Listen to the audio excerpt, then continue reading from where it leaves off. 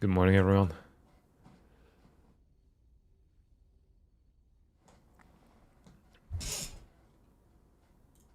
Okay, wait. I fixed it already, dude. I'm so freaking fast. That's crazy. How quick I fix this stuff.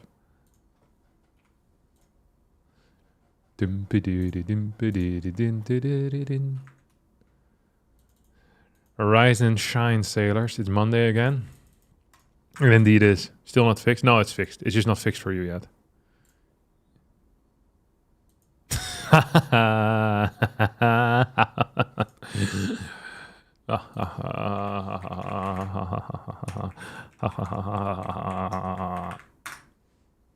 There you go.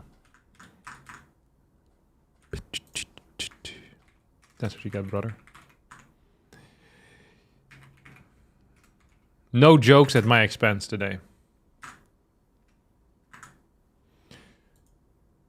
Ride and shine monkeys. Monkeys? Hey, what's up, Eric Carlson?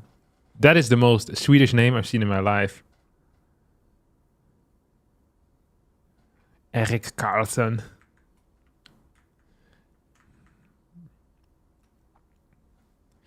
January. I timed finishing my run well today. Nice. What did you run, buddy? Tell me all about it. I'm big into running. I love it. Just the sport.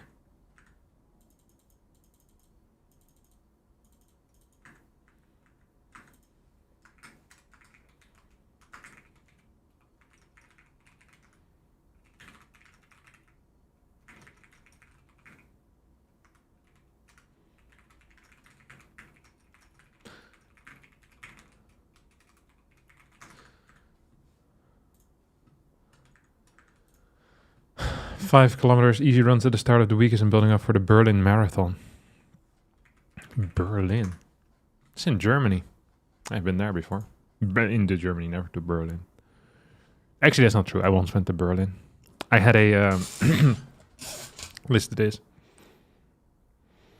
I had a... what was it called? ESPN? ESGN? Esports Gaming Network. I think. Yeah. ESGN.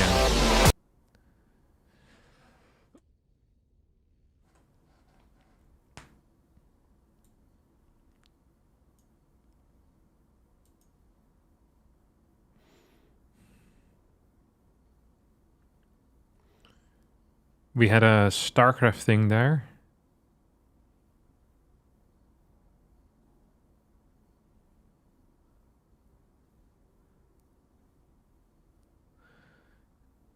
And I flew into Berlin. And then the day after, or 2 days after, I had to fly back home. And there's multiple airports in Berlin. I went to the wrong airport. And then I went by taxi, I think. And then I called the ESGN guys. It's like, hey, is it okay if I take another taxi? Because you guys sent me to the wrong airport. Will you guys refund it? And we're like, yeah, we're going to refund you, no problem. Taxi ended up being like 180 euros. I take like the taxi back to the other airport. I arrive, and then ESGN never paid out. That's a terrible weekend. I never got paid for the work I did there, and then I lost money on the taxi too. Yeah, terrible weekend. Although Berlin itself was pretty fun. Hi Harstem, who's your favorite StarCraft 2 player of all time? That has to be me.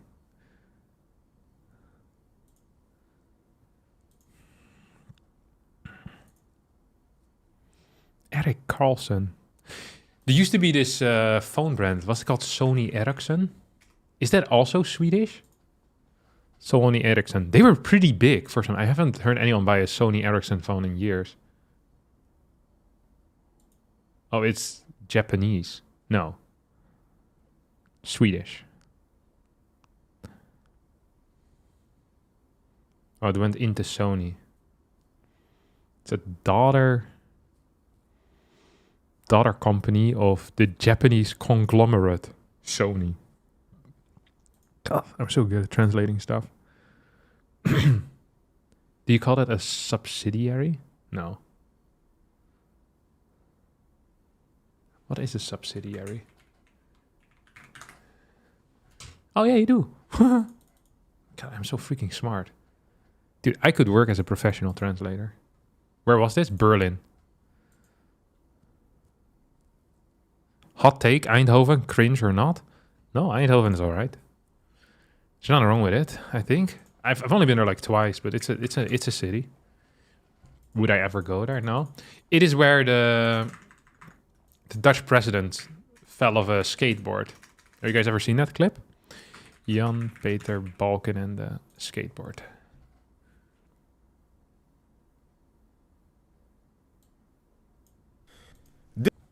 This is how you know it's an OG video, because the maximum what do you call it?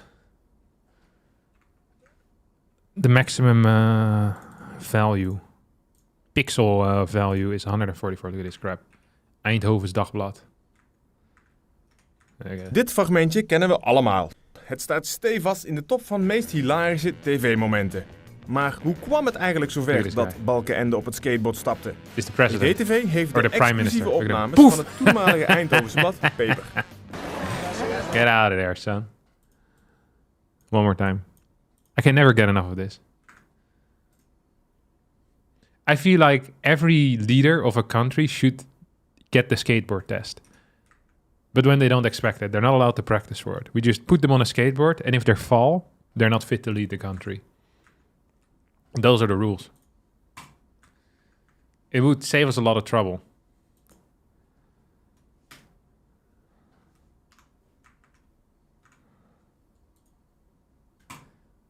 Yo, Harstem, what did you think of the RSL finals, Hero vs Classic? I haven't seen it. Was it good?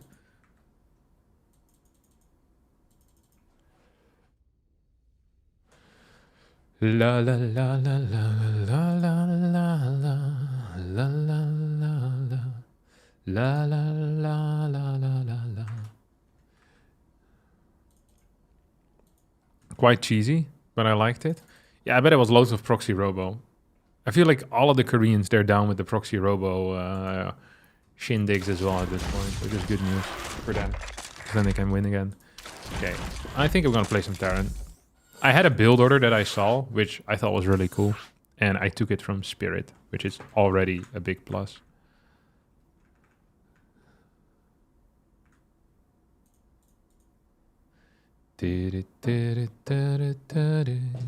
Find it kinda sad. Things in which I'm dying, dreams in which I'm dying are the best I've ever had.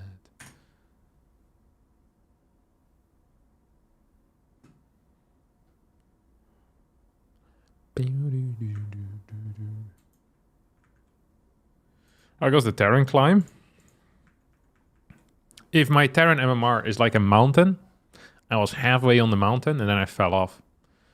And now we go again. I'm like Sisyphus, you know, with the rock. I keep pushing it up and then falling back down. And there's no point to it. Phenomenal stuff. Life is life.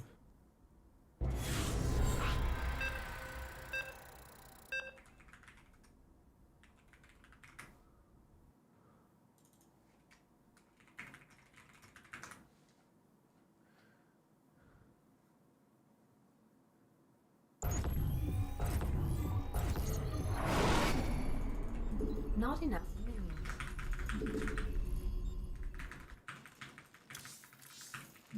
Okay, let's do this. So, Not enough minerals.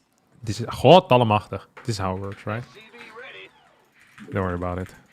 I'm gonna explain it all to you guys. You're like, oh, Harstem, what the hell's going on here? This looks highly complex.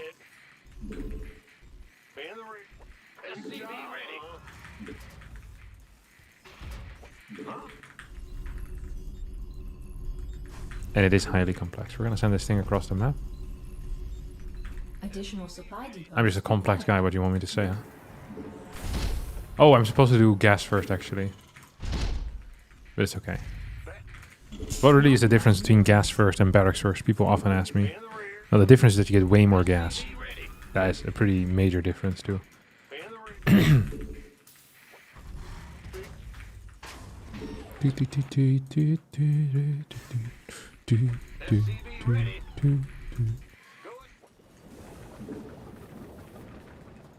I'm kind of late, am I not?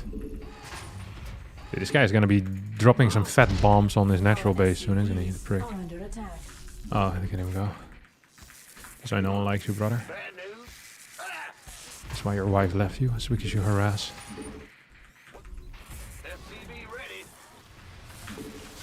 Getting a freaking marine out of here as well. Huh? Oh, no. Yeah, good luck pooling the boys for this, huh? Balls. Is he actually... Oh, I'm gonna high ground then, no? Oh. I'm still gonna high ground then.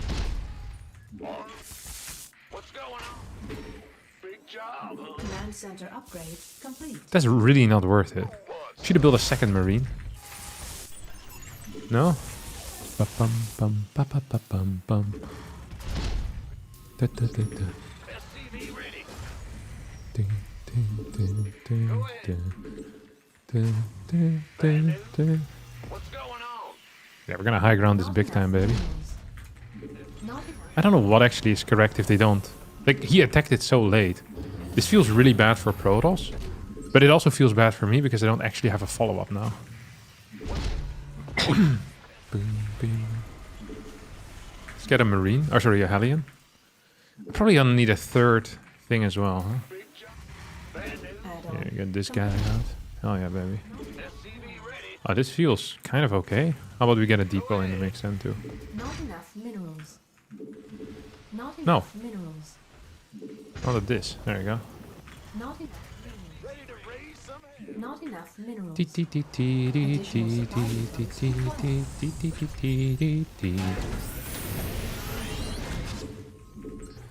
I mean, this wasn't the greatest opener for me, but I think it still was good.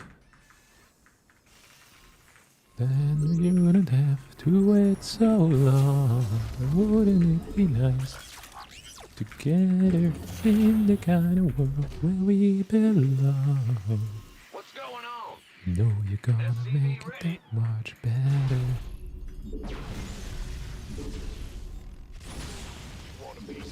Kill. Does feel a bit weird, doesn't it, though? I don't know. I don't feel super passionate about anything that's happened here so far. If I'm being real honest. Like, I'm not looking back on the I'm not looking back on this too fondly as like an early game. I still feel like I am winning though. Like, just purely on the fact that this guy didn't realize that he was losing, I guess. Command center upgrade. Like, we're lacking everything. Critical thinking facilities. But mainly gas. But the critical thinking facility should not be underestimated either. There's no third base here yet. Yeah, we're just gonna go in between then. Not enough. Classic Harstem move, if you ask me. Okay, whatever. We're just gonna freaking cook this guy. Huh?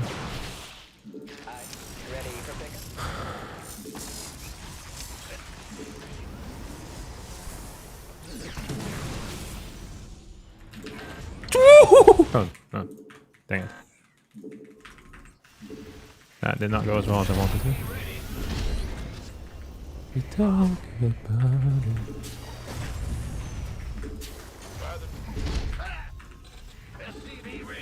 So that's... Not enough energy.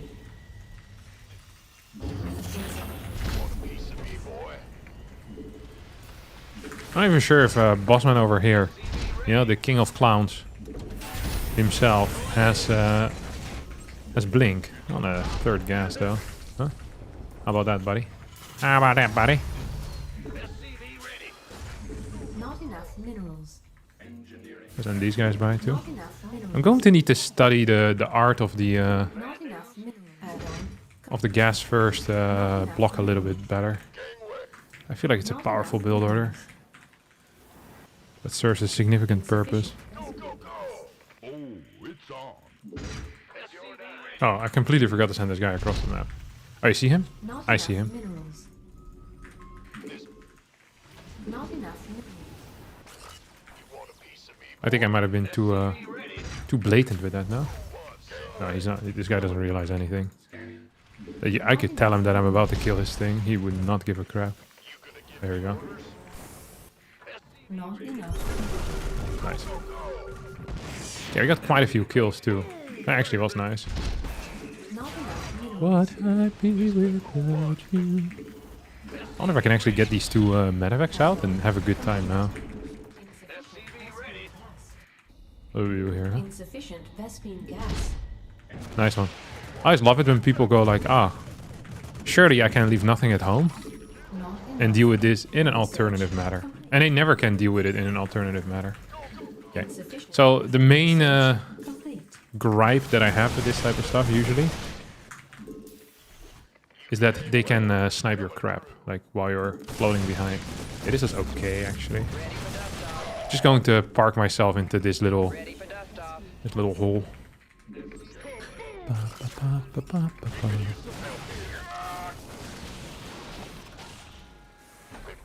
Oh, he has a detection here. Oh, I saw him.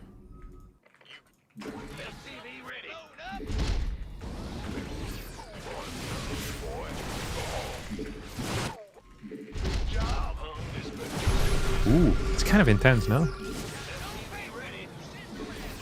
The world would show nothing to. Research complete. He can make it up. Oh, he had vision here. I was like, man, this is like the sickest timing that I've seen in my life.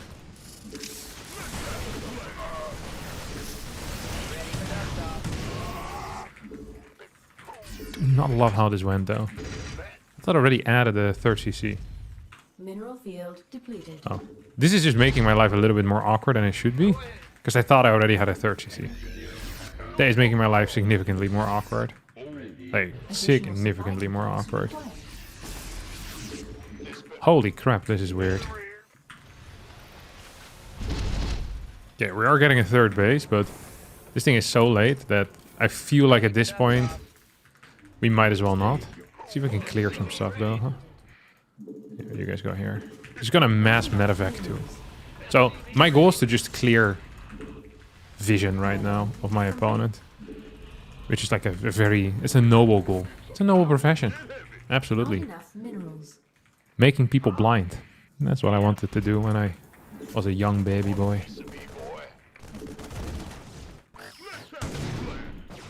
How does he always get out there and ruin my day? Mineral field You depleted. think I can't just go in here or what? Mineral field depleted. See if we can deny some more vision on the sides, eh? Not enough minerals. Bum bum bum. Not enough minerals. On a good foundation. She's giving me the excitations. Not enough minerals. He doesn't have a fourth base yet, which is, I think, unfortunate for him.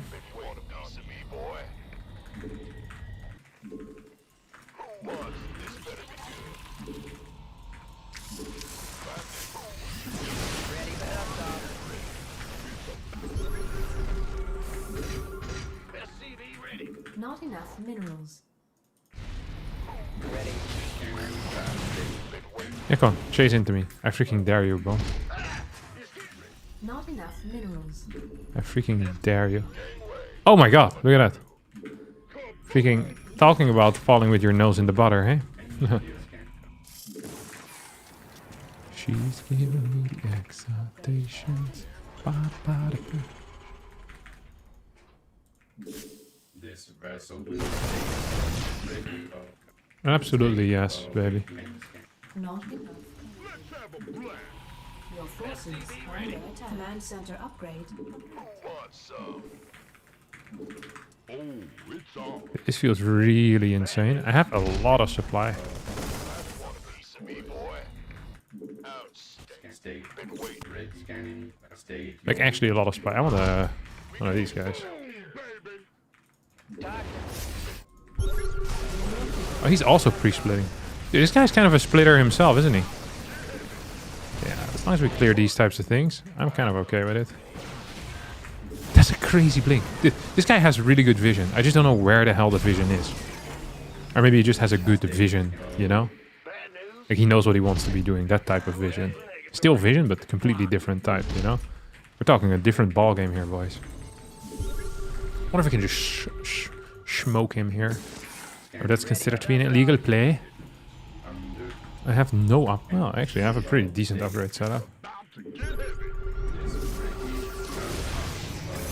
Look at that.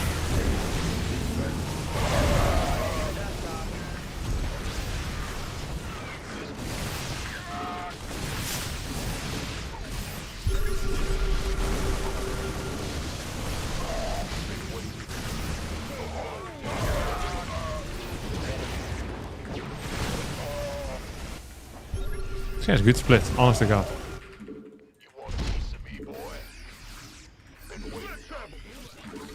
I'm really impressed by this guy's behavior.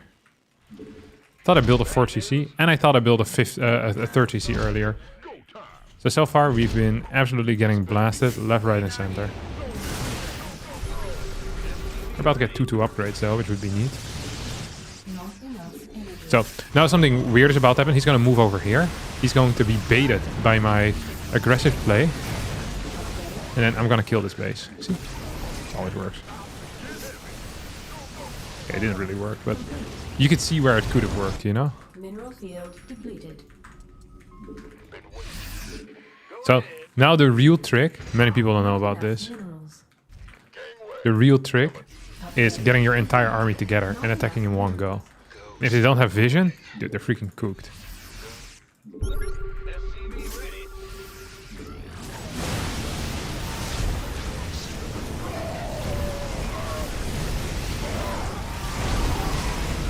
Does he have better up or something? Hell no. Yeah.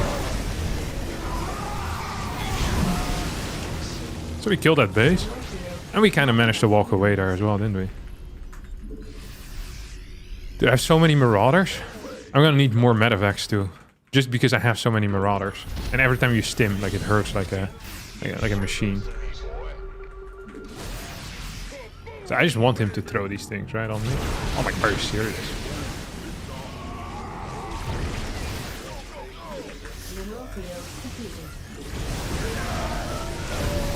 So it doesn't really matter if you split anymore because they can't kill you anyway. Splitting is now all bait, you know? What you really want to be doing is just fighting all the way through. Okay, slightly more suboptimal than I had imagined.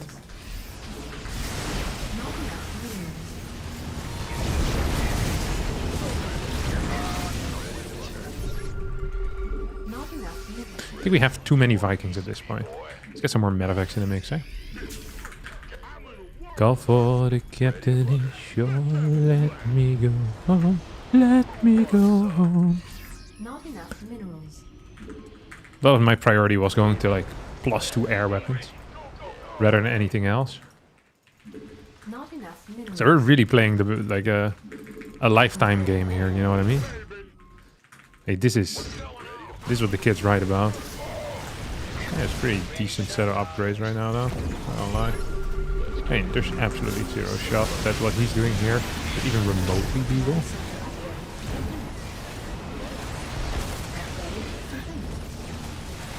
Like you're thinking, oh no, he's walking into all of these disruptor shots, but they don't kill you. And you know what Kelly Clarkson said? Since you've been gone. No, she said, what doesn't kill you makes you stronger. Stand a little taller. That's what she said. Look at this micro. This is really important for me right now. If I get this pylon, the world will be fine. Oh my god, I won. Oh, I'm losing all my Vikings. He's also losing some stuff though. Look at his split. Oh, he got nothing. I killed everything at this point.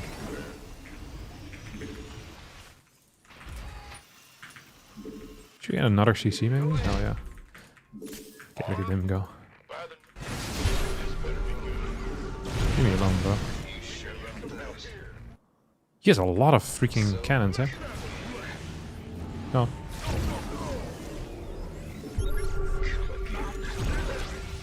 Not enough minerals. Oh. He just keeps not hitting me. Like a weird game that he's playing, really. A really weird game that he's playing, honestly. Even when he does hit me, it doesn't really seem to matter, eh? Okay, this was bad. This was a bad fight. Okay, we killed everything here though at the same time. So one could say that this fight was bad, but I walked so that he could run. I crawled so he could run, I don't know.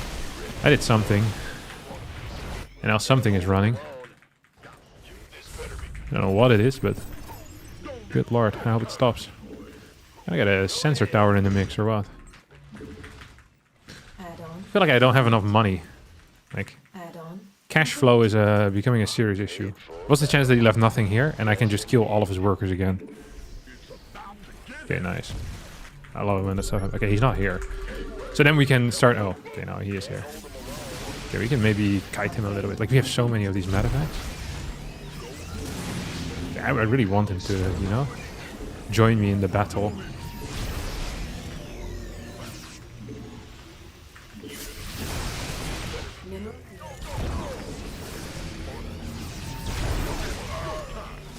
There we go.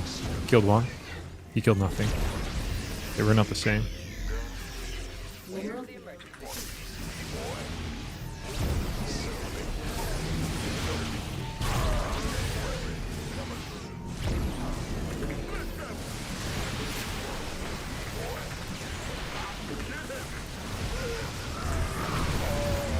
Look at this move. Oh my god. He thought I was leaving him. But his senses are the only thing that left him. He thought I was gonna get away with that? He was wrong. That is crazy.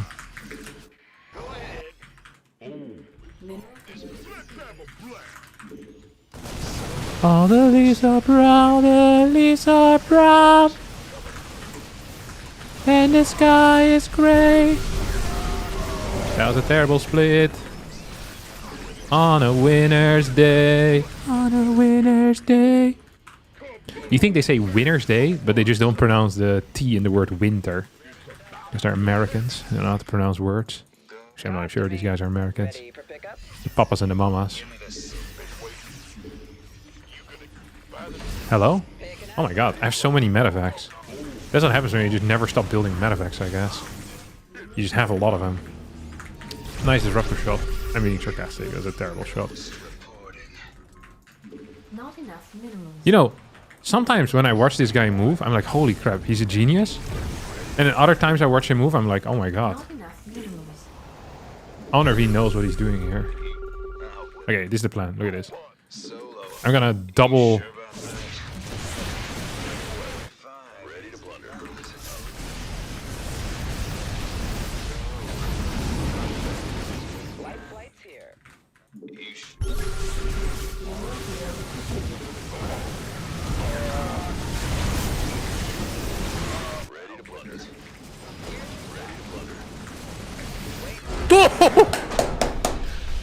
Jawohl! Complete destruction. Oh my god.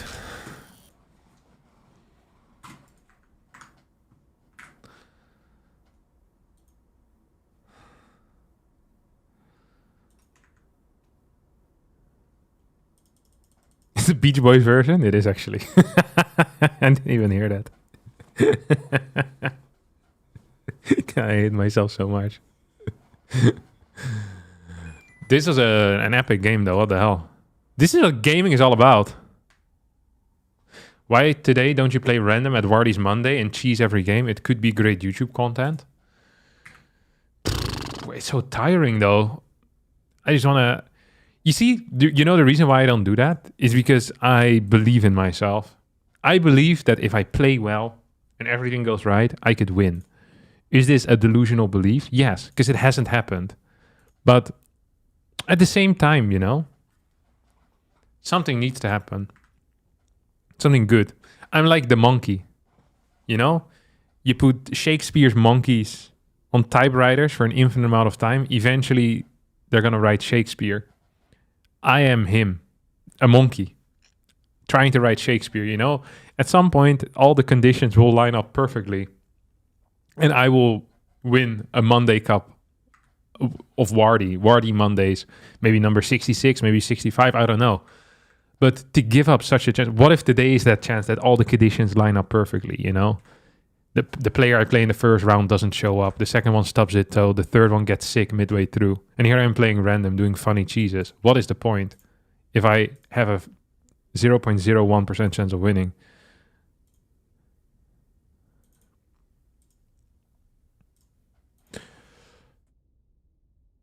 That was such a good game, though. I feel like I really showed my opponent how to win.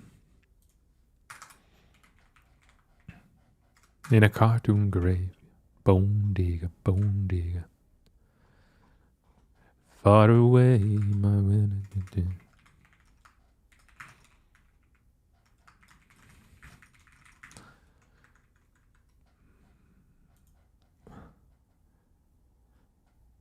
Now, bro, you might win the cup, but those monkeys aren't going to type Shakespeare in our lifetime. No, it's like given infinite time. It's like infinite monkeys with infinite time will produce the works of Shakespeare on typewriters. Although probably most likely the typewriters would stop working because there's no, in this hypothetical, they never mentioned the limitless supply of ink and typewriters. Like good freaking luck without the ink. Not many people know this, but in order to produce letters on paper, even with a typewriter, you need ink. It's not like you just press them in and you can see like the contour outline of the, is it the typeface? Is that what you call it on a typewriter? Or is typeface? Typeface is the name of a font. Or it's a font family. That's a typeface. What is the name of the letter on the hammer of a typewriter? A type bar or a type hammer? The letter on the end of a metal arm called a type bar or type hammer. It's a raised piece of metal called a type slug, which carries the embossed. That's the word. Not I said something different, but it's embossed.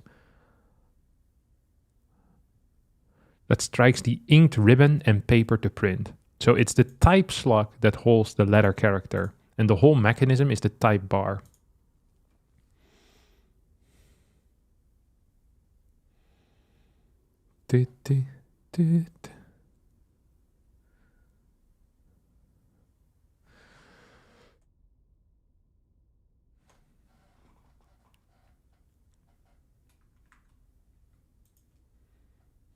Fonts can be woke nowadays, I read recently. Yeah, I did read that.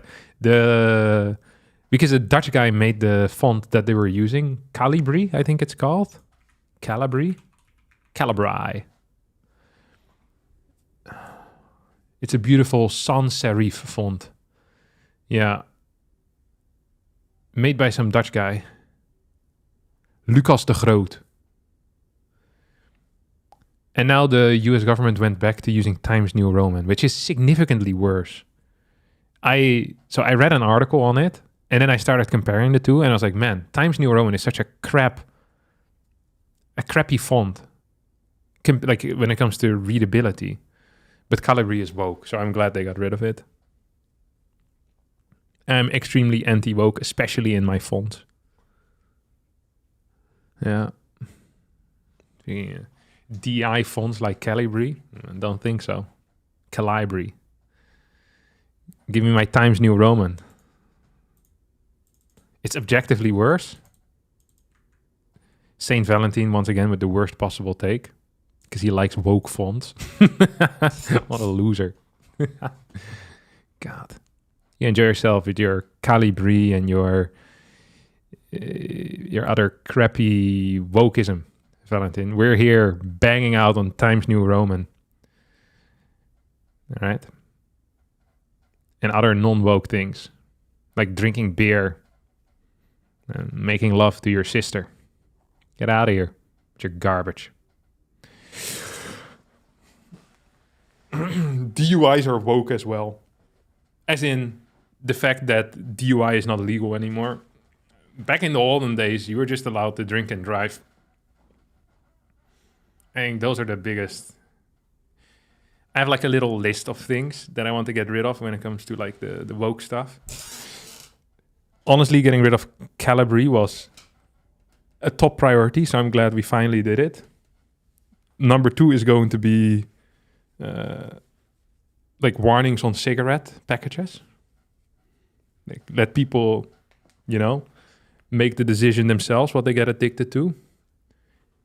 Seat belts on rank 3, and 4, driving under influence, specifically alcohol. I think these are some big ones. I feel like we should punish on consequences, not on what people do. So yeah, I'm glad we're moving in the right direction. The moment it's illegal to bully the French is when woke wins. Exactly. Dude, we're fighters for the free word for free word here. You think Georgia has the best font? There's no such thing as a best font. It depends on its uses. Like, if your goal is to make a document look like it was written in the 1600s, you need a very different font than if your goal is to have a font that is very readable, either on print or in a digital format. Like, it completely differs. You can't just say this font is the best. That is idiotic. It's like saying that a color is the best. This is why I always hate that one of the colors, what is your favorite color? If you have a favorite color, like, it's completely contextually dependent, just like with fonts. And if you disagree with that, you're just a moron. And you're objectively wrong as well.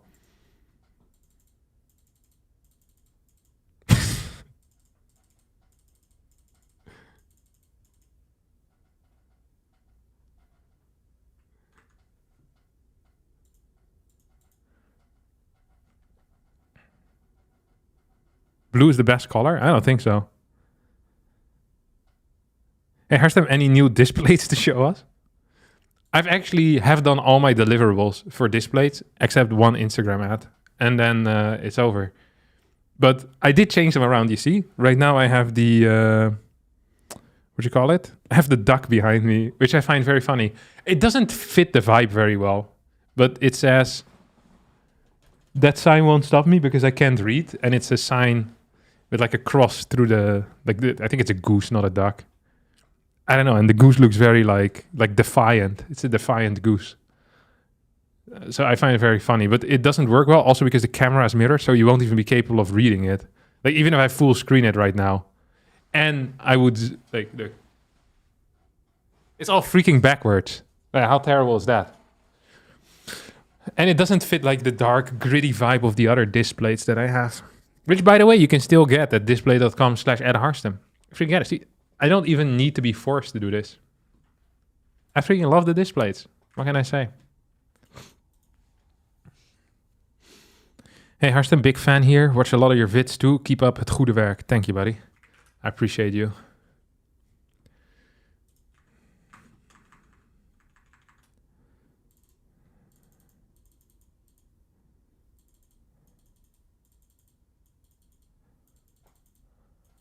The quick brown fox jumps over the lazy dog. Nice. That's a classic.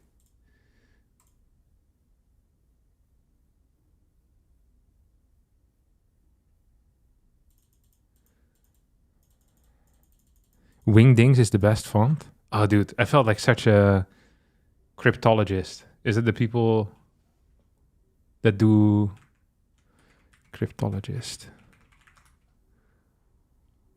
Is an expert in cryptology, the science of secure communications. Nice. What do you call people that are experts on crypts, though? You know, like underground. A crypt is like an underground graveyard? Or what is a crypt?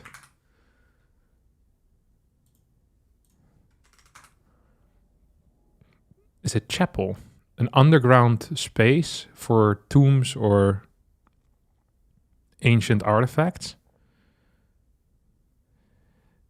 It comes from the Greek kryptos, which means hidden, and also can mean secret, disguised, or cryptic, which you can see back in cryptogram or cryptocurrency. Oh, so it is connected, because the crypt is kind of hidden? No, that's very interesting. So what do you call people that are experts in that? Also a cryptologist? Would love to run into you on the ladder in StarCraft 2 just to cheese you, but I'm afraid that's never going to happen. I would also love to run into you on the ladder so I can take some of your MMR away while you're executing your cheese in an inefficient manner. I still need to sign up for the Wardi tournament, by the way. Oh, I already did it. Dude, I'm so fast. That's crazy.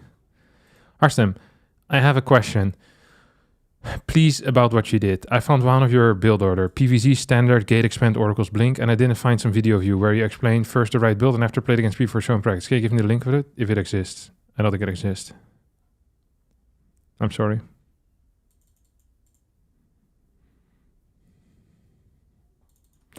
Cryptographer is about hidden messages. Cryptologist is about hidden graves.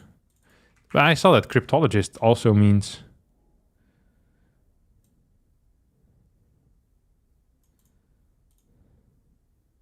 Also does decryption research. Cryptologist is an expert in the study of codes. Cryptozoology, zoology, what is that? God, life is so difficult. Do you again plan to hold back your skills to the others to have a chance again in the tournament? Yes.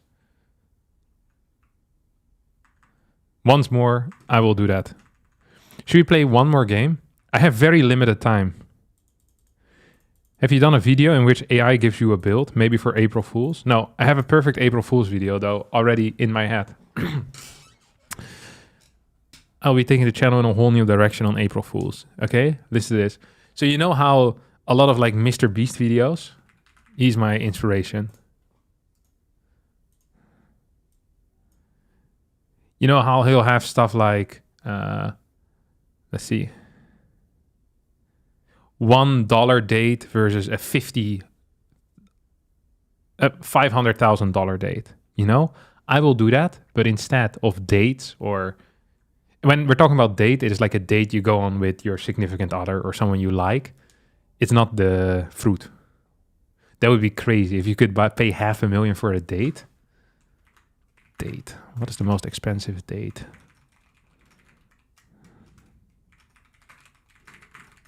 I bet there's like really amber dates. Anbara dates are known as dates of kings and are considered the most expensive type of dates in the world because this type is grown in Medina in the Kingdom of Saudi Arabia and is characterized by its large size and reddish brown color. That will not be a bad idea either. Either way, this is not what I was talking about. I'm not talking about the fruit. So I'm gonna do this, but instead of dates, I will go to different petting zoos and I rate the petting zoos. So I'll go to like a $1 petting zoo, $100 petting zoo, a $10,000 petting zoo, and then $1 million petting zoo.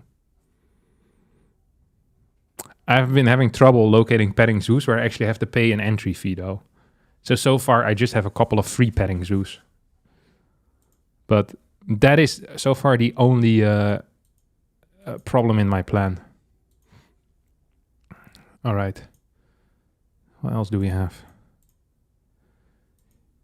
Oh, but I said I can play one really fast game where you just all in someone. How does that sound? If it's TVT, we Marauder Rush. If it's Protoss, we Marauder Rush. If it's Zerg, we 3-Rex Proxy. Everything you want and your bird can sing.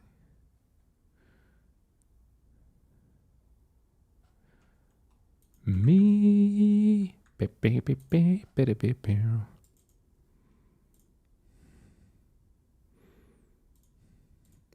can't see me.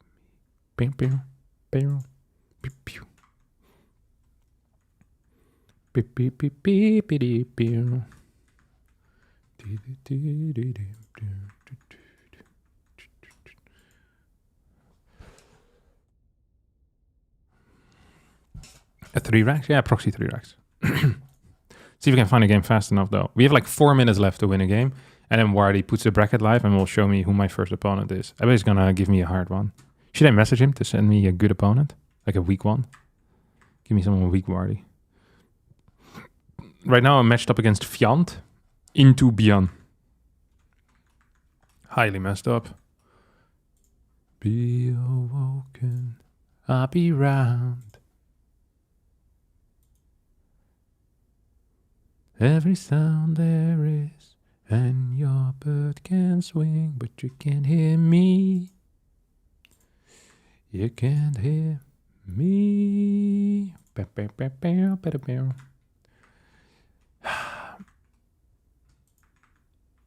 There's no one here, eh? Hate to see it.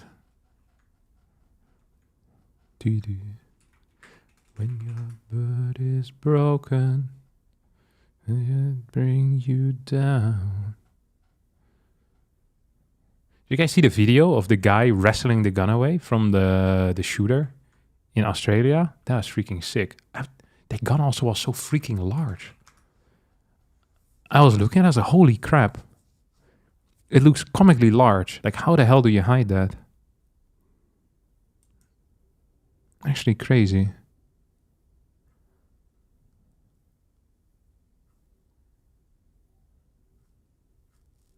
I don't mean to rain, but it's barely.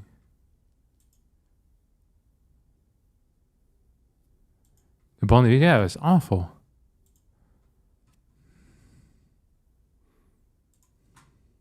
Okay, I don't think we're gonna get anyone in time.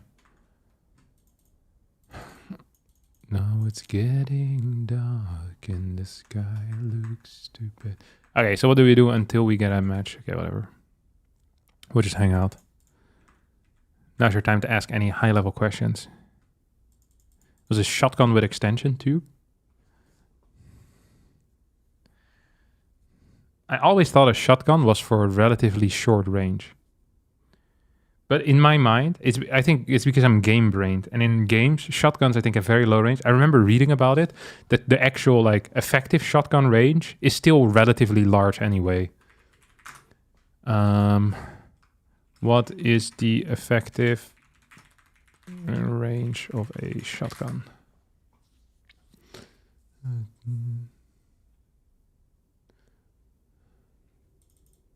Effective on small game, 20 to 40 meters. Effective lethal range, 75 to 100 meters. Yeah, in my mind, it's like 5 to 10 meters, you know? Because that's kind of what it looks like, or like 10 to 15. That's what it feels like in video games. But in reality, they're quite powerful. They can do quite well, especially with slugs. I've never gone shooting yet. It's one of my, I don't want to say a dream, but I feel like I've done, what you call it, with the bow and arrow. Like, I've used that, which is insanely fun, by the way, and way heavier than I thought it would be. When we were in Korea, there's this shop called Robin Hood, I think it's called. And you can go there and you can just go shoot arrows for like an hour and a half. It's freaking fun. You have like a target and you can keep track of your score and stuff. It's really, really good. It's like super heavy on the back, I think it was, like your upper back. It's like really heavy, like insane muscle ache afterwards, but such a good time. I've always wanted to go shooting as well. When we were in America, I looked at it. I thought it was relatively expensive. Archery, there you go. That's what I'm talking about. When's the cup starting? Like relatively soon. To be there when you want it. Pew, pew, pew. Pew, pew, pew. Don't you have shooting ranges there? You probably do. I feel like it's going to be much cooler, though, in not the Netherlands. Because I think in the Netherlands, we're going to have, so many regulations. You can only use crappy guns. I think if you go to, like, America, you could probably do whatever the hell you want, Shoot with whatever you want.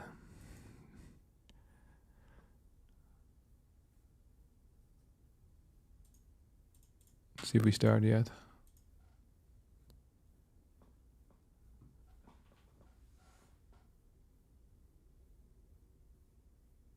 Oh, dude, I'm so close to sneezing. Usually if I look in the light, I can do it, but it just barely escaped. I still feel it lingering. It works much better on the sun than on like inside lights, though. I don't know why that is, but it triggers something in me. Irene doesn't have it. She doesn't have that skill, but I do. I often brag about it. I also can get like a consistent sneeze. When you do like the self-COVID test and you have to push like the thing like far up your nose, I'll consistently have like some of the biggest like sneezes. And it feels kind of pleasant, Sneezes feel nice. So I always like doing COVID tests. Freaking banging. There's the Swiss one where they shoot over an open road. Yeah, I've seen that. light-based sneezing is genetic. Yeah, that is what someone would say who's incapable of doing it because they haven't practiced enough. Genetic. Yeah. There you go. The gene warriors are back at it again. They can do something, it's genetic. But if they can do it, all of a sudden it's skill-based. Unbelievable. Yeah, you can quote me all your papers. It actually is genetic, photic sneeze reflex. Yeah, it's because you haven't practiced it. You think this came natural to me? You can create that gene yourself. I think it's cool. You wish you had it. Yeah, you can just practice it. Yeah, just like people who can't eat coriander. True.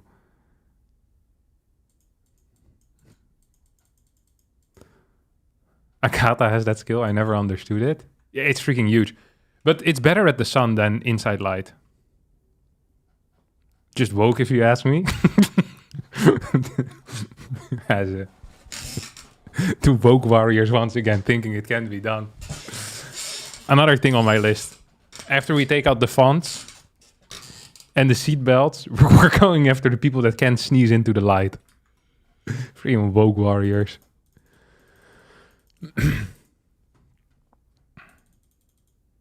If I was going to biohack my genetics, I would prioritize the StarCraft genes. Yeah. StarCraft also genetic. Unbelievable. Everything I can do happens to be genetically done. Same as the milk thing, can just be cured by spamming it for a month. Oh yeah, like the lactose intolerance. I read about that. That is an actual skill issue. So you can just spam milk for like a month, feel awful, and then you're over it. You'll love to hear it.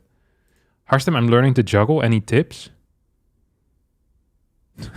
No, I have no tips for. What do you mean? Because I'm a clown? You're the clown.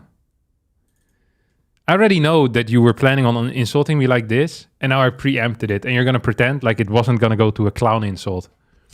Nice try. I'm so far ahead of you. You can't even see me anymore. I'm lapping you. That's how far ahead I am. The dark half of the blue. Oh, we're playing Aussie. And then we play Young or Cure. Nice at Terran. Famously, you have a good PvT. And then Rogue or Lambo. I think Lambo will beat Rogue. Lambo's very good. And then I play against Maxpax in the semifinals. And then we're in the finals already. Okay, this is doable, boys. Finals run, I believe.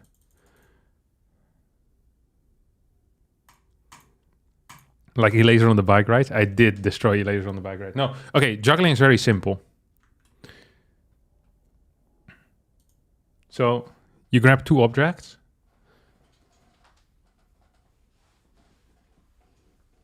I'd always recommend balls. And you start by practicing just throwing it in the air and catching it. Just again and again. Just like that. And after a while, you start throwing it like this. With the second one there. Where's my other object? Yeah, I use my phone. You go like this.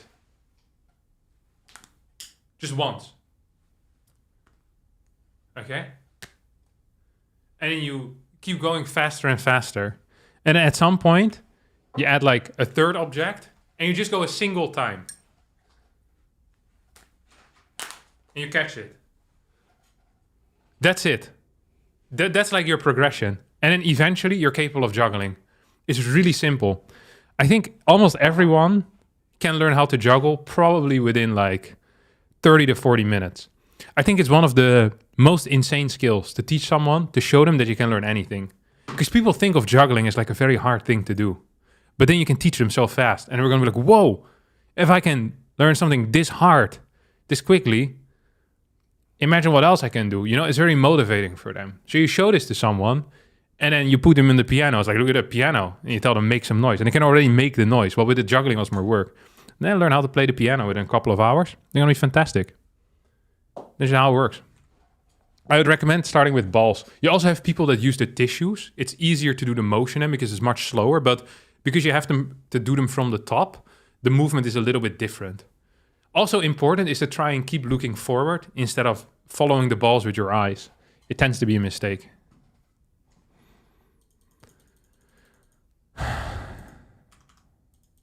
A normal 3-ball cascade actually takes about a month to learn. Maybe if you're slow as you are, Took me 15 minutes. It's really not hard. You practice a bit. Actually, so me and my brother both did this when we were in Austria, doing like skiing and stuff. Oh wait, I actually need to find my opponent. Give me a second. And I think we did it in like 4 days of like 10 minutes of practice a day. It's really fast. And we didn't even have the correct progressions. We just kind of, we didn't have anyone. Actually, maybe my dad knew how to juggle.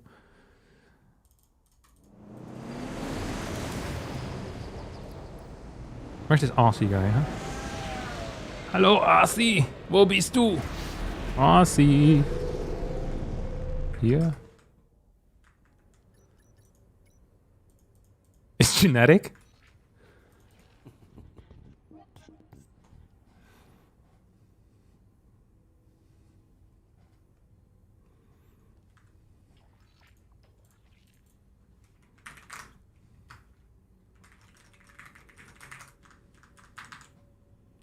Beginners have a tendency to keep throwing the balls forward rather than up. Takes a while to stop that. Yeah. Of course, you need to practice a bit. Like, I'm not saying it's like the simplest thing in the world. I'm just saying that most people are going to be capable of doing it within like an hour or so. Like 100% of the time. Mothership. Yvito's Mothership. It's not even a real map. And tomorrow's gonna be a brighter day. Tomorrow's gonna be a brighter day. No more crying in your lonely room. I do think you drastically overestimate the average person. No. It's really not that hard. You can actually do it fairly simply, fairly quickly. Do not worry about it.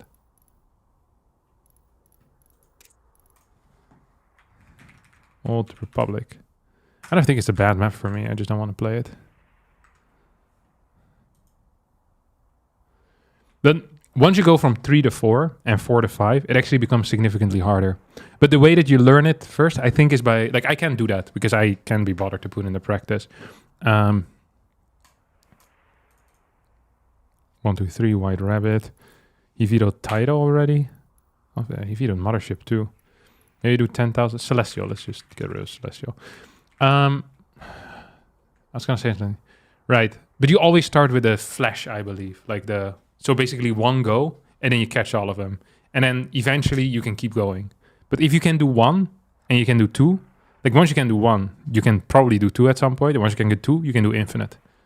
Because you just do, it's forever. The motion is the same. It's not that hard. I managed 2 balls in about 20 minutes. Third is so hard.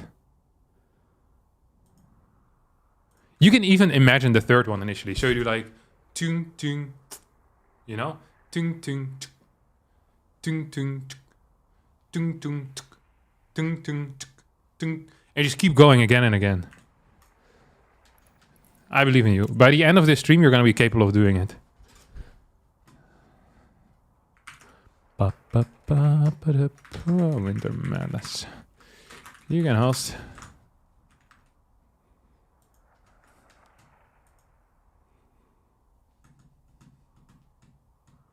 Ba-da-bum, ba-dum, ba-dum, bum. Da-da-da-da-da-da-da-dum. Da-da-da-da-da-dum. Ba-da-da-da-da-dum. The guy who wrote this song only has 3 fingers. On one hand, not like 3 fingers in total. Actually, just, yeah. No, he only had 2 working fretting fingers. I just read. So he lost 3.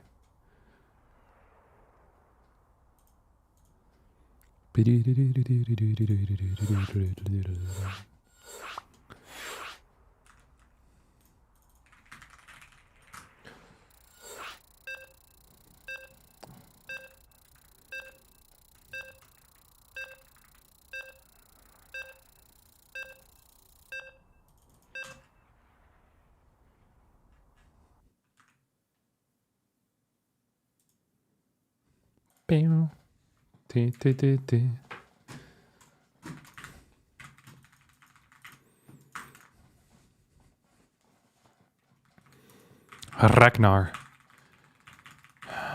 The Diamond Zerg. god. It feels so nice. My keyboard feels legitimately so nice. It also sounds so good. You guys will hear it like from pretty far away, but if you're like close by, it sounds freaking majestic. I always wondered if I just should make keyboard ASMR videos. I think the cadence of like playing StarCraft also sounds really freaking beautiful to me. Like, I just think, I don't know. I really think it's fun. Why the hell are we playing this on West? That is crazy. Where is he from? This guy's a... Is he Korean? I think he's an American. Playing on West is actually diabolical in that case. Freaking 12,000 ping. Love to see it. Yeah. Oh, I was a little bit fast with my chrono. Why did I do that? Okay, so he really shouldn't be doing this. Yeah, there you go.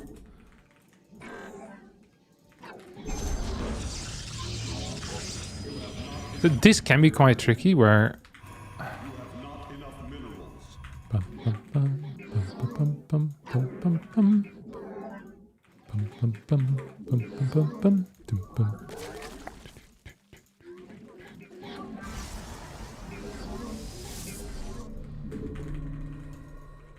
We're gonna see if he took the forward base or not.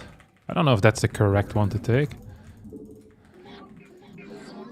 Either way, he didn't take it, so it doesn't really matter. Line base. Okay, cool.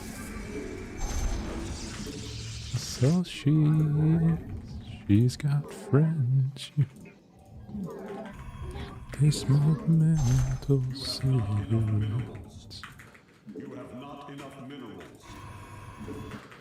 Okay, you go here.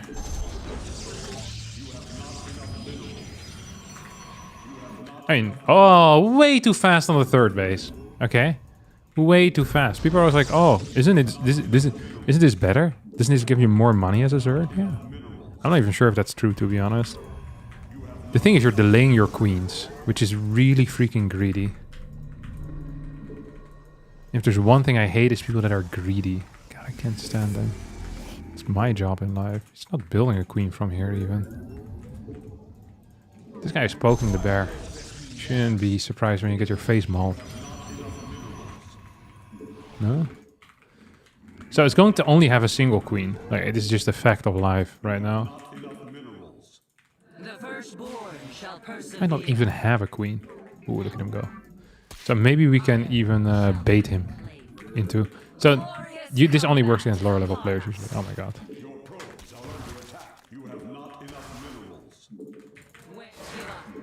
So I want to identify where he's going with his links, right? Oh, that was really bad. We'll call it a ping.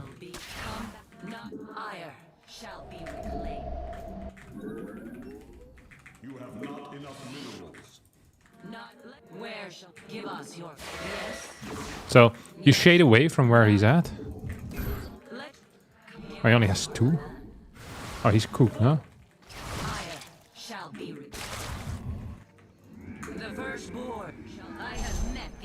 Like, I don't actually have to do anything anymore, I think. Just not die. Which is still something, but... Dimensional strength. Not enough energy. You seek guidance. Let where shall we? Yes, where? Combat awaits. Yeah, nothing's actually happening.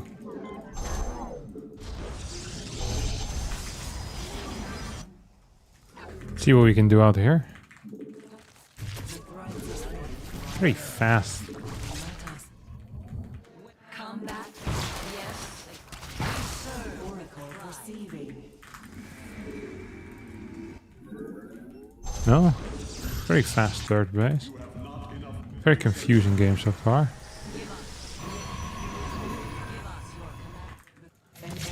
There's nothing. This guy has negative work account, obviously. I think he's trying to get in here. God, Zergs only want one thing. It's disgusting.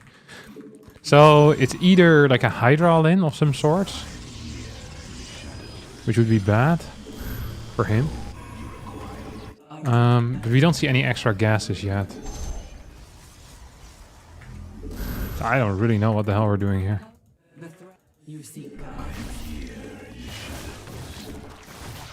Okay, Roach? 2-base Roach. Okay, I mean he's dead then. So he's gonna have 0 creep. Which is very little. It's the lowest amount of creep you could have. 0. Not a good number.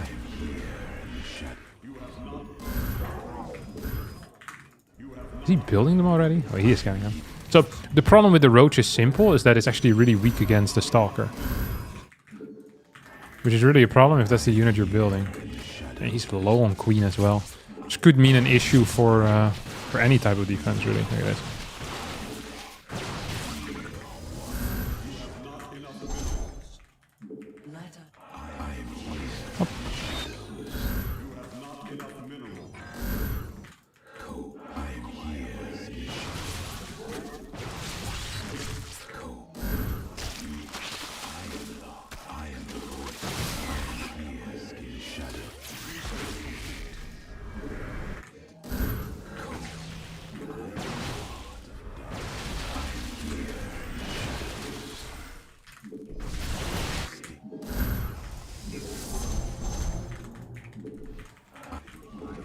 Oh, I keep forgetting about that part. There's like an entire base in there too, you know?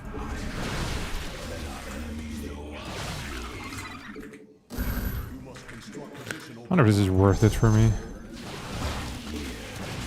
The answer is yes.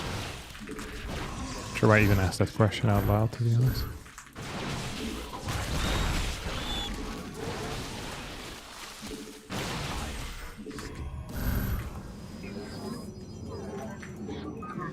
It's so hard to build stuff behind your bases in these maps. Some of these maps.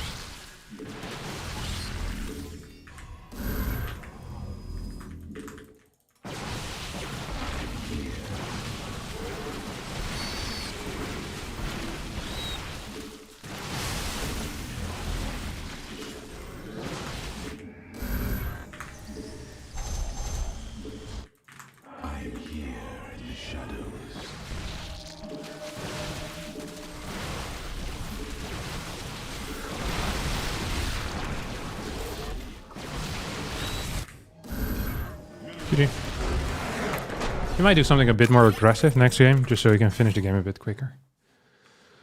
We can mentally prepare for our next setup already. Third Nexus is a bit late. Yeah, it's a bit late, but he played something weird, so I wanted to make sure that I wasn't being like done in somehow. Harstem looks like the type of guy who enjoys grape juice with pulp. You look like the type of guy that's gonna get banned in my chat.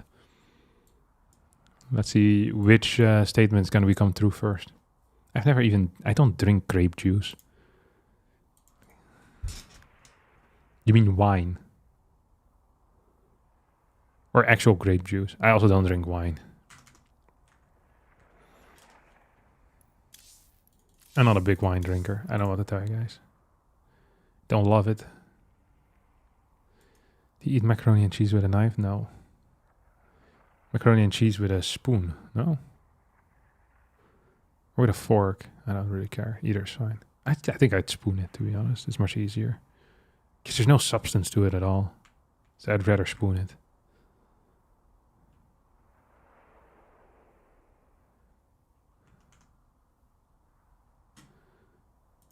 Away from the feeling of leaving alone. Bless the telephone. Bum, bum. Okay, we're gonna go for the sauce build, I think.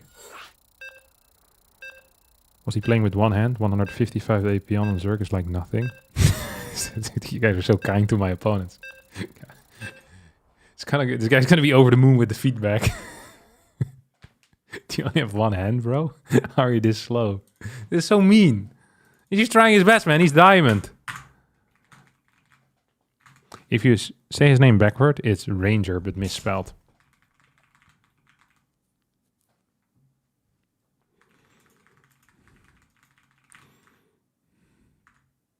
Stare under my with pillar to be his friend. This guy's so nice. Oh, I already told him good luck. Yeah, I'm also nice. I've been doing better. Been too heavy weather. Come on, buddy. What the hell are we doing here? I'm still afraid of the dark. Don't wear the sky goes down. Should we counter rush it? No, right? No, we won't. I'm a nice guy. I'm Mr. Nice Guy tonight. Today? Cause I'm Mr. Nice Guy.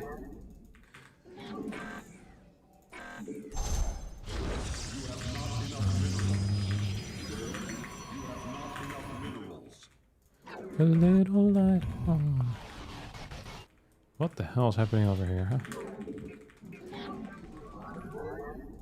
Ew. Dude, it's kind of disgusting, to be honest. What's this pool timing? We have a gas? Late gas. This is not a standard pool timing. So I was gaslighting myself there for a second. No worries, guys.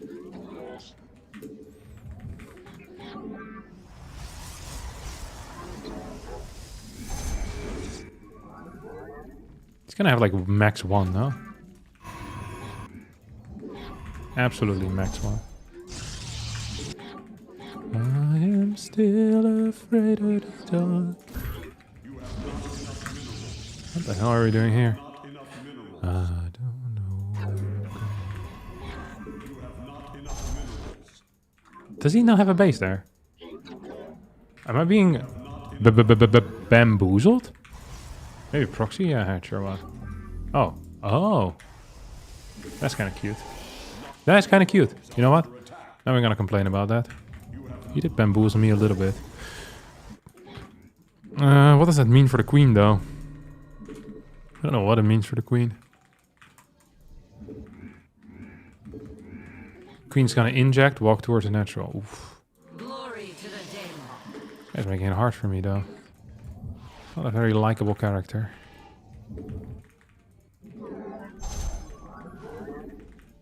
You have not enough minerals. You have not enough minerals. One more? Or what? The firstborn shall persevere. Is he actually doing this? You have not enough minerals. We give a ire. Come. Okay, light on. We give us your command. Don't even arrive that much faster, do we? Imagine if the bases were split, though, and we go like this. Dude, that's actually not that bad, Give us in retrospect. Come on, you need to follow me into the natural. Bait. What? glory to the Daylom. He just has no workers. It'll be tough to win a game then. Not come. To say.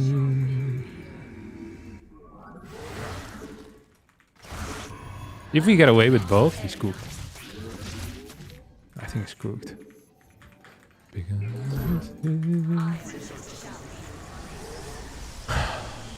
what would someone with a brain do here? I think 1 sentry. I don't think 1 sentry here is unreasonable at all, to be honest. Like, I'm usually not one to recommend sentry plays, but I think here it's not bad. So, many people here would be tempted to hallucinate instantly, but that would lose me my force field. So I'm gonna wait until I have enough to hallucinate into force field. Not enough energy. The name of Texas Red. Which would be right about now. I mean, there's like a 4-second overlap. What's the chances Bane's running at this moment? There's like 0. He didn't have enough gas for that. Okay, he's gonna go for it, isn't he? I can see you, buddy. So smart people would know. Oh my god, he's absolutely cooking me. Time for battle. You have not enough minerals. See what his worker count is. Oh, he still has no workers. What an odd strategy, huh? Your probes are under attack. I stalk through the stars. On the wings of justice. I don't know what his game plan was. Glory to the Daylom. 'Cause I know he has no workers now. And he has no gas. I mean, that's scary, no? Can't imagine being in his shoes right now. Oh, what the hell? Okay, well that makes... I was gonna say that makes it better, but... I'm not sure if it actually does. It's like two wrongs don't make a right. It isn't freaking math.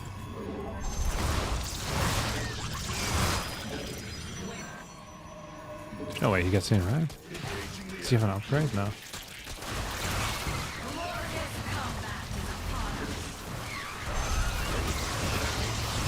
Playing on West again. How do we get to play West twice? I mean, I'm not gonna complain about it, but... It is most suspicious. Okay, well, we freaking own him. Nice, well done, Kevin. Thanks, guys. Appreciate it. The positive feedback.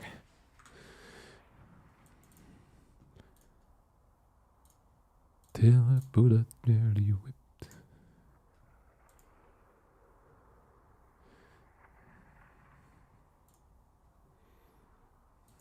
Three wrongs make a right. I also don't think that is how it works.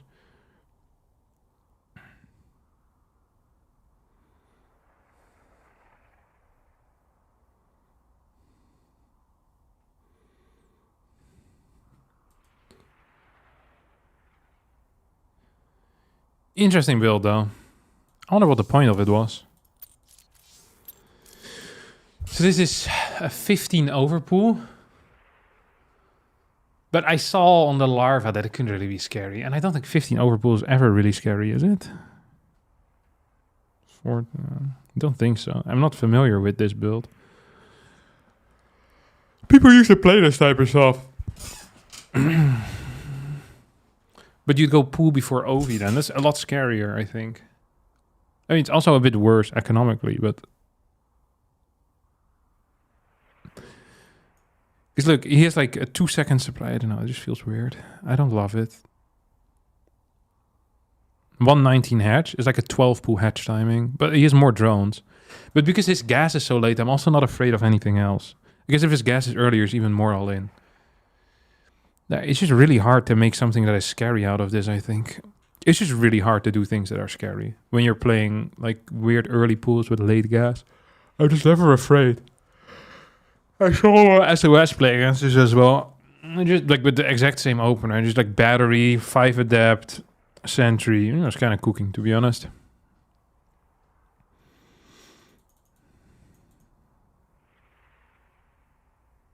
Hey, Captain. I want to apologize. I've thought about it all weekend. I said in the donut that I paid you to watch the show. You're your own person. I don't own your time, and I apologize. Oh, Irene and I actually... Our next show is going to be Arcane, we decided. You influenced me for the better. As in, we're going to watch a couple of episodes. If we hate it, we're not watching it. But it was a good suggestion. Some other people also suggested it, so I do want to watch it. Harstem trying to be nice by saying interesting build or haven't seen this before. No, it's not trying to be nice. I just haven't seen it before. Usually when I haven't seen something before, it means it's not very good. Because most things that are good have been played and have turned into the standard. So it's not necessarily a compliment. It's just I'm not entirely sure what the purpose is. Things can be bad and things can be weird. And sometimes they're weird and bad. Sometimes they're weird and okay. I just think that this can be done... Like, the goal that he wants to achieve can be done more efficiently with other builds. Either because they're more scary. Like, I don't necessarily love what goal he's trying to look for, but... Yeah, I don't know. At least he got his hatchery down in a natural, which is neat. It's also just like a skill difference, so it's not really fair to criticize build orders. Like, it doesn't really matter what build he would have played, because I probably would have won either way. So... But yeah, I didn't love the plan that he had. Do we know the first round opponent? Yeah.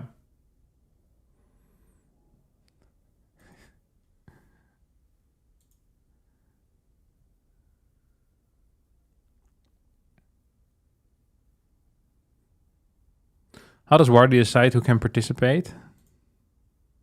You can just sign up. And then it's fine. If you sign up in time and you check in on time, you can participate. I think he accepts anyone. Wardi is accepting of everyone and everything. Even YouTube chatters. How crazy is that? SOS still plays? Yeah.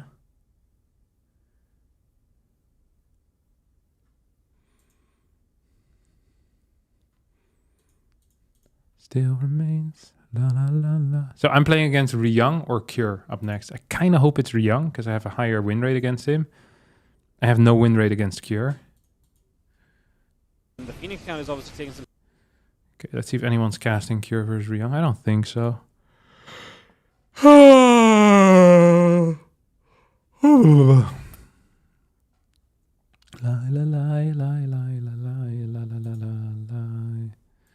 was going for Bane Bus, but I forgot to keep in gas and stuff. Okay. Yeah. I think if you want to do that, you probably should maybe take a faster gas anyway. But I'm not entirely sure. It wouldn't have worked because my first warp in was a sentry. And I was very conservative with the energy. But I like that plan more.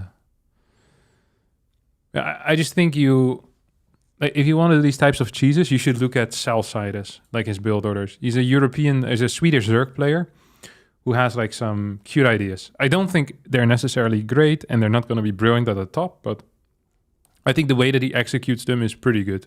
Like he understands what needs to be done. I would look at him for inspiration. Who's scariest in today's tournament? Clem. Is Clem playing? Yeah. Clem is the hardest opponent for me, by far. There's two things that I don't like. He's a Terran player and he's pretty good. How's the tourney going? So far, I'm winning Crispy Pie.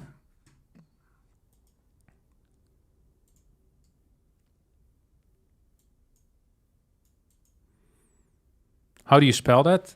Salsidus? It's like this. Salsidus. Who won? I won.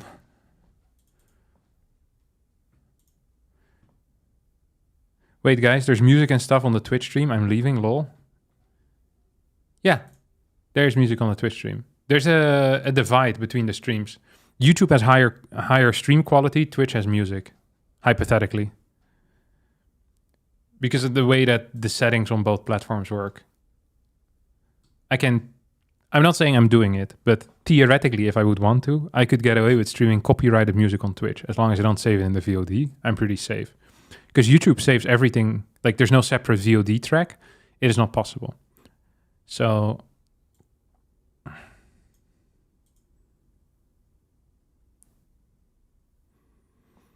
yeah, that's why. Speaking of Young Jakob and his 12 boost, have you called his parents yet to complain about that sort of behavior? I've been struggling to get their number. Probably because I have to go through Young Jakob to get it, which is difficult.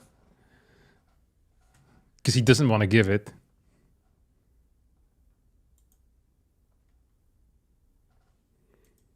And more intelligent chatters? What, in Twitch chat? No shot. You know who hasn't appeared for a while though in the YouTube chat? There used to be this guy that like clockwork would show up whenever I would stream. And then he would talk about fish lips. Hey, what's up, fish lips? Man, you're so ugly. You're so dumb. And I would ban him. Now, except for the way that he spoke with lots of spelling errors and the fact that every sentence had to end with fish lips, he had another tell. Because I would permaban all of his accounts because I'm a snowflake. And I can't stand the verbal abuse. He would also, whenever he would make a new Google account, for whatever inexplicable reason, he would pick the same profile pictures every single time. So even if I wasn't sure, I would just ban the guy. Because like at some point when I'm in the middle of a game, he's going to start spamming fish lips insults to me. But he's stopped now. He's probably found something else to do with his time. I hope he's happier. Thank you, Cranky Ducklings, for the raid.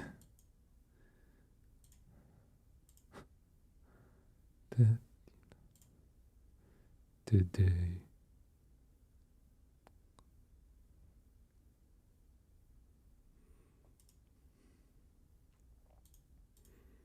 Stop being weird about my lips now. I don't like that. No compliments. Sarcastic insults are allowed. For you. Wait, why did my thing not play? My alerts. They're on, right? Thanks for the raid, Cranky Ducklings. Why did my raid not sound not play? Check stream elements. Is this an open tournament? Can I join next week? Yep, you can.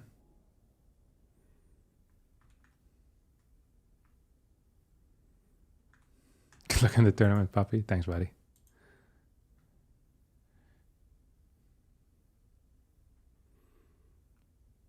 Region for you. Only for... See if this works. Sometimes my sounds just don't play. I don't know why. House is a very, very, very nice, fine house.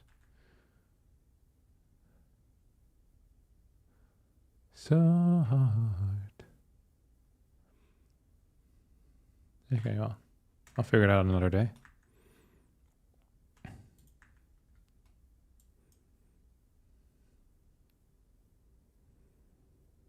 Would it be easier or hard to calculate to see who's smart and not smart in Twitch chat? No, it's not easy to calculate. Guys on YouTube don't even know what Twitch is. I don't think they care. Twitch always cares about being, you know, the superior platform. You know, Twitch shares, oh, we're so much smarter than YouTube commenters. The guys on YouTube, they're just... I think most of these people are just like on their day job and they kind of have it on the side. They don't listen half the time. Most of the comments coming from there are like, whoa, Harstem, great videos.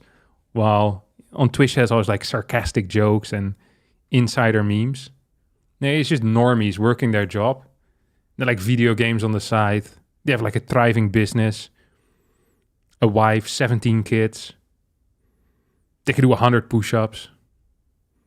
You know, it's like a different type of people altogether.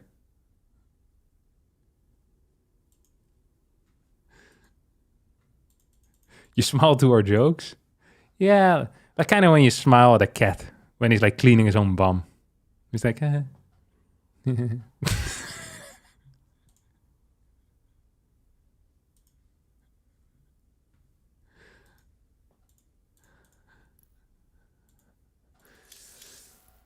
Okay, let me see what the server rules are for this week.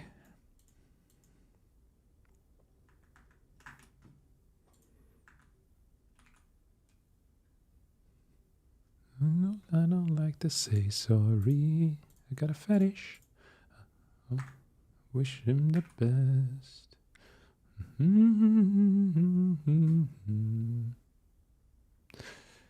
Okay, yeah, they're still not done. They're playing the TVT of the ages.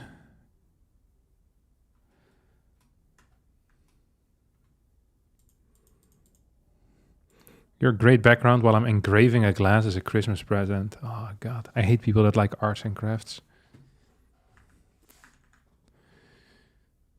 Because it is something that I feel like... I like the aesthetic of liking arts and crafts, you know? I like the thought of doing pottery. But I freaking hate... I never done pottery. I know I would hate it already. And my thing would come out looking like anything but a freaking pot.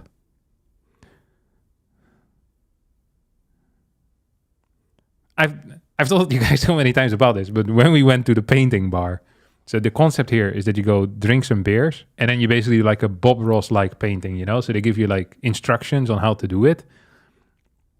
And at the end, the lady passed around the class looking at like the different paintings. And when she saw mine, like she had to, I could see that she had to like suck back in her laugh because she was going to laugh at my painting. And her job was to be encouraging. Like, it's the only thing we paid her for the entire night. And she couldn't even do that. That's how bad it was. It was awful. I left a 1-star review and I trashed the place. Who's laughing now? Not the paint bar, let me tell you that much. Doesn't exist anymore. Burned it down the next day. That's what you get for laughing at my paintings. Yes, history does not look well on people who make fun of people who are bad at painting. I know you are done.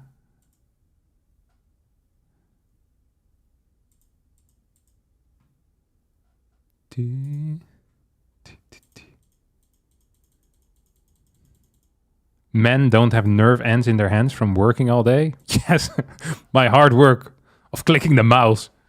I have no more nerve ends as a result. God, I hate being a hardworking man. All this manual labor. Lifting the mouse and putting it back down. I freaking hate it. And as a result, I can't enjoy arts and crafts anymore. That is indeed what is holding me back.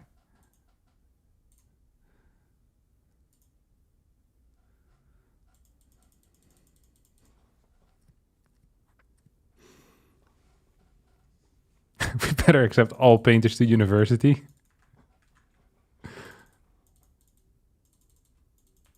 Pottery is a process enjoyment. If you get into the vibe and detach from outcome, then it's more visceral and chill out flow. Yeah, that is, once again, people who are good at pottery would say something like this. Enjoy the process. If the process creates like a deformed looking Monsters Inc. monster with an arm coming out of the right side of the jug, it is much harder to enjoy the process.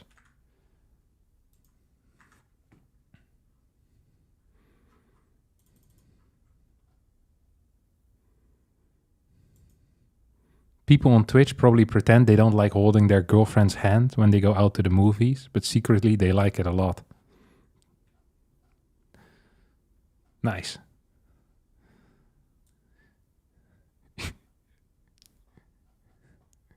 Have you considered a career in comedy? Because I would like to watch it.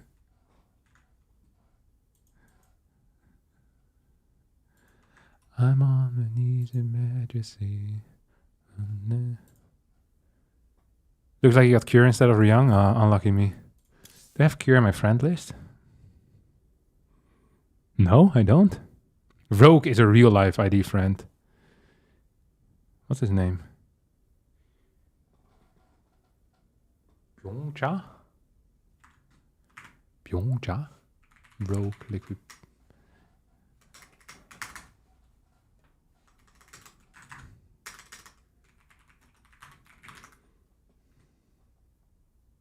Pyongjol.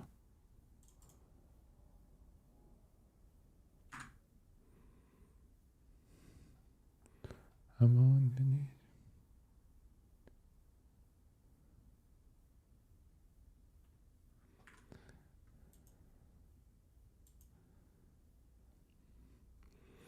Who are you expecting to win season 29 of the Top Computer Chess Championship? Well, you managed to peak everything but my interest. I don't know. Stockfish? Do they compete? I like Stockfish. Just because it's the standard one. I always hope they win. Do I have Cure as a friend? Oh, I have Cure as a friend. Hey. What's up? What's up, Cure?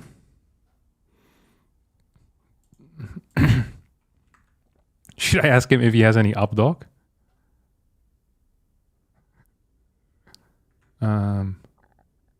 Can we do updog first? I feel like it's mean with people that don't have, like, aren't native English speakers. Yes, that's Vito. If he would have responded with, "What's up, dog?" I think I would have won the series ahead of it, though. Isn't easy to do. With the exception of you, I dislike everyone in the room. And I don't want to lie, but I don't want to tell you the truth. Get the sense that you're on the moon. Stockfish wins every season. Yeah, nice. I love that for Stockfish. I wanna get out with you. All right, Mothership, Taito, Citadel, Winter, man. I like Winter, but I lose it a lot.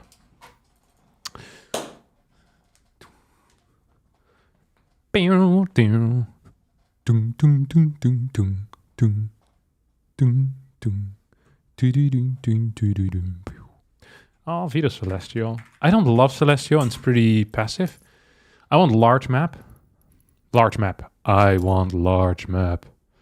I feel like White Rabbit is also a bait map, to be honest. Like, every single time I see games on White Rabbit, it feels really bad. Stop the world, cause I wanna get out. But I also don't like Tourmaline. Alvida White Rabbit. If you can get it with Updog and Matter, baby, I don't need $100. Can you host Updog first? No, I don't want to do it. It's just mean. I'll do it with someone else, not with Cure. Cure and I have a good relationship. It's not worth the $100.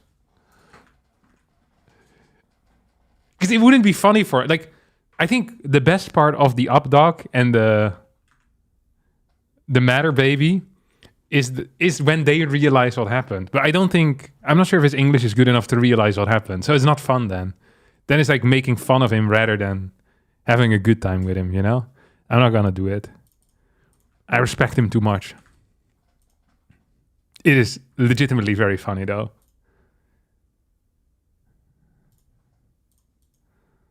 I wonder if you could get like, I feel like there's like a prime strategy, like like if you do with like older people, because they probably never heard it before, you know. Imagine if you go visit the White House, the White House office, the Oval Office. Wait, we're still vetoing? He already vetoed 3 maps. What? You can't do that, no?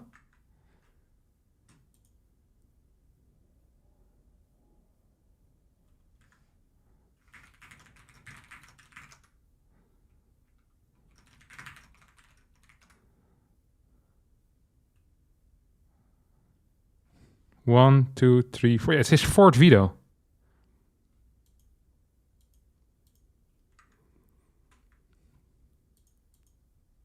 Like, you go to the Oval Office and you try to pull this one on Donnie. It'd be so good. I was like, yeah, first we're talking about the mineral deal, and then later we'll discuss some updog.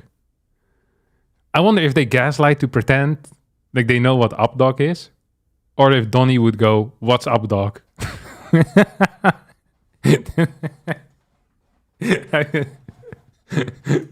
I think he'd be declared enemy of the state.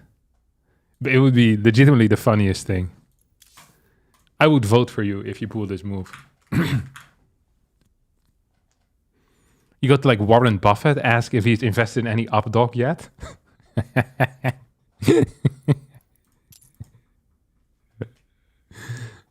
Tell Bill Gates that the newest Microsoft release has some problem with Matter Baby.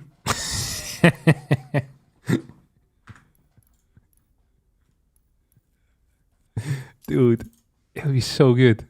Okay, I'll go for Ruby Rock.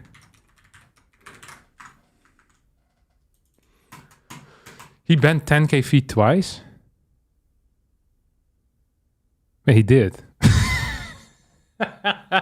This is the worst veto procedure I've seen in my life. What?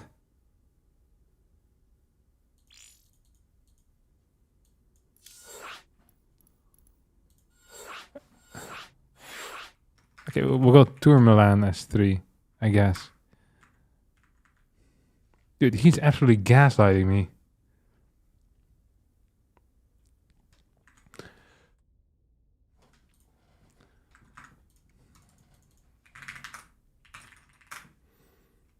Oh, it's Central, West Central. That's kind of good for me.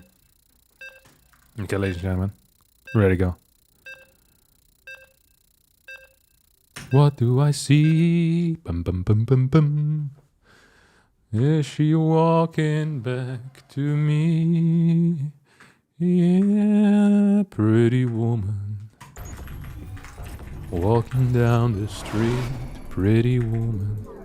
The kind I like to meet, pretty woman. You have not enough minerals. You have not enough minerals. Dude, this is some degenerately good early worker micro. Not even gonna lie. What is the chance he goes for Proxy Marauder to start things off in a dominant manner? He often does it against me.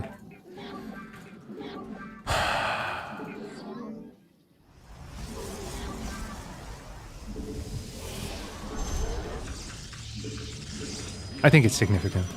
Like a significant chance. But where would it be?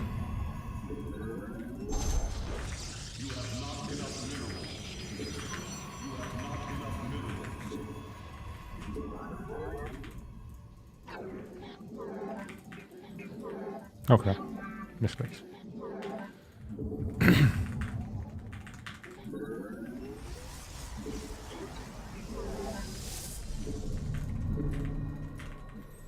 See if he has anything here. The answer is no. This is very large natural, so they often try to proxy behind you. Never let them get away with it. Never. We are never, ever, ever getting back together. We. You're dun da da da da da da da da da to me. Okay.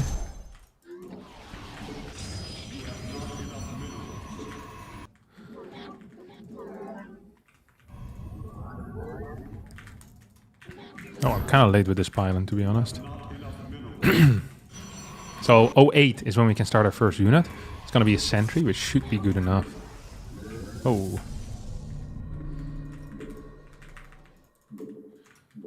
Maybe slightly earlier? 07. It's not the end of the world. Nice backwards position on that. That's actually kind of beautiful, not gonna lie. This is a interesting setup I've got going here. We're gonna high ground this thing. Ooh, is he actually going for it? No way.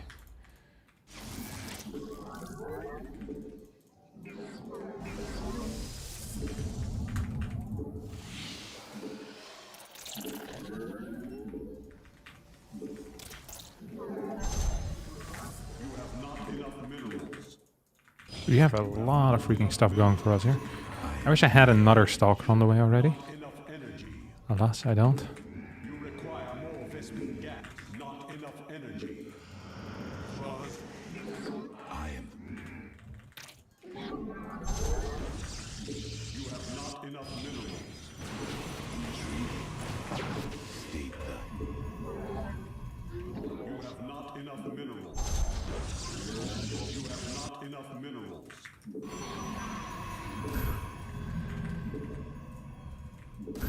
I am here in the shadows.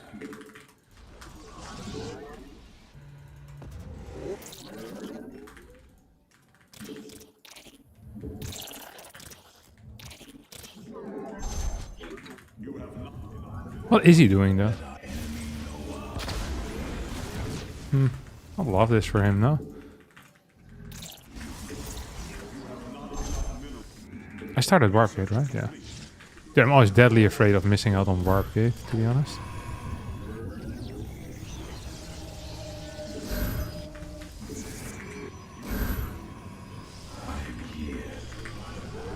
I'm gonna check what he's actually doing here. This is a bad position for stuff. I don't know what to tell you guys about that. Except that it's a bad position for stuff. Ah, please don't. It's all fake Niels now. Maybe a Raven into the main base at some point. Also, theoretically fake Niels, to be honest. Pretty woman, don't walk on by. Pretty woman, don't make me cry. Pretty woman. Na, na, na, na, na.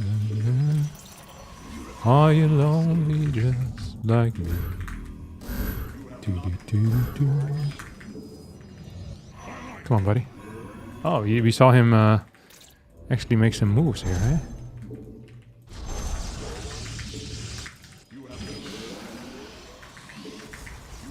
Loving the vibes that we're getting here. Like the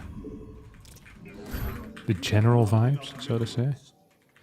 See if we can get something in here.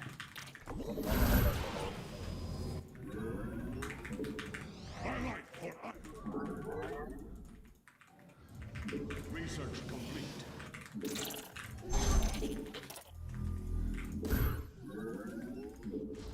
He's gonna stay here then. I'm gonna get like 10 gateways or what?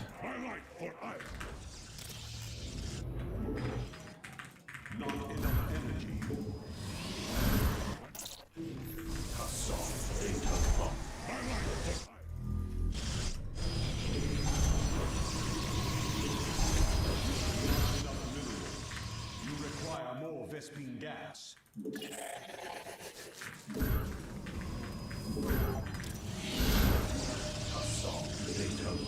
Oh crap. Kind of out of position now, huh? I return to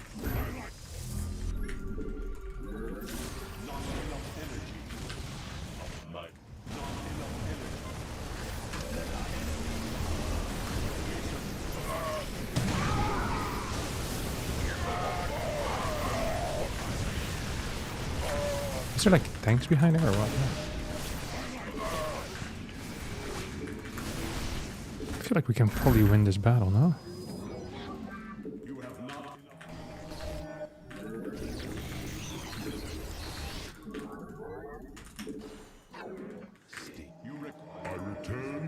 I lost quite a bit of like direction there.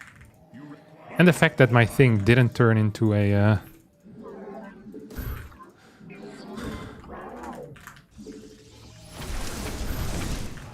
Oh, this never built? What the hell? Oh, are you serious? Actually, this ended up being okay.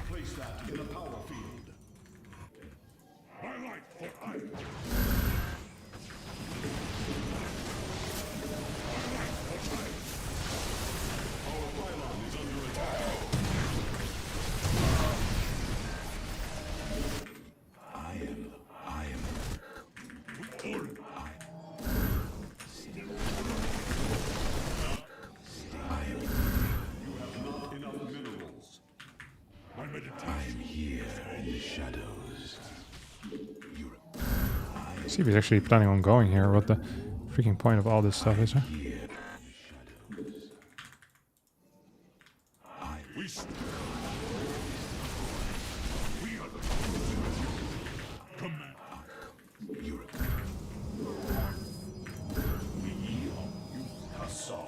Nice little supply block as well that we find ourselves in, huh?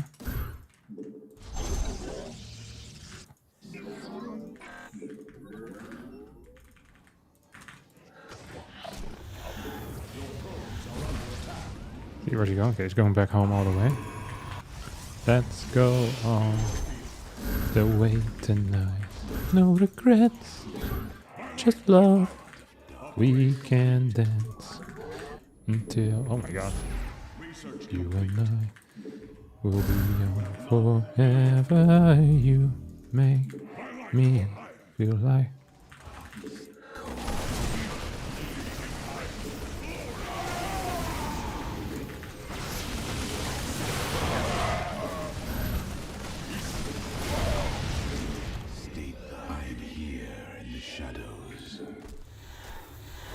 Nice one.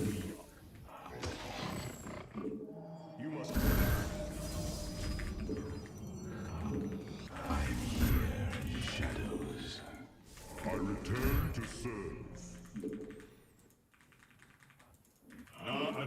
We are the blades of iron. Mineral field depleted. So we're just gonna sit here until I can kill these, or what? Sounds like a perfect plan, if you ask me.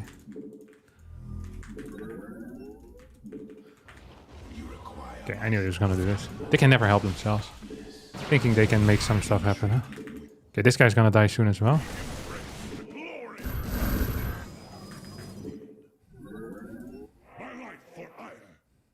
We seek our mind.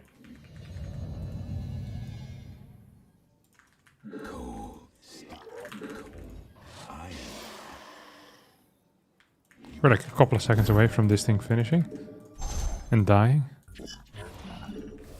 No! I'm stupid. I can't do math. You have not enough minerals. I am.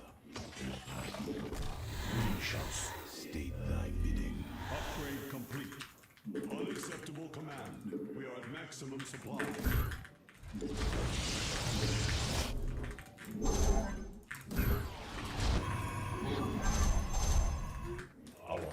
Ba ba ba ba ba ba ba ba ba ba ba. Won't you take my hand? Why? He doesn't have a fort base. What was wrong with him?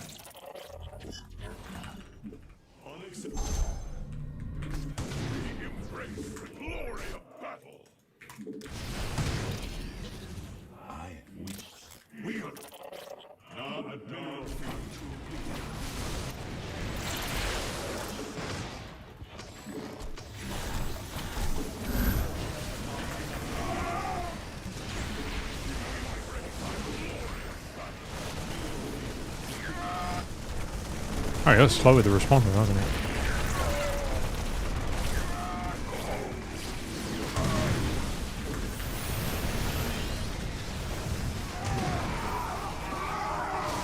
That was a good freaking storm, wasn't it?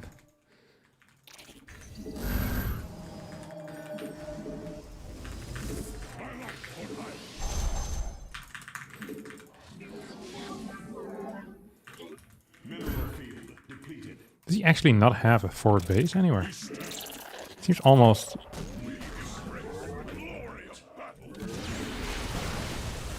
No.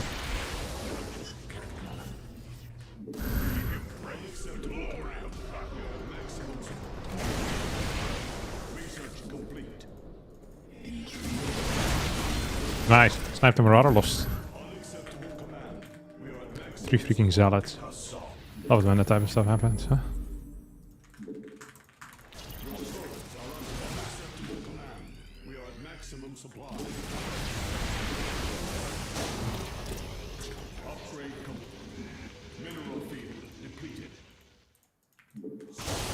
Oh my god, that was such a freaking good storm, huh?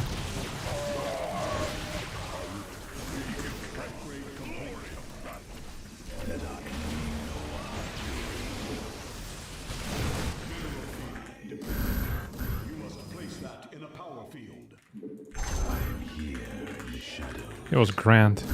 It was great.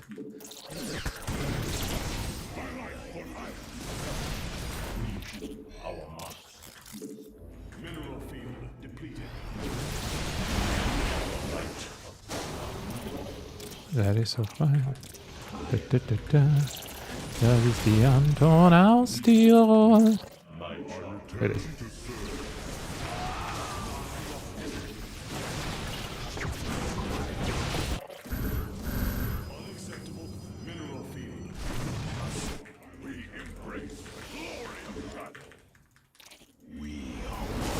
Okay.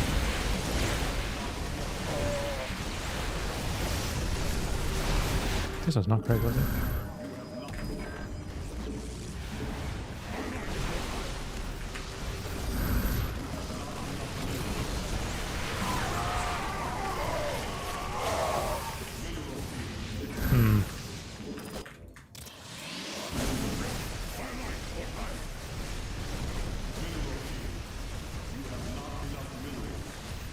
Okay, well, we lost a lot.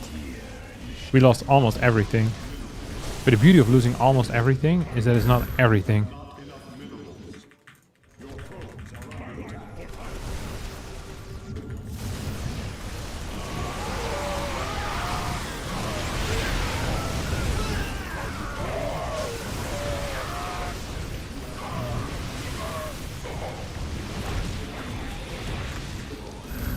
I were freaking dead.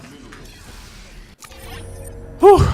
That was a close fight. We only lost 11k more. Yeah, that's an issue. MaxPax told me that if the Terran gets a fort base, you usually can't win anymore. So the goal is to stop them from landing the fort. And I really tried, but he just sat on 3 bases until he was maxed. Then I had to attack up a ramp. Like, he just doesn't build an army that is bad. He just gets pure Ghost Viking and then just sits back and relaxes. Built a freaking Fort CC so he can mule his third. This is peak performance Terran. Yeah, I probably should have gone up to 8 bases though. Because if you're up 5 bases, you can take very bad trades and it's kind of fine. I also wonder if maybe, because my Colossi were so late anyway, maybe it's better to just get more Templar.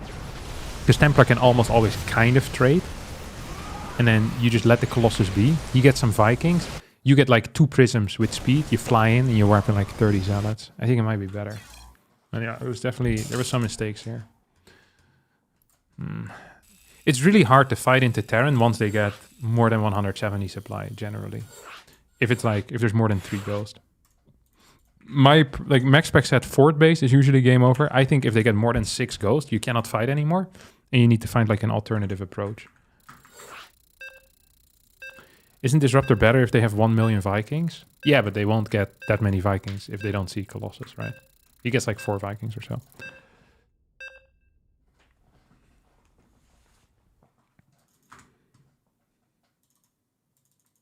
I also think making 6 Templars and wait until they have 200 energy can work before attacking. Okay. I'll try it, Max. And then you just feedback. You try to feedback ghosts. It feels like Storm is significantly worse these days. But my early games against Cure are always so freaking good. It's crazy.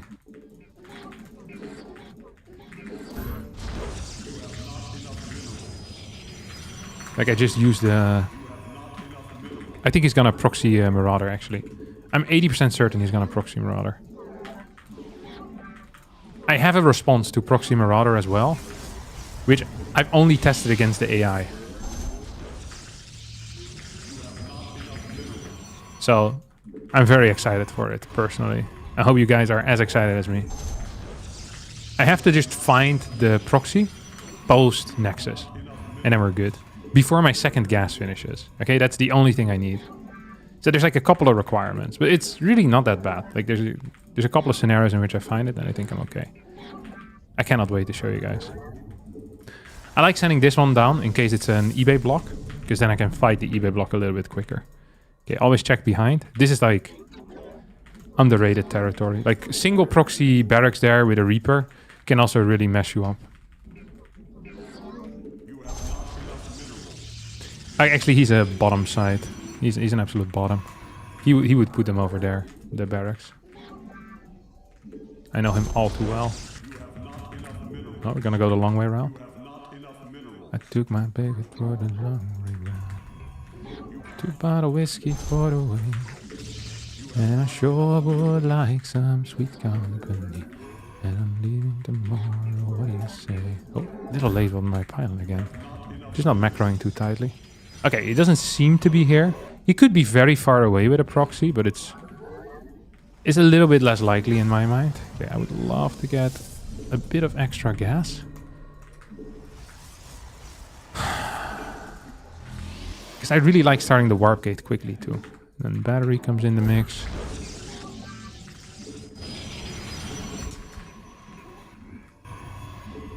Ooh, here it goes. Here comes the prick. Do-do-do-do. Here comes the prick. And I say, it's alright.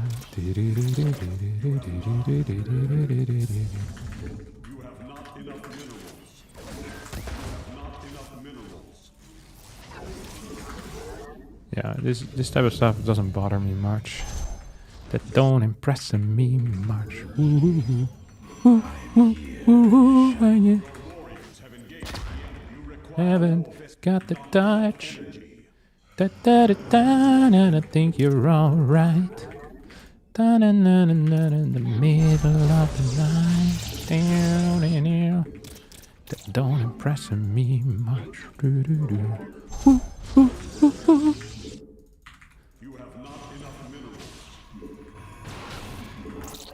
Ooh, it's late now. Oh, a straight second. Oh, it's a psycho. Hard to say exactly what it's gonna be. So against this, there's a couple of things you can do. So some people would say, hey, just get a blind battery in your main base. I actually don't hate that suggestion. Most important is because it could be that something's happening there, right?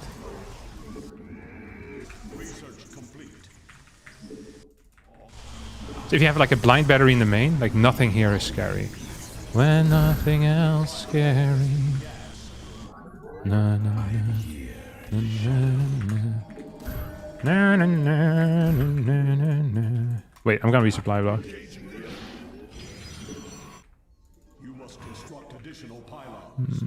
I'll do it like this then.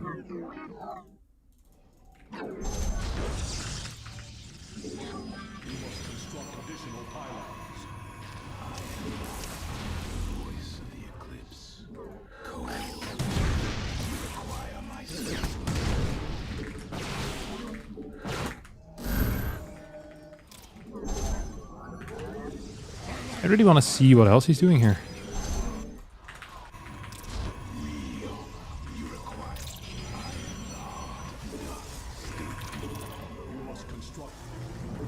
Let's just get the battery here anyway, huh? Kind of supply block, to be honest. Okay, 3 barracks. It's gonna be quite late. Double tank or what? What even quite know what he's doing.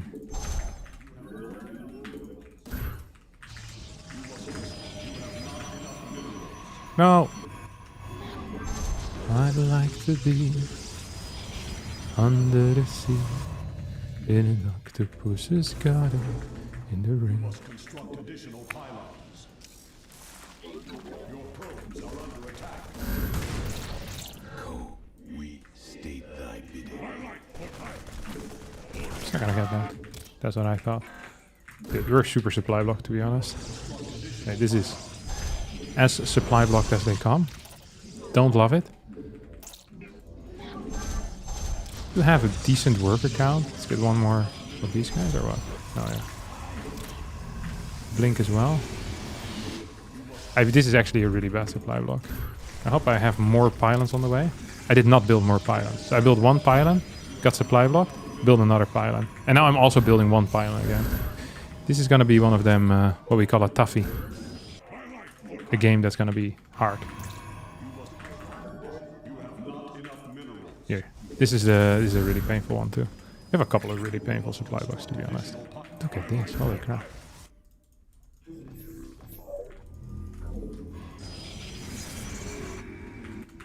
Upgrade complete.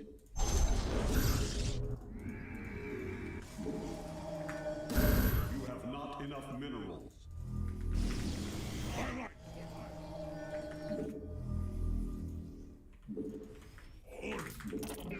I return to serve.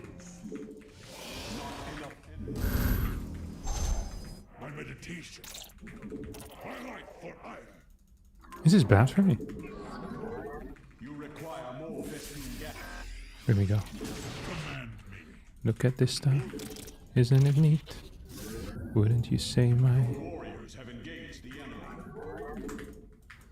obsession's complete? Another supply blocked. Twilight for ire. For art just na adon actum. Probes are under attack.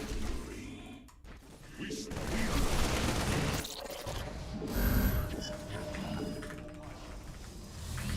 Twilight for ire.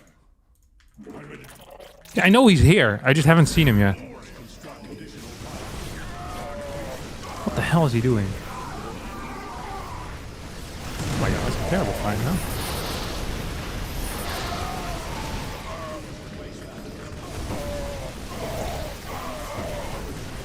You require more Vespene mineral field. We embrace the glory of battle.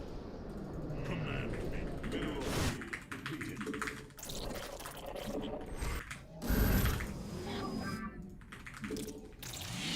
I am here in the shadows. You have not enough minerals. Ulas. Hello? Enough minerals. Up where they walk, up where they run, Upgrade complete. up where they stay all day in the sun, wandering free. Wish I could be part of that world.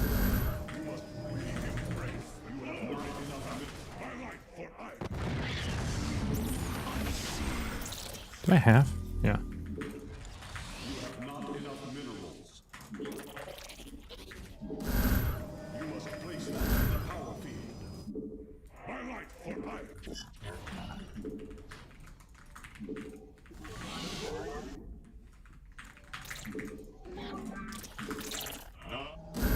Mineral field depleted. Twilight for ire.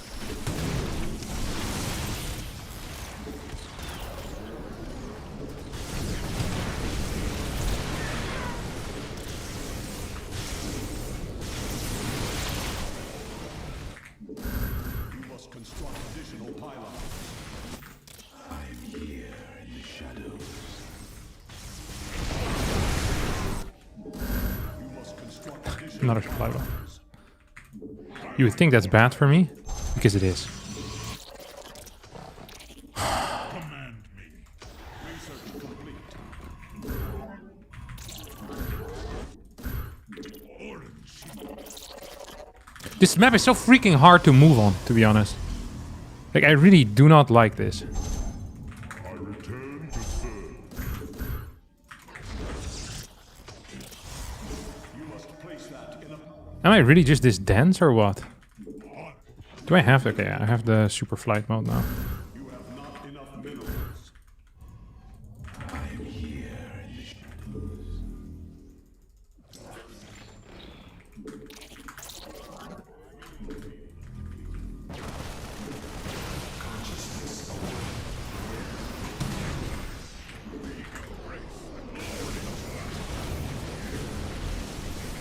Look at this. Good set of force fields. Huh?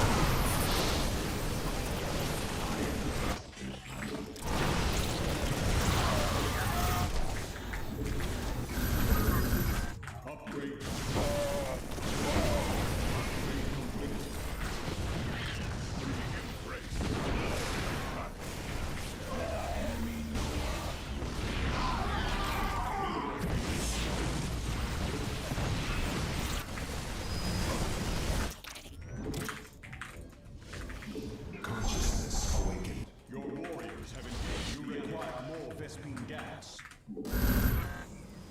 Mineral field depleted. Highlight.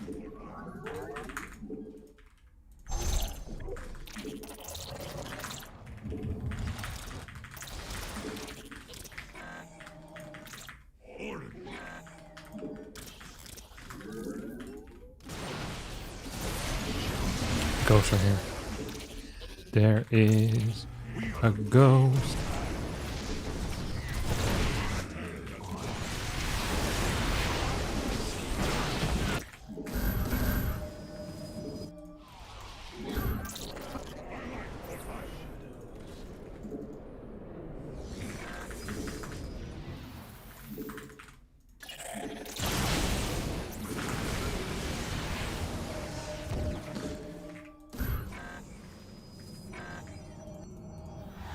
From the shadows I come.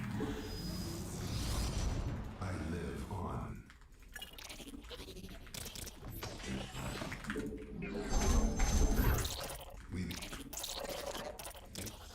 We are one.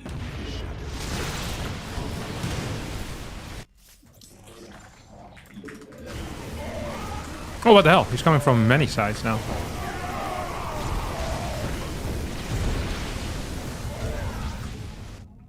Oh no. Your warriors have engaged the enemy. Oh, this went terribly, didn't it?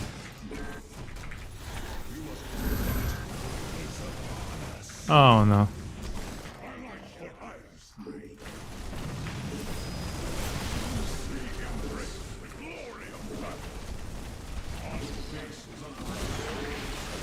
Place that in a power.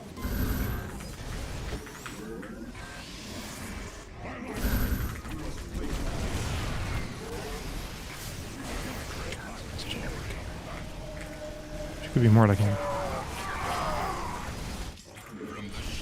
Lift, lift, lift, lift! Do me the honor! He couldn't even lift!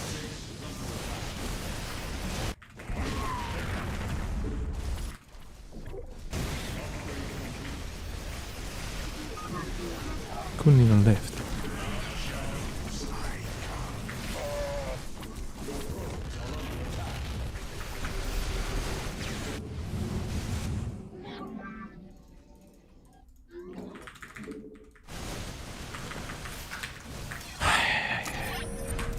Yeah, tough fight. I don't know what to tell you.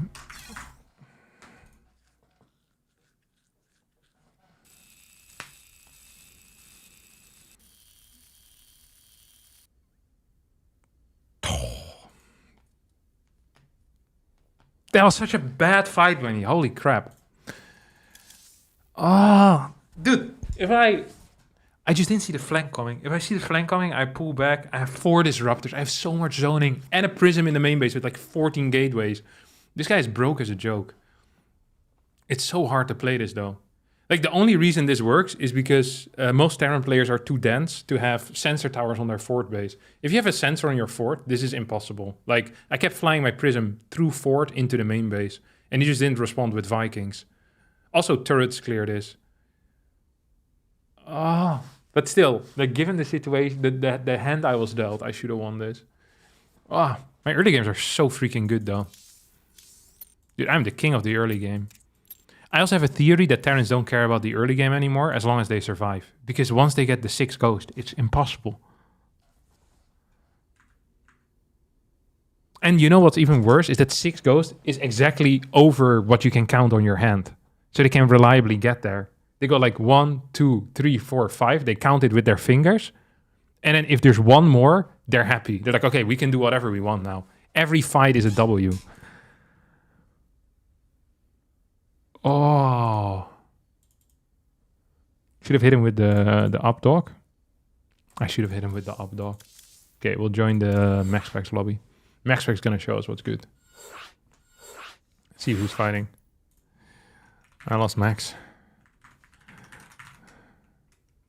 Surreal.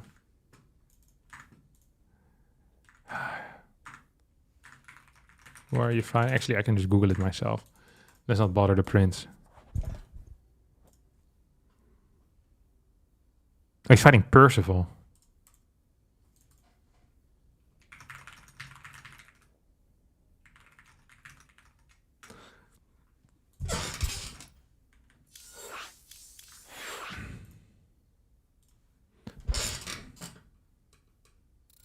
All right. Yeah, I'm gonna swap some of my displays around. I don't like the geese being there. It looks weird.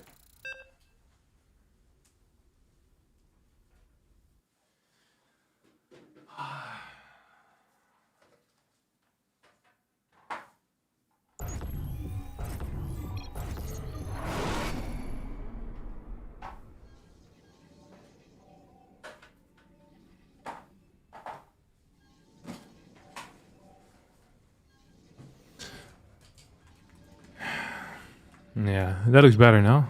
Tychus, Arctic Monkeys, Jim Croce. And then Lord of the Rings behind me. Dang it, I was so close. Both games, I felt like I had control.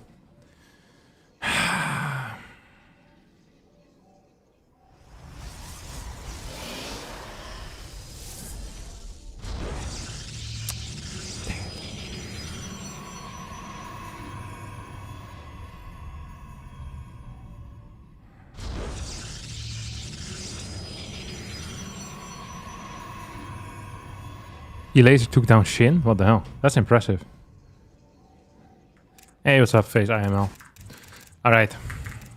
Ladies and gentlemen, welcome to a best of 3 between Percival and Max Packs. Now, not many people know this, but Max Packs has never played an offline tournament. He's never even as much as shown his face. The only thing Max Packs shows us on a daily basis is how good of a StarCraft player he is, but we know nothing about him. Except that he's Danish. His name is probably Max. And apparently he's been into resistance training as of late, as well as running. Posting some impressive results.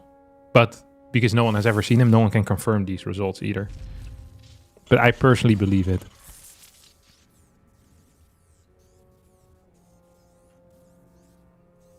Okay, nice harass. Pylon goes down. We have a Reaper opener. I have a like a balance theory in Protoss versus Terran specifically.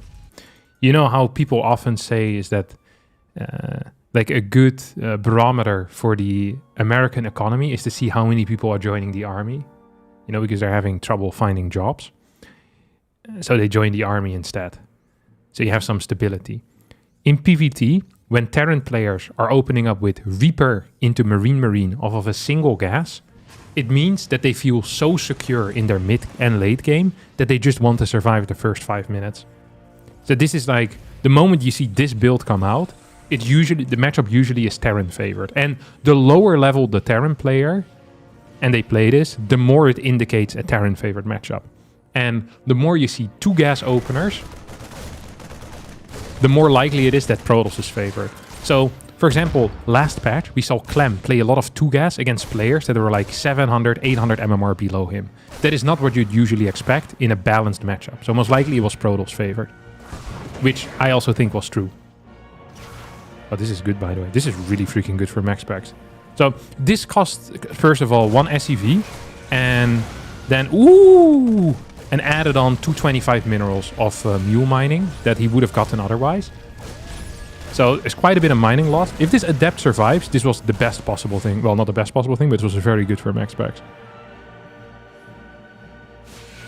We now get a second gateway as well as a robotics facility into the mix.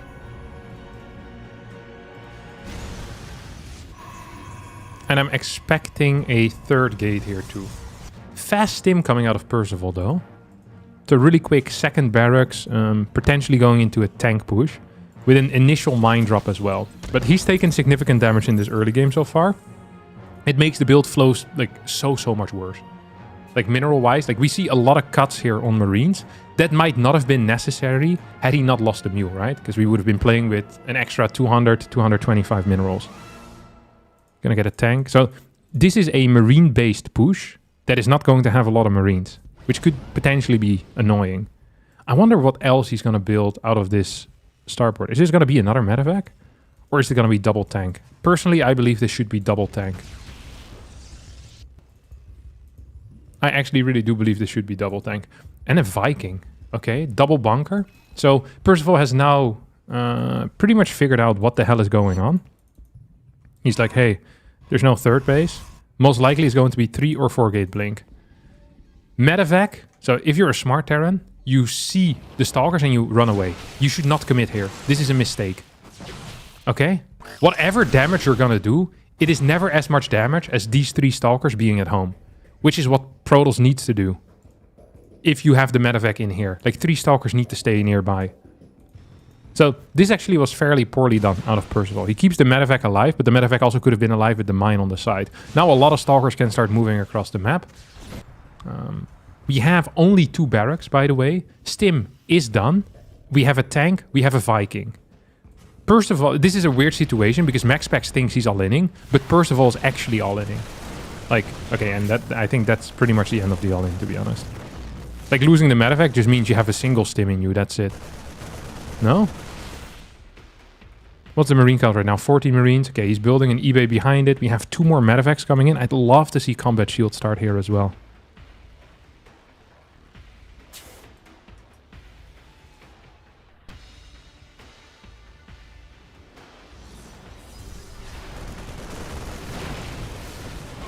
Couple more stalkers. 3 tanks. I wonder what Percival's plan is gonna be. Like, his eco situation is dire. His army supply is not looking great either, necessarily. Ooh, that's not good for Max. 6 gates. 8 gates. So it's going up to 8 gate, +1, charge. I'm expecting 1 or 2 immortals in the mix. Marine count is too low for an SCV pool to be very effective, I think. Nope, Viking's gonna get sniped here. I don't even know how many stalker shots you need to kill a Viking. I bet it's like 7 or something. Sounds about accurate. Okay, Marauder goes down. Get another blink to the top. Oh, on top of the tank. Good pickup, Micro. Hop. Tank goes down, recall goes off. If he picks up like 3-4 Marines here, like it's probably enough. Charge is gonna finish up barely in time. Oh, oh. So you need 1 warp in with only charge lots and you're cooking. I feel like this is sending it a bit early, but I just don't think there's anything Percival can do, to be honest. Like, he's going to have to keep trying because this is his one shot. 3rd CC is too late, worker count too low, tech too slow. He's getting double Viking behind it because he believes Colossus is coming. He's a bit early with that, perhaps. I think the only thing you can do is actually pull SUVs. But the Marine count is so low that it's just tough to get it. This is a weird warp in. Is he gonna send it? No way, right? He's gonna say.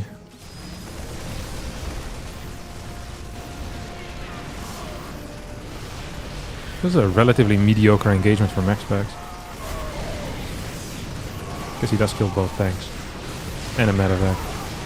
And now the Zealot's coming. Okay, this was fine. Look how much cash he has as well. Max Packs is so good. GG gets called. Percival loses game number 1. And Max Pax takes it home. Country roads. To the place I belong. West Virginia. Mountain Mama. Take me home. Country road. I see the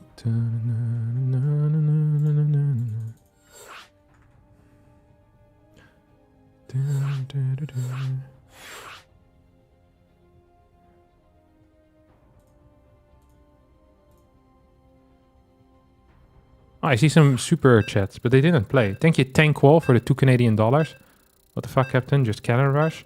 And Catbird Sis with the 65 Swedish kroner. What is your strategy to win the tournament today? Well, that's too late now. My strategy was to try my best. It didn't work out.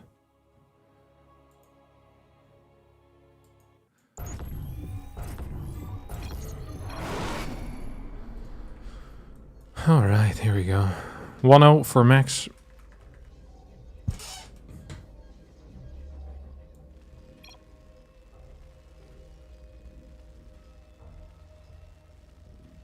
Freaking beer. He uses a skin for the SCVs as well. Brrp, brrp, brrp. You're really going at it into that depot, isn't he, the prick?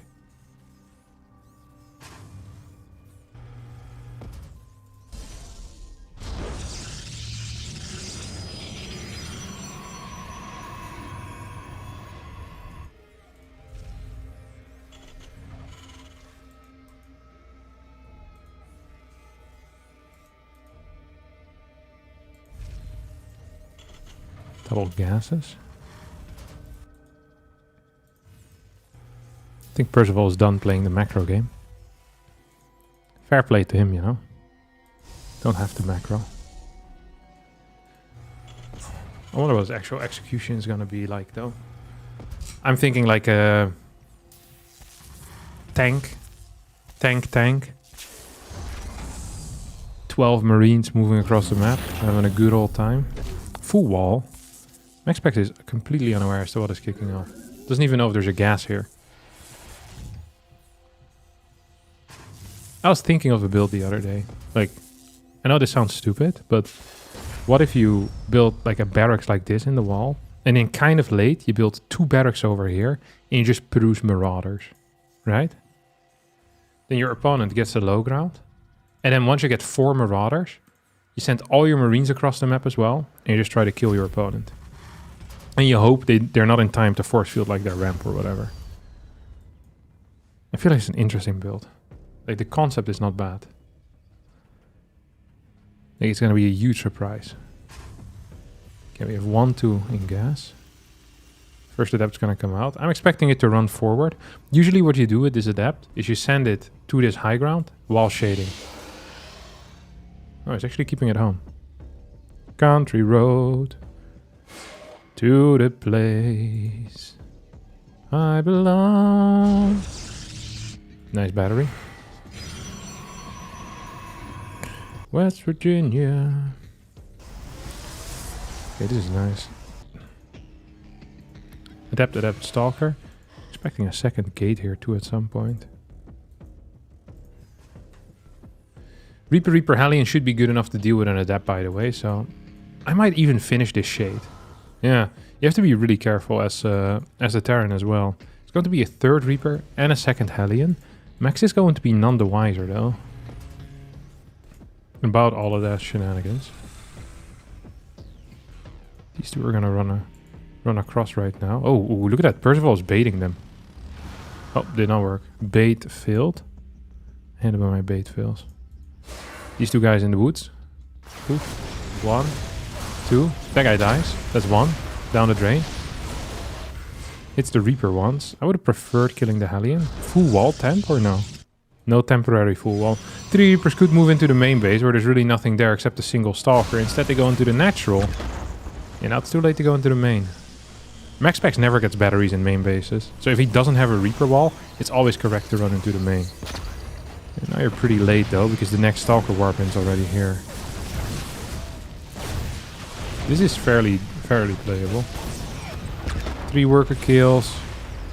A little bit of mining time lost. Behind this we have Cyclone drop into tank, into tech lab. No third gas yet, but we do get a bunker.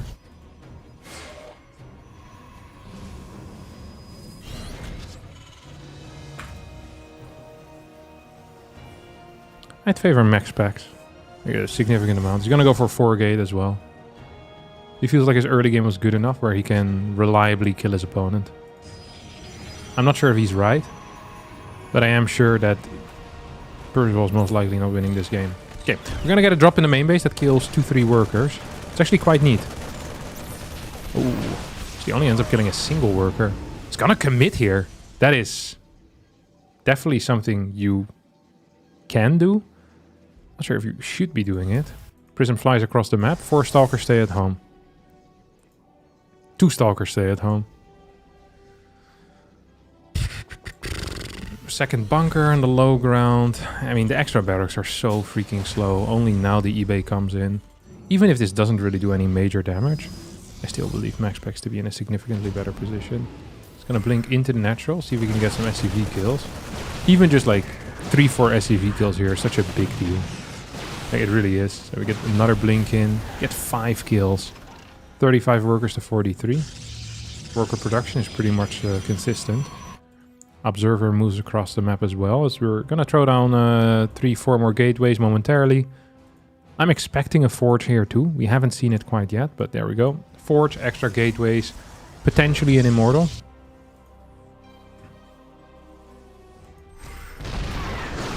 Oh, missed target. Want to kill an SCV and then piss off, didn't quite get it. So he's very low on stalker count. Raven's going to be quite annoying though. Probably could just send in an auto turret here now. Yeah. I was gonna say. I feel like an auto turret would not have been a mistake necessarily. But we put it down. Put another one down. Big blink forward here out of the stalker. 2 workers go down. 3 almost fall. Pretty quick maneuvering though out of Max Packs. He's planning on moving in. He's gonna get 1 shot on the reactor. Pisses off. Picks up. And he's fine. Did the medevac die? No, it's still here. Medevac is still in the dead space. This is the danger zone. Yeah. 30C in the back for Percy. I mean, supply-wise, it is relatively even. I feel like momentum-wise, Max Packs in a significantly better spot. Late Robo Bay. +1 on the way. 6, 5, 7, 8. 8 gateways. So he's just pretty much set up how he wants to be set up. We have a couple of zealots now going in a prism to the side. It wouldn't completely surprise me. Like, look at this worker cut that we're seeing here at 48. If we go for a very committed double medevac push out with stim combat, concussive, +1 finishing up. See, this drop here is trying to pick off these stalkers. Max was ready though. Had the stalker ready as a spotter. 2 marines end up dying. Maybe 1 more can end up going down. Prism zealot goes in. Percival is really quite ready with all of these, like, against these little things, but it just feels like he's a little bit too slow. Like, he never quite gets the W. Like, he'll get the start of a W, but that's about it. And now Percival's just down 15 supply, which is not a great spot to be in against the Protoss. I think this Prism is just gonna go down, huh? Like, once the first Viking pops. Oh, gonna get a recall. Max Packs can look into the future.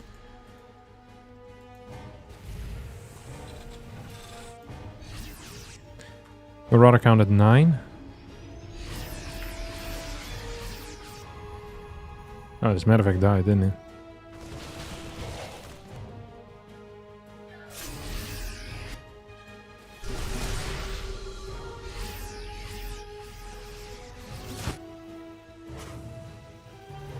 I don't know what Percival's plan actually is gonna be.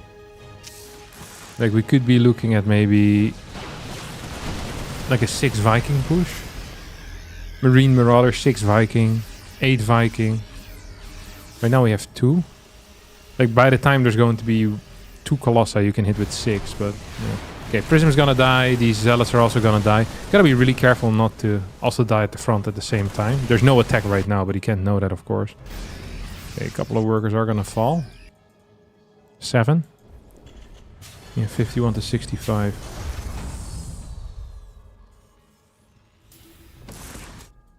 Stalkers. Gelodes. Percival's just sitting back and kind of relaxing, right? Oh, this was a terrible run by loses 4 zealots for free. Very, very expensive little joke.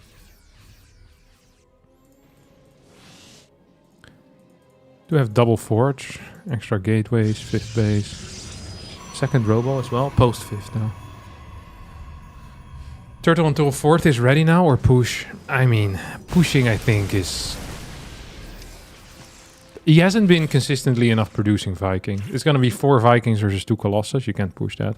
So, but he also hasn't been building a lot of workers. So he also can't really go into macro. But he is getting eBay Armory pre-200. He's adding in some ghosts too.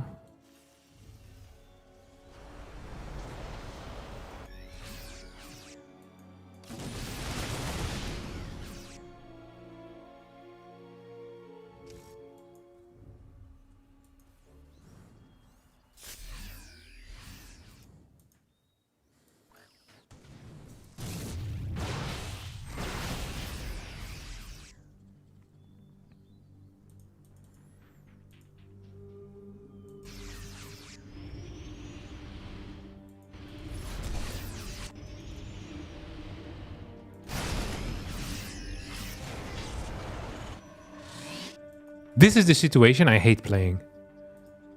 So I'm so curious what MaxPax is gonna do. Like, it's difficult sometimes to find angle. Okay, this is gonna be a good fight for MaxPax. If he can commit to this fight, that would be sick. 2 tanks are in the back. Target fire is okay, or maybe it was auto target fire. Here comes a force field wall. MaxPax gonna take a huge fight here. Ghosts do stay alive, but a lot of Marauders end up falling. Vikings weren't there. Like a significant portion of the army wasn't there. I think MaxPax now can just get a trade and probably win the game.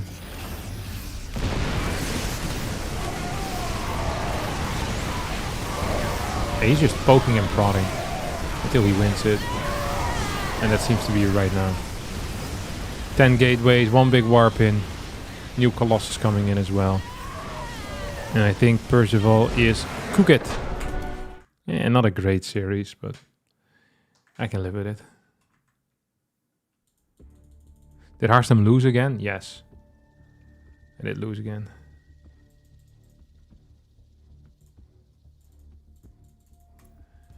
Okay. Let me see. Who do we follow now? So you have MaxPax still in. It's going to be MaxPax versus Cure / Rogue. It's going to be Clem versus Beyond. Ooh, that's semi-final 1 then. That's going to be played on this server actually.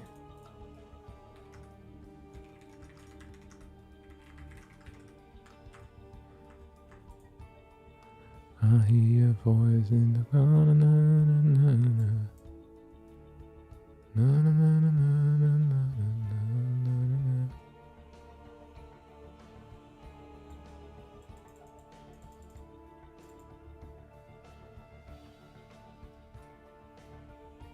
Can you cast the clam game? Yeah, we'll do that. Gonna play the Monday Night Weekly? Probably not. Yeah, I'll call Wardi. Did Wardi loves calling with me?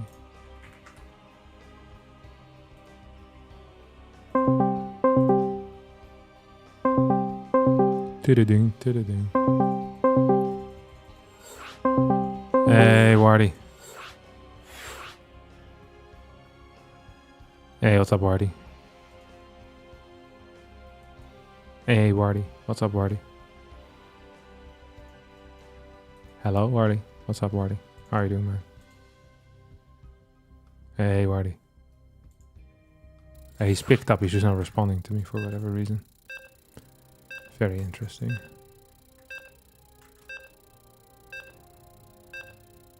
You always get tricked by this sound? Yeah, I have the same when I plug in my keyboard. People always complain. Oh, I thought something got unplugged. Why is Wardi not speaking? Maybe he's AFK.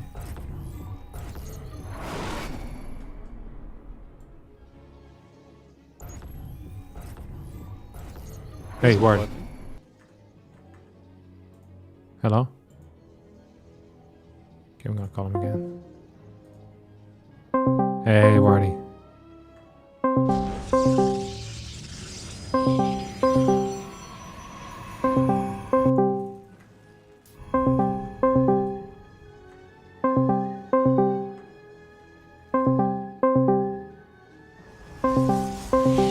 Wardi hates me. I have news for him. Hi, hey, hello, what's up? Oh, it works this time. Yeah, it works. What happened? It just didn't work. Yeah, I know it's damn hard, but what do you do with it? Well, it literally just didn't work, so I just restarted Discord.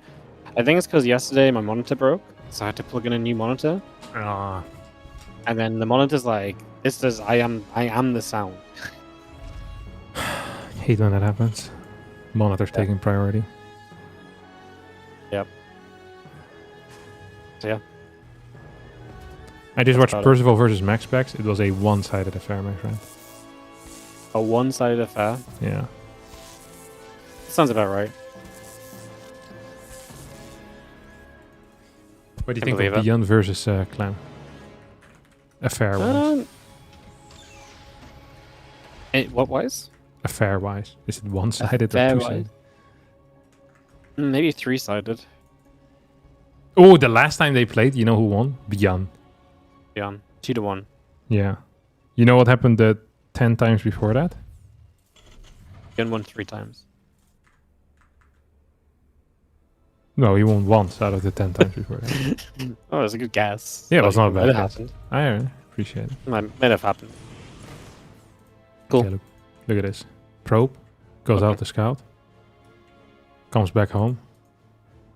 This is typical Clem. Doing everything by the book.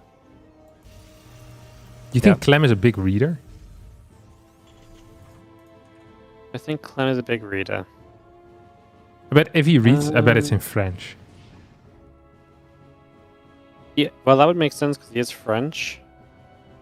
Well, I read in You read- English. You read in Because- English, yeah, because no one cares enough to make Dutch books. But What? No, there's loads of... What are you on about? There's loads of Dutch books. really. Yeah. But you also learn English very early on, right? Like, it's such a main... I Lot did, of- because I'm so smart. Oh my god, look at this round! It failed, but it was still cool. 5 stars. There's this...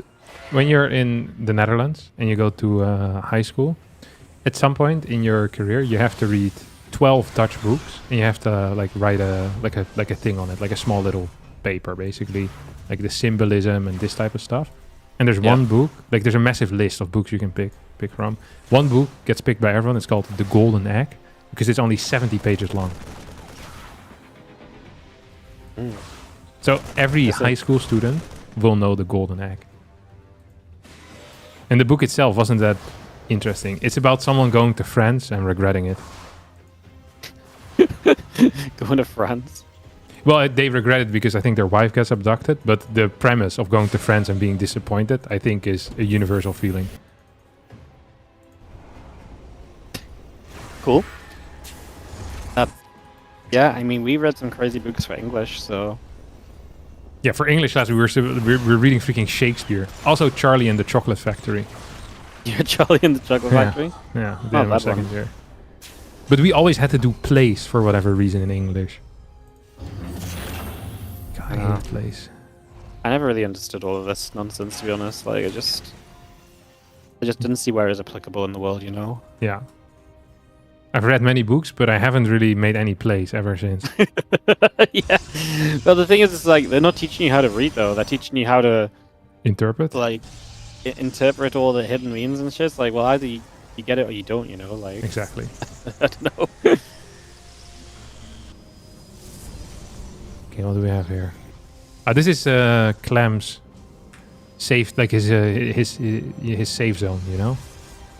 He told me about this. He said if you go 3-gate blink into 4 gas, this is like, there's no way you can die. Like, it's economically not as sound as most other things, but you just get in such a nice position, like always. This is what he said before the previous patch. He said if TOS plays this, it should be impossible to lose. Possibilities, but that's the previous patch, no?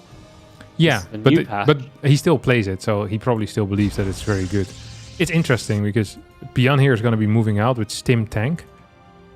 It's funny because Clem did not know about this, but like he built so many freaking Stalkers and he delayed his tech by so much that his spot is actually kind of cool now. Starport is coming out, and if Beyond just goes home, I actually really like his position. If Beyond attacks onto the map, I freaking hate what he's doing. Yeah. No, I can get behind that. As the combat shield +1 concussive shells all coming through. Just gonna have our charge building up as well. A couple of stalkers on the way by, and we will see Clem. He's just kind of bruising out the front, man. Like, he doesn't have a third base yet, right? So he's in. Bjorn should be in no rush to be pushing. He should just let this develop and let the pros have a late third. Yeah. So there might be some people watching that are confused by this. You know, it's like both players have 2 bases. Is Terran really that much stronger that if the bases are even, that Terran is in a better spot? The answer to that is yes. The reason why that is because they have mules. Mules can mine while you have full saturation because they just ignore SCVs. And mules, they are the equivalent of, I believe, 3.5 or something, 3.6 SCVs. So basically, when it's 2 base versus 2 base, you're out mining your opponent by 7 SCVs per minute, like the equivalent of mining. So it's going to be like, what is it? Like maybe like 300 minerals or so? Something along those lines. Which is pretty significant, you know? So the longer it's 2 base versus 2 base, the better it gets. Yeah, no, it's gonna be pretty nice for Bjorn to kind of have that kind of advantage, and that's why you typically see pros players nowadays. They do go for that faster third base. Like delaying the third is generally not seen as a great kind of setup for the most part. So interesting to see. Obviously, Clem feeling confident just to kind of delay the third base, hence, and then just try and play into the later stages of the game, a little bit of a larger army and everything else. This is a really awkward situation for Clem. Like, Beyond's army is freaking huge. If he gets a good tank position, the Colossus now, like, there's no probes. Beyond even now could just say, hey, I don't want to be here. But he could probably also just fight and win the game. Like, these are good options to have in front of you. Yeah, I mean, this third base just dies, by the way, so it's going to immediately melt away, and that's going to be amazing damage already from Bjorn. So he gets off to a stellar start.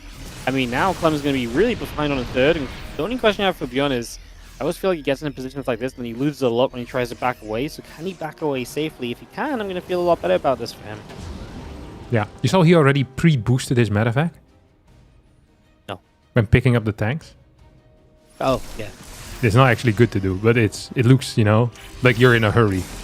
It's like when you're being chased by a murderer and you start screaming at the person you're with to put the key in the keyhole quicker, you know? It doesn't actually make the process go faster, but it does stress everyone out a little bit more. So that's also a positive. I really thought screaming that if you got the key in the keyhole faster was a good idea, but Yeah. well, life lesson learned today. Yeah. Next time you find yourself in this highly common situation, you know what to do. Yeah, shut up and just let the guy figure out how to put the key in themselves, you know? Yeah. Exactly. No screaming. Oh, here we go. Big attack out of Clem. There are a couple of mines, which is nice. No retargeting on those mines. I mean, with 2 Vikings and tanks and a decent Marauder count, Colossus are good, but they're not that great. And to me, it feels like Beyond is just kind of killing Clem here. Like, this is a very, very one-sided affair. I expected a somewhat more one-sided affair, but I didn't expect it to be in favor of Beyond. I don't know why, but I feel like Clem is been a bit shaky lately. And not just in like PvT, but I actually feel like Clem's been a bit But shaky. mainly in overall PvT lately. though, right? Yeah, I mean PvT has definitely been like some more losses and stuff. Yeah. But I still don't know feel like why. even in the other matchups, I don't know, man. Like, I feel like he's been a little bit more all over the place. All You over. wonder why? Yeah, well, I wonder why his PvT isn't doing as hot anymore. Because the Yeah, Ghost I- is 2 supply, gain some HP. Yeah, I don't know. Terran players, you know, finally don't die in the first 4 minutes of the game might help. Yeah. But they weren't dying in the first 4 minutes. It's just the mid-game they were dying. I just thought we were being stupid. No, I'm was never being being stupid. stupid. I don't never, What? You're never being stupid? never being stupid. I was being I'm a genuine personality. Now, if you look at his So, LED logs, so his, this is his, genuine, I his, see. his TVP, or sorry, his pros versus Terran is his worst matchup. But it's always been his worst matchup, even when it was TVT. Which is not weird, by the way. A lot of people have their worst matchup as their, what do you call it? As their mirror. It's quite common. So, for example, in the top 10, if Aligalak decides to load, I can tell you all the tight statistics. So for Serral, it's his weakest matchup. For Clem versus Terran is his weakest matchup. Maru, his mirror, is actually not his weakest. He is weaker against Protoss now. Yeah, that makes sense. I just think the thing with mirror matchups is there's just more volatility, right? So Mhm. is it not even that it's not even that it's like weaker to the sense of like they're bad at it versus it's just more difficult to be super consistent in Yeah. a mirror matchup. I think so- in TVT, you suffer the least from this out of all matchups, though. It feels like people that are good in TVT often can make comebacks due to the existence of tanks. Yeah. Like- Because you can always play defensively and just extend the game. Yeah, exactly. So it's like, it's much harder, it feels like in TVT, to lose to the very big noobs. You can still lose to regular noobs, you know, like people like 500 MMR below you, but even that is a bit more difficult. Feels like you can get pretty consistent outputs in that matchup. The only thing that really seems a bit coin flippy is like the double Rex Reaper, the triple Rex Reaper stuff, where sometimes you just have a build or a loss. But it does come at a very big price. And you can also play safe against it by scouting, right? So it's like, it's not like most other mirror matchups. Like, good luck being consistent in ZVZ or PvP. Mm-hmm. No, I mean, like I said, the entire situation definitely makes sense where it's just... It doesn't happen as much at lower levels because you're just not as good at the lower levels, right? You can just be, you know, more matchup focused still, but like at the best of the best, it's more natural to be bad at the matchups you can't be as consistent in, so... How's your weekend, by the way, Wardi? Pretty solid, yeah. I took a day off, Yeah? you know. Watch NFL? Watched NFL. Terrible NFL day for us, though. Really? You got knocked out of the playoffs? Yeah, well, okay. There's one more match tonight, and I have a 10% chance to make it still, but it's not looking good. It's not a good 10%, Alan 10%. Alan got knocked out by a point. Rough. Yeah, pretty rough. The teams we like lost. It was just a miserable NFL day. Yeah. Yeah. I played a card tournament on Saturday. Already told you about this. Pokemon, right? No, I played Riftbound, the League of Legends. Oh, really? I thought it was Pokemon when you were talking about it. Yeah, no, the Riftbound, it's called Riftbound. It's new. It's pretty fun. It's very complex, so it's very fun. But yeah, like I say, we already talked about this. I'm sufficiently mid. It's lovely to hear. Yeah, I just thought I'd tell you because I feel like you'd understand and be able to relate. Yeah. I know. I strongly relate to being mid at everything. Whew. What do we have here? Okay, blind battery. Well, it's not really blind because he scouted, so it's just a battery. Saw the factory as well. Climb that is. Twilight coming out very late. He must have a different... what was this? No, actually it was 228. 220. That's fine. I can live with this. Usually I say like 227, 228 is like neat timing for the Twilight if you open up the depth to that. As Beyond is going to go for Reaper Hellion into Reactor. This can sometimes be a trick. If the Protoss scouts the Reactor, like Reaper into Reactor, they might believe it's just going to be single Reaper. And then it's triple Reaper Hellion and you're kind of in trouble. It can be quite tough to deal with the triple Reaper to Hellion builds. You just need to be in the right position. And sometimes you don't know ahead of time what the right position is. Like ideally, if everything goes to the natural, you're completely in the natural. If 3 Reapers go into the main base, ideally you have 2 units in the main and 1 unit in the natural. And then the battery in the net as well. Try to stop the Hellions from going there. This could be quite scary actually. So Adept is taking quite a bit of damage. Does not die though. Well done by Clem, just barely keeping it alive. 2 Reapers falling already. Bad bounce there on the Hellion as well. And this is probably as bad as this could have gone. Well, 4 kills. If it was 3 kills, it probably would have been as bad as it could have gone. Now it's like, okay, at least you got 4. It could have been 3, you know? Could have been 3. Well, I'm going to be having the 4 pros down. Lots of units early from Beyond falling, and we'll actually just set the Widow Mines up a little bit further forward on the maps. Just going to put those in position initially here, and I don't know what they're trying to catch. In position for what? Yeah, I don't know. I actually have no idea what he's expecting to fly over that direction, unless he thinks units might retreat to the right. Imagine you had some mines at the front door. Yeah, or at the other ramp. I thought he was going to split them one by one on the ramp. Now he's going to slow harass across the map with these mines, while at the same time at home taking a lot of damage. 4 SCVs going down because of a misrally there as well. There's just a single Marine in this bunker. Clem realizes, like, wait, I can just walk past this. Like, you actually have no units. Tank is going to come out in about 30 seconds. The double mine harass does enter. Let's see if Clem is paying attention. Because this is so uncommon that he might not be ready for it, okay? He gets a notification, loses just 2 probes. Nice splits there. Kills 5 workers total on the other side of the map. Mines do manage to walk away. at least temporarily. Third base isn't up quite yet, as both of these mines are going to end up falling. GG gets called, and Clem wins game number 2 in 5 minutes and 7 seconds, Wardi. What a banger. What a banger. Love it. That's been my day of casting so far. Like, you could say what a banger after each and every game. Yeah. Nice. Yeah.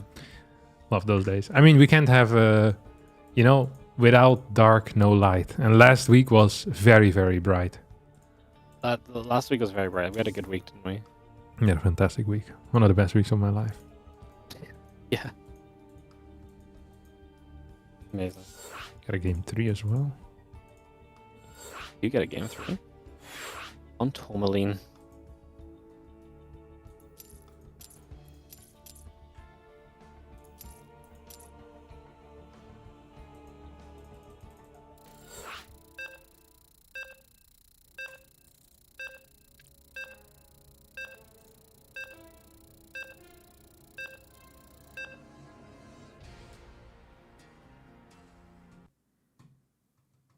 You know, I saw this word, tourmaline, in the wild the other day.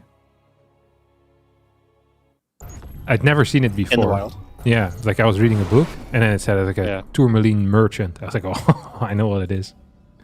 You know what it is? It's a map? No, it's like a gemstone type, no? Yeah, it's like a group of gemstones, yeah. Yeah, I knew what it was as a result. I mean, I didn't say it all. They're referencing a StarCraft map. It was in the Game of Thrones books.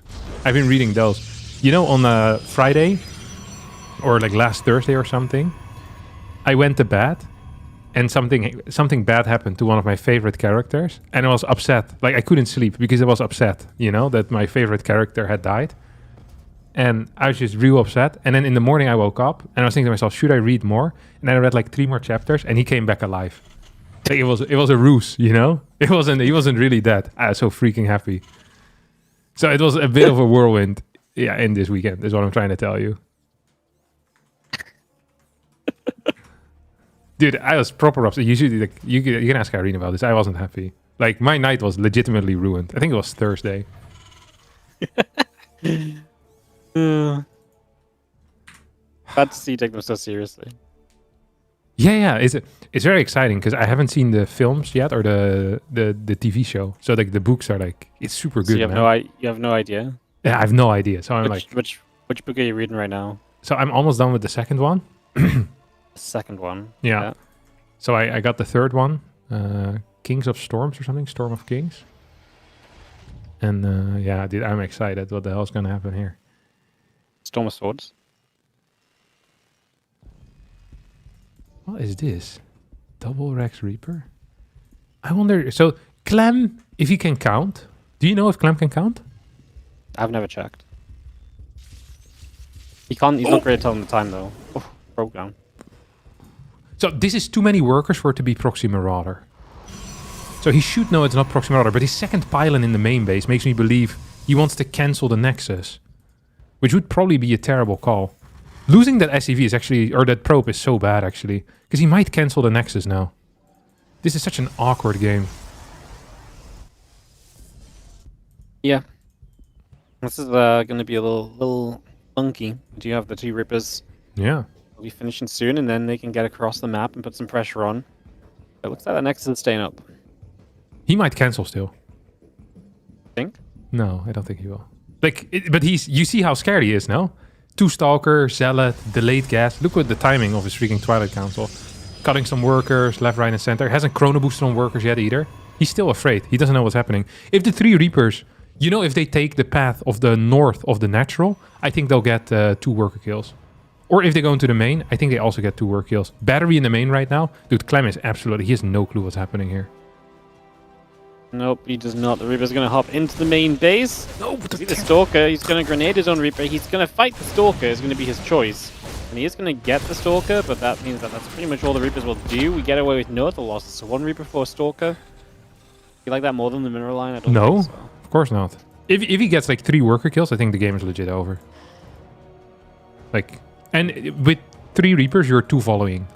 So if there's just 1 Stalker, you can grenade it away, and then Like at that point, you already have your 3 Reapers, or your 3 kills, and the battery's on that. But I mean, it is a decision. Maybe he thought this was more secure. Maybe he was afraid there was a full wall towards the bottom, and he couldn't get there. Like it's really difficult. Like Reaper micro is not so simple. Very complex.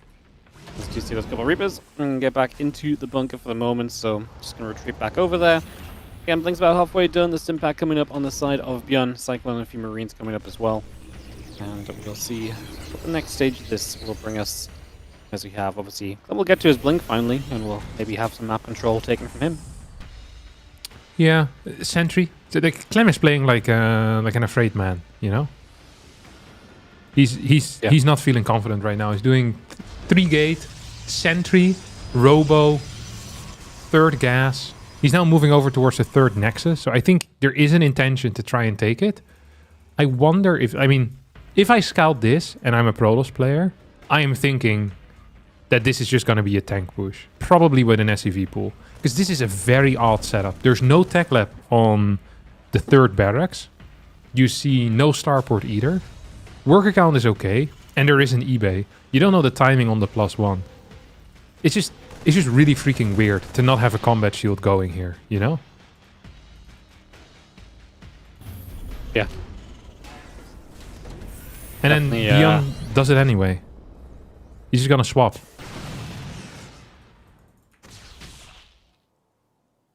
Feels like he's gonna have like, I mean, only 1 tank for the foreseeable future. He's now building a reactor with the factory, so he's got to be very secure about his defense, but to be fair, it's only a few stalkers that show up, so he should be fine. Just needs to make sure that this was the right read, which it is so far. Yeah. So ideally you have like a group of like 5, because you know there's no starport, so you go 5 to 6 stalkers, put them in front of your opponent's main base, and then he's very late with the forge. There's not going to be any splash either. So there's actually going to be a huge bio force majority of the time with these fast 3-rex builds. So you could SCV pool and then with bio units maybe make something happen. It's just, I don't know. I'm not super feeling Beyond's position if I'm being real honest. What are your thoughts here, Wardi?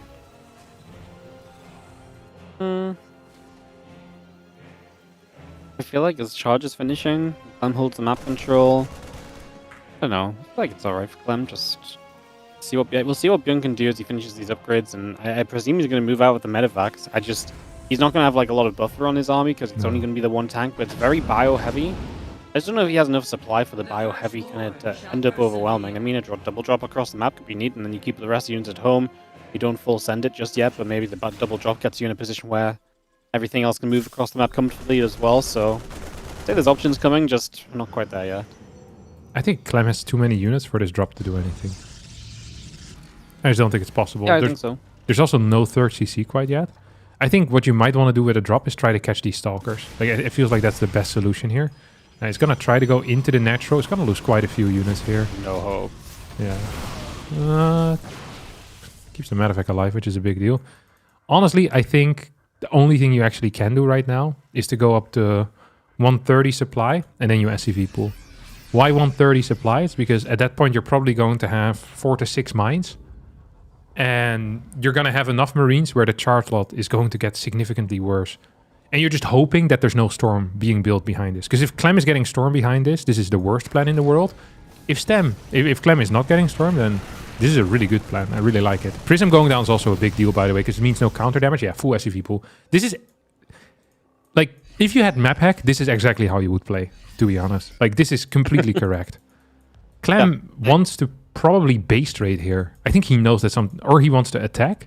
If Clem wants to actually attack, that would be wild. I respect the base trade call if that's what he's doing. But he's adding a 2nd fort, so he has no clue. He's not base trading. Yeah. He's going to see the army across the map now. I mean, now he base trade, right? But yeah, you have to. And I actually think like it's not even that bad of a play. Beyond needs to get onto the high ground ASAP. Clem might want to get a sentry there before he gets supply block. We have a couple of split-offs as well, quickly. Bases are going down, buildings are flying. There's going to be quite an exciting ending here of game number 3. So we have 28 Marines, 1 tank, a bunch of Marauders heading into the main base. Army supply looking good for, honestly, for Beyond. Like, he's down a bit, but I prefer his army. And there's a lot of SCVs with him as well. probes are being chased. Zealot's actually chasing down the bio drop that's chasing the probes, so some probes will survive. Clem doesn't have a lot of money to build stuff with, though, with those probes, so it's not like saving those probes is going to be a major factor. He does recall those units out of the main, which is big, because that means he can escape with more probes, and he can take those units, get those away too, so that's definitely a big deal as well. Okay, he already had a Nexus queued in the bottom right, but that gets seen, so this gets cancelled, then you're back to not having enough money to actually keep going, but there are going to be the Zealots to save the day there. So, and at least Bjorn knows where this Nexus is coming, so he knows where to target in the near future with another shove. Yeah, I honestly think the biggest mistake that Bjorn made so far is not killing the units that were stuck in the main base. He should have been way more aggressive towards that. That was, what, like 20 supply that just managed to escape. Losing this drop on the bottom right also could be considered a pretty significant error. We have a decent amount of SCVs here. There is an orbital still flying around, 2 orbitals flying around. The depots didn't get taken out either, so marine production is a possibility. Mine count at 4. I mean, it's all going to depend, I think, on the position. What are the upgrades? 1-1 versus +1 defense. I think with a good flank, Clem can definitely do this, but it is tough. Yeah, I mean, it really just depends on if these Zealots can, like you say, get a good flank, good wraparound in general. We're going to see Bjorn maybe going to end up a fight here. Good force field's going to help out. Widowmines do a lot against the Zealots. They're going to get softened up, and you can see Clem is unsure about still chasing in, but Bjorn's only at 50 army supply now. Widowmine's getting shot away at. Bjorn not protecting them. He's desperate to get after the structures. There are structures, a couple pylons over to the far left as well that he would have to get through too. And of course, the next in the bottom right-hand side is Clem is maybe looking to run onto this army shortly. Stalkers trying to just get free value with their blinks. Just don't think Bjorn has enough to fight all those Zealots, especially now they're going to get their shields back and the mines are gone. I just don't know if there's the splash there, without the splash, if there's enough to actually get rid of, like I say, those Zealots right now. Yeah, there is, however, some marine production in the top right, and before Clem gets to produce anything, he needs to build a lot of pylons, he needs to rebuild gateways. Zealot is actually going to clear the depots. There's still 1 mine available as well. Like, if you add 10 marines into this army, like, I feel like this army might actually be decent enough. However, if these marines never get there, I can't imagine beyond pushing forward with this, you know? So it's going to be an absolute balancing act. Yeah. It's very tough. Tank is going to get a shot off. We're going to finish off another pylon there. Bjorn getting some scouting, by the way, so you'll see some of the structures of the pylons on that left-hand side. Building another barracks. The Zealots are getting rid of those depots, and Bjorn is obviously going to have a few marines up in that main base. He's going to get rid of his Zealot here as well. Again, there's going to be that constant kind of threat of grabbing a unit or two. And get pylons at the bottom side as well. Grabbing that too. I actually believe if these marines can meet up with the main army, that Bjorn probably has enough. Like, Clem cannot really engage into this. 4 Zealots are being sent home. I think Clem wants to make his final stand right now. He's going to have almost no extra units. Right now, 2 gateways are coming in. And he has pylon space available. What is the chance that Bjorn just goes completely home and defends his 2-base mining? Like, he flies home with the orbital. I think he'd be in a way superior position.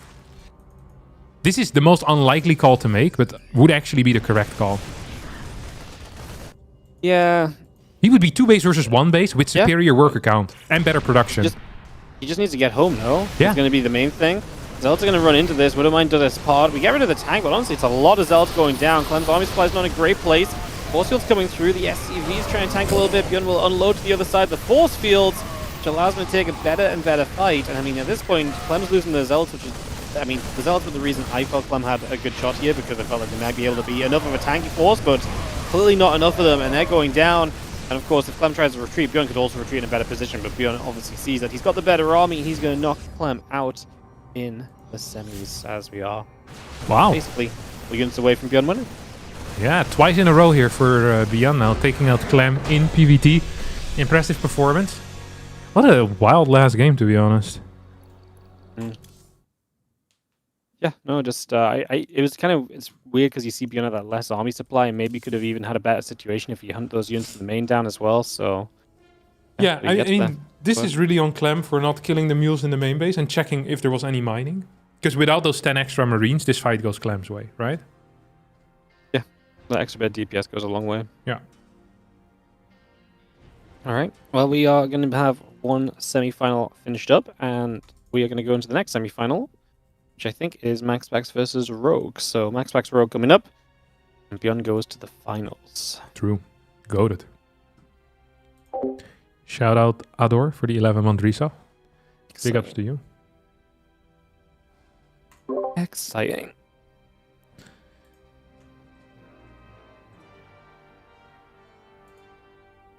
I just have some tree decorations to do. Oh. We have like an outside tree, and that one blew away. It blew away. Yeah, the wind took it. Been But really windy we here found as it well. back, but it's a bit damaged. We put it back in the same spot. Hope that the wind is nicer this time. No safety measures, baby. That's how I roll. We have lights on our outside tree. Mm-hmm. But we've actually just had the lights on this tree for like 3 years now. We put them up once and we just never took them down. Yeah, he told me. I think it's very smart. Yeah, that's very smart. Never Means think about it. 100% less putting lights on trees every year. Yeah. It's a big time saver. Big time. What's save, the yeah. chance that Max Pax and Rogue didn't veto yet? Oh, very high. Max Max is AFK. Nice. Why? No, just one more. Max Max was AFK, I should say at least. Well, look at Beyond's stats, by the way, on Aligulak. You know, I'm a stats junkie. He has 2 green Just tell me arrows about it. everywhere. He's going up. 2 green man. arrows everywhere. He's going up. Yeah, 2 green arrows everywhere. And probably after this win, Nice. maybe even 3 green arrows. Look at his Green graph arrow. on TVP as well. Like, specifically the TVP graph. I'll share it with my stream so we can all be impressed. Beyond actually was a TVT expert. Did you know that? TVT expert. Yeah, for a bit. Since October 2024.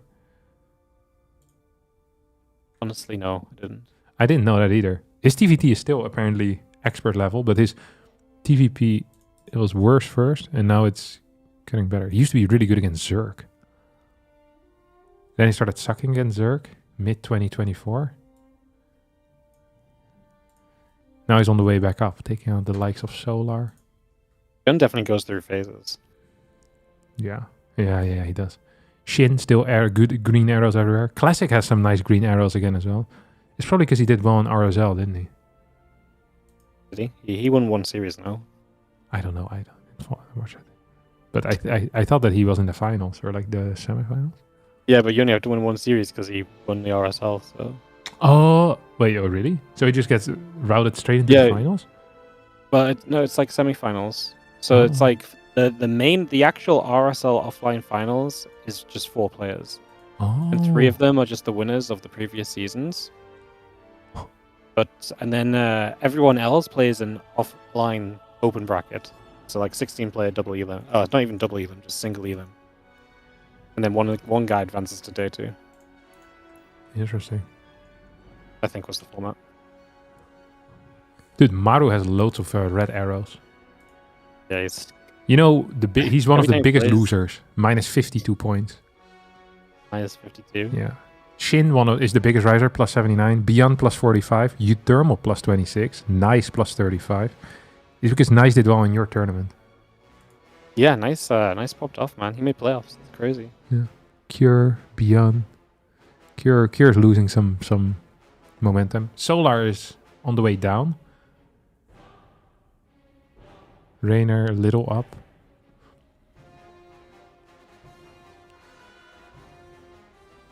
Percival a little bit down too. That's interesting. Maybe this is where he stops, you know? He's reached his peak. People were wondering where it was going to go. And now we know. This was the max. Harstem green arrow next to him. Love to see it. After today's performance, probably neutral arrow.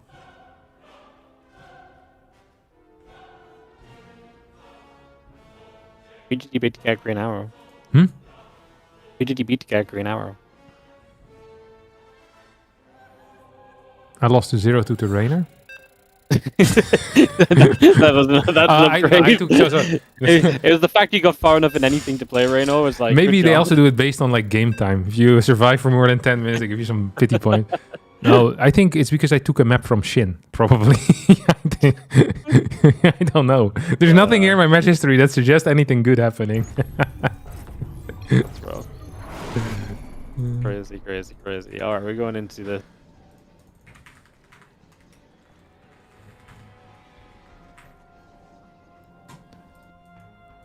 Cool. Max Pax Rogue. Do you think Rogue has a chance here? I feel like Rogue's such an inconsistent player at the moment. Like, I feel like he almost can beat anyone, but then I watch him play, I'm like, could he beat anyone? Yeah, at the same time. Yeah. He's, It's no, I feel that. that's Did you kinda hear the wild. good news, by the way, about Max Packs? No, I'm gonna meet him, so it's good news for Yeah. him and for me. you're gonna meet him. Yeah. When? Where? We're gonna go to Denmark to meet Max Packs. Really? Yeah, Down? sick, no? I'm like, I feel like I'm waiting for like the next part of the There- joke or something. There's no punchline. This is it. Well, we wanted to go to Denmark already, and then I had to seriously negotiate to get a Max Packs visit in, and then convince Max Packs to meet me as well in his free time. I love how you negotiated the Max Pack visit before negotiating the Max Packs. Yeah, just in When's case Max- it would happen, you know? There's no way I'm going to Denmark. I'm not meeting him. Like, there's just zero chance. I've been to Denmark once before. I didn't meet him back then. Thought that was a huge blunder. To be fair, I didn't know he existed back then yet, but...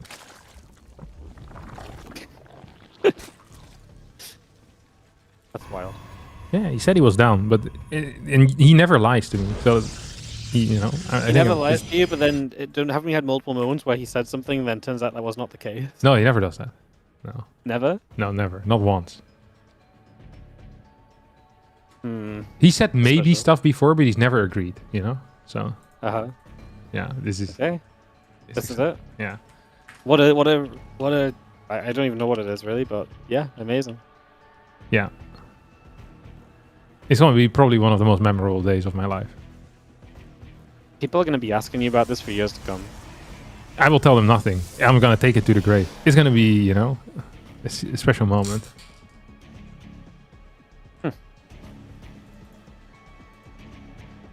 Stargate coming out. Adept on the way. He blocked the natural. You think he's going to go double adept? It's faster, fast. You need to guess. Double adept. Oh my god, you're too slow. He's like, I can hear you thinking slow all the way over the pond. My brain's not here today. It's I've had crazy. too much. I've had too much going on for the last week. Yeah. I can imagine. Yeah. Life as a StarCraft tournament organizer is very difficult. It is, yeah. You know, like every day, someone messages me asking for another replay pack. Adding onto my list of things to do. It's terrible. You're talking about me. I only asked once. Like, in the past 3 No. weeks. Yeah, you asked once, and then everyone else asked once as well. That's a lot of different people, right? Yeah, you know you can just solve it by doing the replay packs. Oh, they're like up to date apart from like 3 days. Like Yeah, 3 days. Yeah, what are we supposed 3 to do? days. I don't know. Use any of the other hundreds of replays out of there. No, but your replays are like crack, you know? Yeah, I realize this. Yeah, I know. but they're like the This- this special why- crack. That's why I need to just up the price. Right now, sure. you Yeah, get sure, replay yeah, early we would pay access, as well. There's just but then you're gonna get replay even earlier access next time. It's like the yeah, but premium. if you provide early access to the replays, the access does need to be early, you know? yeah, it is early. It's like weeks before you would usually send them out. Yeah, but usually you'd send them too slow.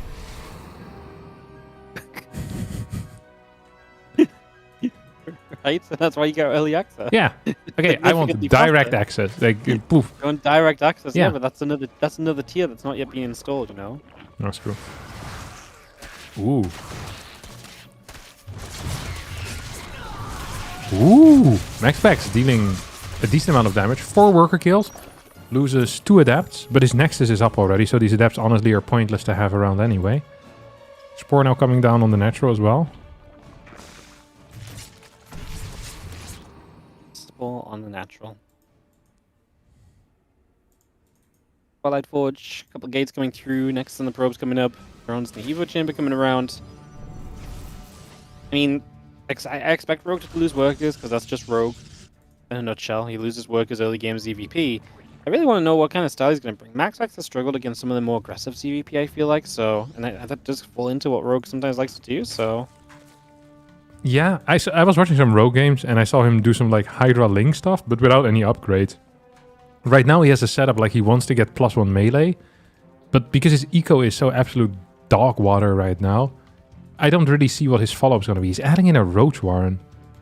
Maybe he's afraid of glaives. I don't quite know. He loses 2 more workers here to a double Oracle drive-by. Like, I don't quite... Like, Max Packs is not supposed to be up, like, 8 workers at this point. That's not super common in this matchup.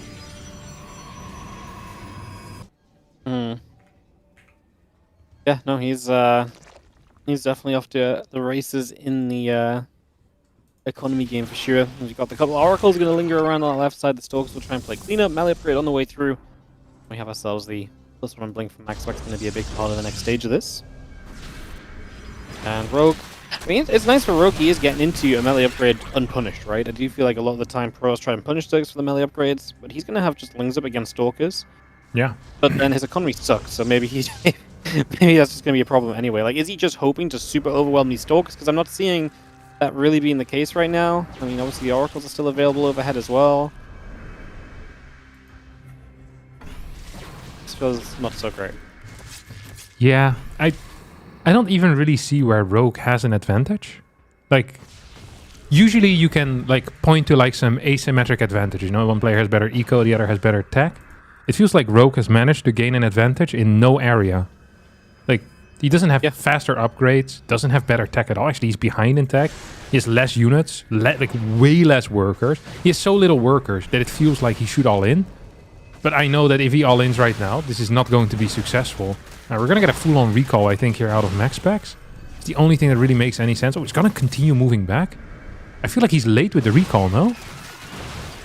Yeah, I mean, he's going to give these lings a chance to get a bit of a better surround and get a couple more kills. Yeah. Yeah, got 2 more stalkers. I mean, a lot of stalkers went low as well, right? Which could be impactful later on, so these lings get given the chance to do some work in the end. I mean, we have Storm on the way up from max packs. I mean, the issue still is that Rogue is obviously behind an economy. He's going to start fixing that a little bit right now. As those lings gather around the left-hand side. Hive coming about, +2 melee on the way in. Ling's going to go take a run at these stalkers. They're going to blink back into that mineral line. The Archon's going to get jumped on. That's a big deal. That's actually a really big deal, because that's a lot of damage output there that you're losing against a pure Link army. We have a Hive on the way, so you think this is going to be... Okay, he's doing double upgrades. He's just going to go into Ultras, isn't he? There are currently 0 Immortals out, so I'm not saying this is going to be successful, but I do think this is probably the only solution. He has a Baneling nest with it too. We have Burrow coming in. Is he going to go borrow some Banelings? Or what is the... Yeah, I don't really... I mean, I guess so. Burrowed Banelings against... I mean, maybe he just wants to burrow to be able to, like, if he runs by, he can then burrow up and just be annoying and bring a couple units back later on. But it's such a weird thing to invest into this early, right? Because it is an investment and it's going to kind of eat away at things that you could have otherwise, so... I mean, just a weird, interesting game from Rogue in general, who is going to finish the Hive, and I swear down he's about to build an Infestation Pit. Maybe it was the Ultra Cavern I just missed, so...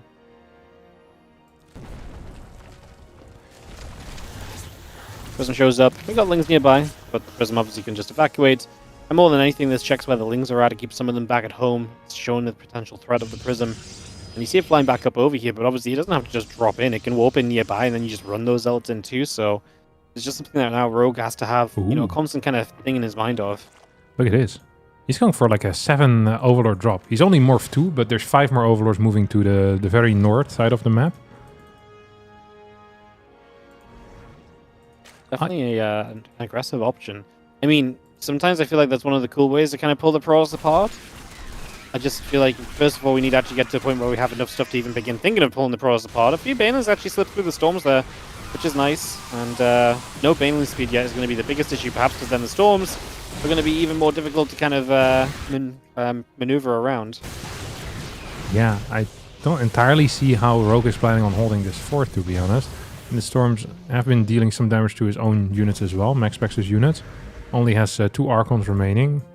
We now have the drops being set up. We're getting 5 more Overlord Warpins, or Morphs. We still have 0 Ultras out, by the way. So this is an Ultra Rush without any Ultralisk. I mean, one's on the way, so progress. Yeah, I mean, I feel like Rogue's just never been comfortable in this game at all. Like, he's had a general plan, and MaxPax keeps kind of knocking on the door and asking, like, hey, is your plan going to plan? He's like, no, not yet. And then he keeps getting distracted and not getting back to what he was meant to be doing. Now these drop lords are going to go in, but MaxPax is back at home, so he's not in position to deal with the drop lords, but it's not like he's trying to make something happen on the map and he has to get all the way back to deal with it either. Yeah. And he has warp-in potential. There's also a cannon and a battery, and the Archon shows up right now. Like, what's he gonna lose? Like 7 workers? I think he'll be just fine with it. We might get a burrow though, of some links into the main. I guess that's what it's for. Drop plus burrow. Yeah. We also have Helps like if you some can links actually just burrowed around for vision, which I don't mind.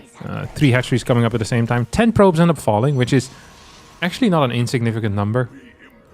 Overlords stay alive as well, but 96 drones.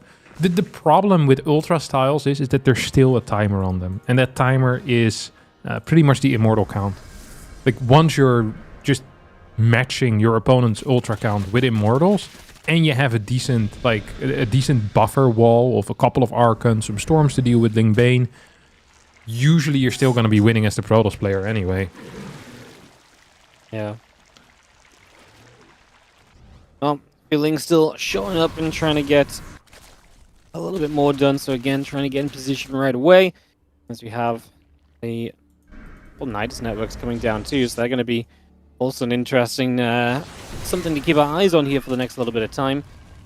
Just going to be seeing if these ultras can make a difference. MaxPax is still positioned around the left-hand side. I really feel like he's done a very good job of just keeping his army kind of where it needs to be so far. Yeah. He hasn't dealt with the creep threat quite yet, and now we're going to get a massive Overlord drop into the main. There's 3 Overlords in the mix as well. No Overseers. There's no Dark Shrine though, so it's not like that's going to matter massively either. Bailing defense at home to deal with the setup that MaxPax is going there. As the Storms are going to clear most of these Banes. 12 workers going down in MaxPax's natural. I think these Ultras are going to be chewing through the Archon pylon wall that has been set up in the net. At the same time, MaxPax is clearing a lot of stuff on the other side as well. Decent flank. Storms are late. As Stasis Ward doing some serious work. The Immortals are chewing through the Ultralisk. I do believe that MaxPax is going to stabilize, but he's lost so many workers at this point. 21 have gone down, Wardi. Yeah, he's lost 21, but he does get the Overlord with the Ultra inside, so he is going to pretty good clean up on the other side. And obviously at this point now, the Ultras are being dealt with better and better because we're going to see more Immortals come into the game. Yeah. I just feel like Rogue's army was very based around, hey, I'm going to show up with this, and it's going to be really rough for you to deal with. And MaxPax's army is very... okay, well now I see what you've got, I'm going to improve, and it's still improving, whereas Rogue's army seems to be kind of at a standstill now. Yeah, yeah, it does, but his eco is okay. You know, like 87 drones seems decent enough. He once again, and also he created a non-stable game with that earlier drop. There's now like not really that many defenses anymore. Naturals actually is gonna fall. MaxPax does have a 5th base. Sorry. A Robo died as well, right? So, which, you know, he's still got 2 Robos up. There's 1 less producing an Immortal at any single point right now. I mean, we only have a couple of Archons and a handful of Storms, so if we can kind of get through those and just kind of get the Lings on top of the rest of this army, I feel like that would be good as well. Because we are now going to see, well, this army just gets jumped on, so the Ultras are going to chew through the Immortals and Rogue. Okay, I did not give Rogue enough credit at all in this game. I will not lie. I was not a believer until this fight. That was such insane. A perfect way of doing it. So he sends in the initial Ling run by into the natural. Archon plus like a bunch of other gateway units. I think there's like 2-3 Archons go back there to deal with it.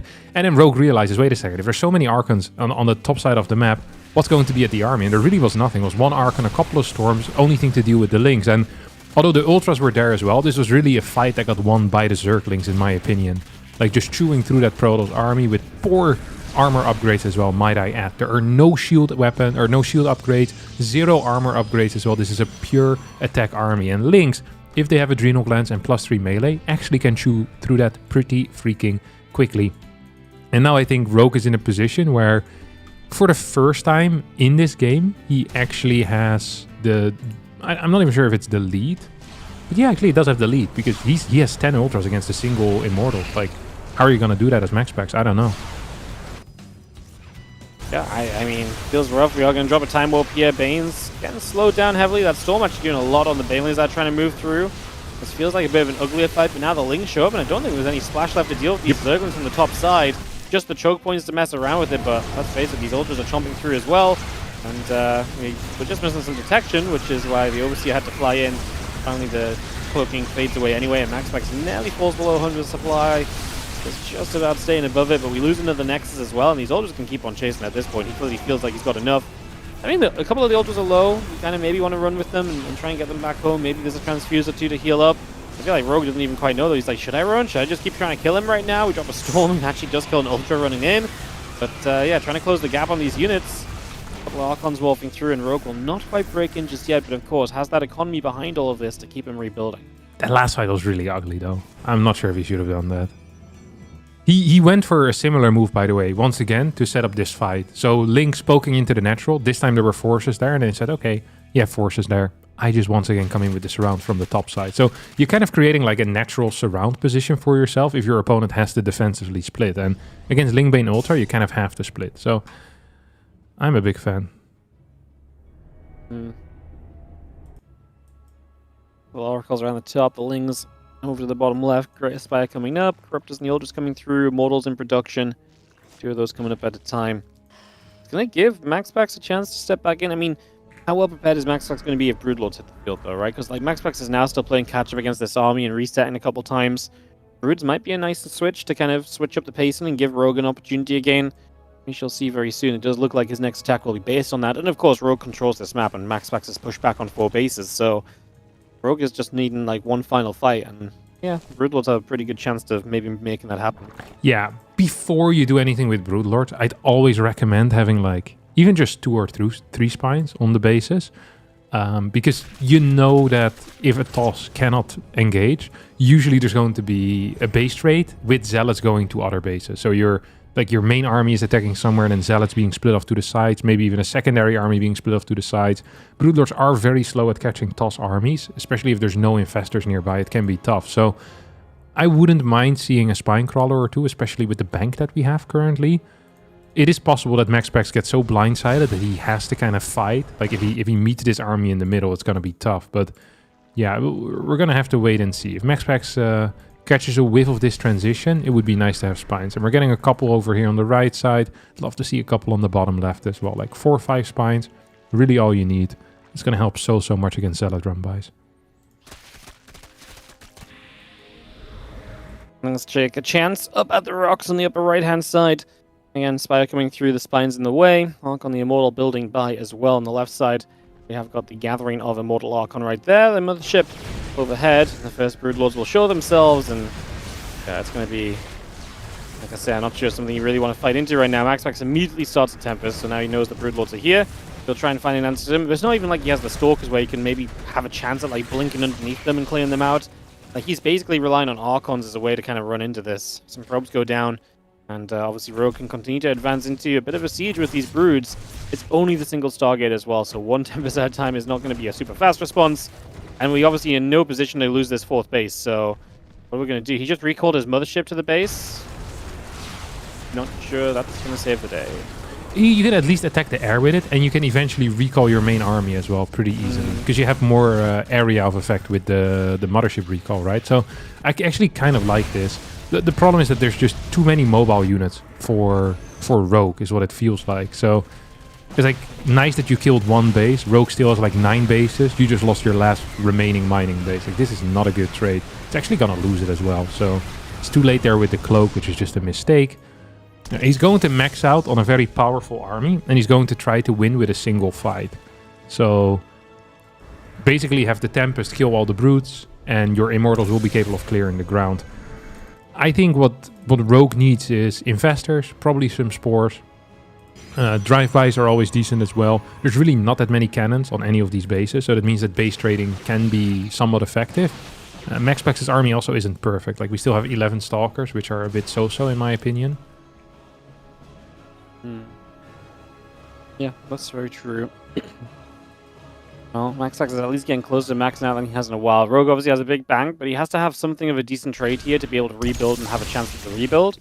Otherwise, MaxPax is 143 army supply, so it's a hefty army. I can say we have to be careful about the approach here and take the right kind of fight as Rogue settles back in at the bottom center for the moment. A few Lings show up to nibble at the Nexus already. It's not going to do too much.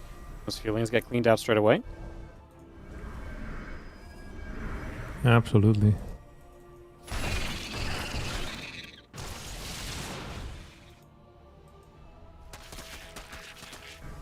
Not really a... I mean, Rogue's just banking money, right? He's just getting more and more cash stacked up. He's obviously still trying to run by. MaxPax just... I mean, I don't know how he gets to 5th base, but if he doesn't get to 5th base, then he's basically banking on one big all-in shove. And like again, it's going to be that massive army. It's just if Rogue finds a way to clean up that massive army, then this game is going to be done already. Yeah. Yeah. I think, however, the safe play is to do a run by. Like, Rogue doesn't actually have that good of an army, I think. He's gonna try to fight here, but this feels kind of scary, honestly. Like, the Corruptor count isn't very high. Archons are mispositioned, though. Like, they're completely on the wrong side of things. Broodlords are continuing to fight. A bunch of Archons are gonna end up falling. I wonder what army Rogue will pick up next. He's getting 9 Corruptors, 10 Ultras. I think he's giving up on the Broodlord thought and is just going to go ground plus Corruptor, which I think is always going to trade. Like, maybe not perfectly, but it is going to trade. Like, this fight was legit god-awful for Rogue. Yeah, it was awful, but then I don't really see how you take it any better with what you had. So I'm kind of about, like, clear out those Tempests.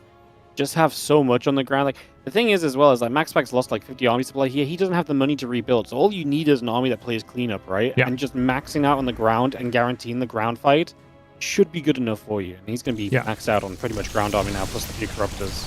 There's not that much ground anti-air either. That means Corruptors will just clear the Tempest. So after you clear the Tempest, most likely you're going to be capable as well of just morphing into Brutes and then win the game as, yeah, I mean, even just the ground army apparently is good enough here. Ling, Ultra Baneling coming from multiple sides. 22 minutes, and Rogue wins game number 1. Well done. Bam. That was crazy, because I really didn't believe in him for a while. Yeah. I had no faith for a lot of this game. Yeah, same. Crazy. Very crazy. Alright, we'll get into game 2. It's gonna, some people on the tree. I'm gonna mute for a moment. Some people on the tree? Freaking England. Christmas, Christmas traditions, what can I say? I thought there was people climbing in your tree outside and you had to like scare them off. Yeah, I have to push them back. Yeah. That would be very accurate for the... Oh, they started without me? Oh, someone left for you. Max Bax left. Oh. Okay, Max Bax. Baby, it's cold outside.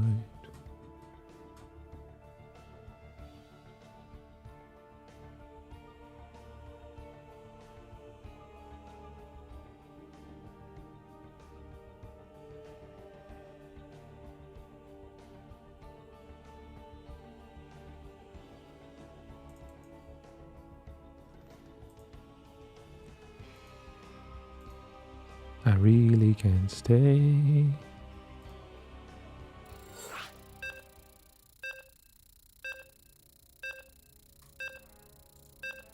I gotta go away.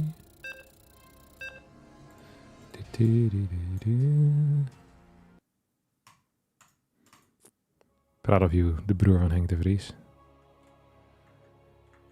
I don't know what Wardi is doing. I can't believe Wardi thinks Christmas is more important than StarCraft 2 semifinals of his own cup. It's not Christmas, it's the StarCraft 2 fans going on the tree. Like, it's about StarCraft. Actual Grinch. Actual Grinch. The British Grinch is what they call him. Because he hates Christmas. You heard it here first. Okay. It's not. It's even worse. It's not I hate Christmas. I love Christmas because I abuse it for money. You what? I abuse it for money. Ah. So then you don't love it. If you abuse something, you don't love it, Wardi. Yeah, that's what I'm saying. It's even... No. I love the fact I abuse it. You love so the abuse. I'm taking advantage of Christmas. That's yeah, it's really disgusting. Yeah, it is disgusting. Yeah. Actual it's like Grinch. Behavior. Hey, what do you think Rogue does? Does he go to the inside or line? I would really like to see a line. I really think the inside base does not need to be taken early for a Zerg. Takes in straight away. Cool. I mean, I don't know. I mean, I guess it's obviously nice and close, so it's not too bad when you're getting blocked like this. I guess in that regard, it makes more sense. Yeah. What would you have liked to see? Do you think it's good? Do you think the line's better? I don't know. I have no thoughts on this subject yet. I want to see how this plays out. Because I feel like it's really expensive to scout like this, and you feel like such an absolute cocklord if this happens, you know? Like you move across the map to block a natural, and then they take a base that's even closer to their main. Uh-huh. Like, that would just get my blood go like boiling, you know? which is extremely unhealthy. Extremely unhealthy. Yeah, temperature of the body should be Yeah, much not be lower. blood boiling level. Yeah. When they measure the body temperature, like it's just, it's not actually the blood though. Is the blood warmer, you think? Is your blood warmer? I don't know. Nope. That's the same as the body. Oh, slightly higher than the average core body temperature. Blood's 38 and the core body is 37. Yeah, that's what I thought. But it can also fluctuate based on factors like age, time of day, and activity level. When does blood freeze? Is it like similar to water, you think? Don't Google it yet. Just think about it. If I have to think about it? Yeah. Probably slightly less than water if I had to guess. Wait, so lower temperature? Yeah, like less than 0. You think so? Yeah, maybe. Because it's not just water, it's like a full-on... It's got stuff in it. So but then it's still water-based. Okay. So, like, I think it'd be, like, just below 0 if I had to guess. What about, like, what do you call it? Like, evaporation? Evaporation? Well, yeah, when it boils. Yeah, what would that be, you think? Like 110? Something like that? Maybe I don't know if it has enough stuff in it to... I think it's, like, because it's still water-based, so the water... So the water just boil goes off away and it leaves, like, the red stuff behind? Like, when you do it with salty water, you know? I think that affects boiling water. I think boiling is not as affected by the composition of it as like freezing would be. Okay. I think they're still both very close. I think 10 degrees is way off, probably. Okay. Interesting. This is all just guessing. Have you no ever idea. boiled, like, salty water? Probably. And then you have, like, a layer of salt remaining, you know, when it's all done. There's always I know what you mean. science class. Yeah. Yeah. Yeah, I quit after that. I was like, what the hell are we doing here? you turn salty water into salt. Yeah, Get rid of the dude. water. Terrible use of energy, if you ask me. But useful if you're stranded on an island, you know? Uh-huh. You can use that strategy to desaltify the water. Desaltify. Yeah, you could even leave it in the If you sun, and then like it evaporates, and then you use a bit of like but- textile or something to soak up the water, and it drips into a different bucket. I saw Beer Grylls do this. I see. I was gonna say I'm gonna say you just boiled off the water, so you remove the salt, but now you don't have the water anymore. Yeah. But you have a plan for that. That's good to know. Yeah. I watched Beer Grylls a lot growing up. You know, if we're stuck on an island, I would like to have you with me because while all of your ideas might not work, I think you have enough ideas that at least something would work. You know. Yeah. You throw stuff at Like the wall. it might happen when it's too late, but at least there was hope. You know. Lots of hope. Yes, if you had to pick between me and Bear, though, I'd go for Bear Grylls. Yeah, I mean, sure. I don't know his availability. I feel like you're more available to get stuck on an island with. That's true. Okay, Forge, Twilight. We're gonna go for 4-gate Blink with a pretty fast move out as well into delayed +1. I really like this build. I think it is very powerful. It tends to hit slightly after or slightly before +1 finishes. Like it's like right on the edge when it comes to the Zerg upgrade, and it can make a huge difference for the links. How is it possible that Rogue never has any drones? Yeah, I don't know what he's doing with his build. I hate it. I like it works. Surely, right? He's winning some games with it. These lings are going to get a surprising amount of damage done here. They're going to kill multiple stalkers. But like, I just all my natural instincts and the things I look This at was to terrible. tell us where the game's at is just. He lost like off with freaking it. 20 links and killed 3 stalkers, and he's still down it felt 13 good. workers. Like, It felt good at the start. yeah, Like, yeah, when that's you true. first killed a stalker or two. It was the extra lings that then ran in and never killed anything more. You know what else feels good at the start, Wardi? Heroin. But don't do that either. Yes, detrimental consequences, often to yourself and family life. Yeah. Yeah, I wouldn't Really glad recommend you it pointed at all. that out. I really thought it was just a positive. No. Yeah, many people think that initially. Like, oh, this is great. But then the reality kicks in. It's the same with this link type of attack. feels good and get addicted to, and it just ends up being no good. Yeah. It is for like, how can he die with? He had the perfect build order as well. It's like +1 melee is so good against Stalker warping or Stalker attack. Like that is supposed to be what you want. Like if you write it out on like the back of a napkin, you know, this is the StarCraft theory in a nutshell. It's like Ling +1 versus Stalker is good. And it's just how it is. But for whatever reason, whenever Rogue does it, it just ends up being like he just is bad early games. His build's just not good. His build's he's not just like, and it frustrates me so much because his mid game and late game is actually phenomenal. Like his movement is freaking crazy. Like he's so good at taking fights. He just has the wrong amounts of units at the wrong times. And I don't understand how it is possible. That is a bunch of very good points. These Lings are going to commit, by the way. They want these Zealots. And you see Stalkers pushing through, Ling Hydra Queen.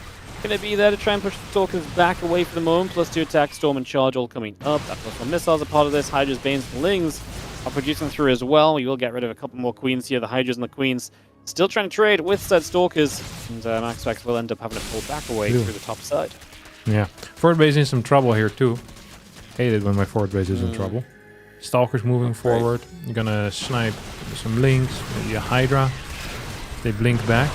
Like, I am not loving the vibes here that I'm getting out of Rogue. Like, he is getting completely destroyed by Max Specs here. Like, actually just completely being pulled apart. Yeah, I mean, I had a similar feel about the last game, and then he turned it around, but I feel like there's even less chance of him having a turnaround point on this one, because I just don't think his units, like having Ling Hydra, I don't think he's going to save the day on this one, as the Hatchery in the front goes down. There's going to be some Banelings, and they actually do very well. 9 probes and multiple Stalkers warping in killed, so that's decent. Unfortunately now these Lings get caught in stasis, and these Hydras on their own, so they're going to get chased by charge lots. And Rogue is going to once again have a very inefficient couple of moments. Yep. We do have a couple of Banes on the way. They're not done quite yet, and Maxfix is probably just going to kind of pounce on this opportunity to see if his Zealots can do something. If you can trade out Zealots, generally it's a good idea to try it. This trade went a little bit worse, I think, than he expected. It went a little bit worse than I expected as well, for being real honest. He has a forward base already. There's no hive on the way. There is zero reason to do this, but I completely understand why he did do it. Like, it just feels like he's so far ahead. And it felt like if you can, you know, trade out a couple of Zealots like that, it does feel kind of nice. Right now, Rogue is setting up for what should be his final attack. He has 69 workers to 78, like down in workers, playing Hydra Ling Bane. He is stuck on this comp. He is stuck on this tech. He is stuck on this terrible worker count as well. Like the moment he builds any drones, there's no more pressure on max packs. Creep spread is god awful too. Like Rogue's position legitimately sucks. Despite having said all of that, Rogue has shown some phenomenal micro, some great like army movement so far in this game that I don't really want to call this over quite yet. Like, I believe there's a chance, but I just think Max Pax is in such a good position this time around. You know, having the 4 bases already set up, he has 5th base going, he's got the in base he can still take at some point as well. I mean, Rogue is potentially going to max out, but Max Pax is so much money. Like, this time around, it's going to be Max Pax who has the rebuild potential, and that's really good from a Zerg point of view. If you don't have the rebuild and your opponent does, we'll see if he can make it. I mean, if he just finds one really good fight, right, there's going to be an opportunity. Some Banes, get rid of some Zealots already. We have the High Templars. If they go down too early, right, that could be a big problem as well. We'll get rid of a couple here with the Banes, but not loads and loads. It's a lot of the Storms already used, and we actually are going to start moving through these Storms with Hydras apparently now. One Baneling got into the High Templar, but not enough to kill. As they're still trying to play the dodging game. The Storms have been decent, sure. Oh, yeah, they've been decent, but this is the last of the Storms. Hydra count is still very decent. I have absolutely zero clue how these fights are even this close. There's one Bane in the back that absolutely helped against these Zealots. One more big Zealot warp in, and this might just barely be enough as there's 0 Banelings remaining. They charge on the wrong unit. Yeah. The Hydras get so much damage in. There's a mothership now on the way. This is a layer 60 drone all in at this point. Max Specs isn't that yet. This looks very bad for him, but the army that Rogue is working with is also god-awful. Second Immortal is about to pop out. Ooh, Rogue going into the natural is an interesting call. Not sure if I love this. Yeah, but a lot of the units took a step over to the right, so maybe the natural felt like the kind of an engageable position for Rogue. But yeah, I kind of agree. If the wall off that's going to be tough. He does obviously still have some zealots that are dealing damage across the map. A nice little transfuse. He tries to protect his Hydras there, and he is just going back into mauling Hydra. The thing for MaxPax right now, 1 High Temple on the map. He warps into 2 more, but there's going to be a severe lack of storms if Rogue goes for another round of this sometime soon, and that might just mean that MaxPax maybe doesn't quite have the army comp he needs to truly fully fight against this. Yeah, yeah, I don't know. If MaxPax is completely in position to deal with this army, I feel like he actually has a pretty decent setup with +3 attack. But right now his probes are in a world of trouble. We get some splits. Do we have storms available? Oh. We don't. We're gonna get an Archon Morph here. This base is cooked. Workers largely stay alive though. I actually think if MaxPax just gives up this base, it wouldn't be that bad of a call. Like, pull away the workers. Like, keep the workers alive. It's all we care about. And then now we have +3. We have a mothership. We have a couple of Archons. We have a lot of Zealots that can run by. And +3 Zealots are actually so good in run bys. As long as you're not fighting high, like what you call them, Banelings, you're going to be freaking cooking your opponent. Like, Archon, Immortal, Mothership, 3-4 Templar. I think MaxPax, honestly, is still in a very reasonable position here. Because Rogue was in such a bad position when this all started. Like, despite all of the benefits he got from this, like, his position is still not ideal. I mean, we see an Overlord speed finishing up, so he may try some Dropper Lords at some point soon, which could be interesting. Still a couple of Zealots here and there doing some damage. He's still only a 58 drone Zerg at this point. Knocked down a couple more structures here. Can MaxPax truly just live off of these 3 bases, though? Like, how soon does he have to push back to the 4th, do you think? Or is he just okay to build army and go and send 1 big attack? Wait, who? Rogue? No, MaxPax. MaxPax? I think MaxPax doesn't really have to do anything, to be honest. I think he's... If he hangs out, like, just chills, he's winning, no? Should he take his in-base, though? Oh, okay, yeah, I like that. I didn't even think of that. Yeah, like, I think that's just the thing that's missing is, like, some access to a fresher base. We're 40 minutes in game, right? Like, we're losing base income soon, so... Yeah. I like to see an extra base coming up, and the benefit of this map is he's got a very safe base to take, so maybe he could have done that a bit sooner.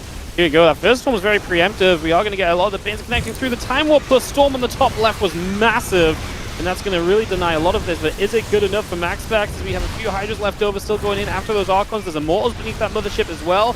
Need the rest of the Hydras to step forward here, and need them to actually hit the right things. Banes maybe need to turn around into the Zealots, as we are going to be seeing MaxPax. It looks as though is making a bit of a hold on this. A few Zerglings again on those Immortals, but not enough. I mean, these Zealots are just doing the work, and he is going to get a defense. Wow.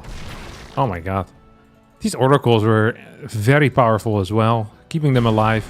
The Zealot flank from the left side made these Banelings kind of doubt where they wanted to go. Now Rogue is down about 40 supply. First carrier is out. We have +1 for air weapons on the way as well. This has been such a freaking weird game. Yeah. This is, yeah, this is...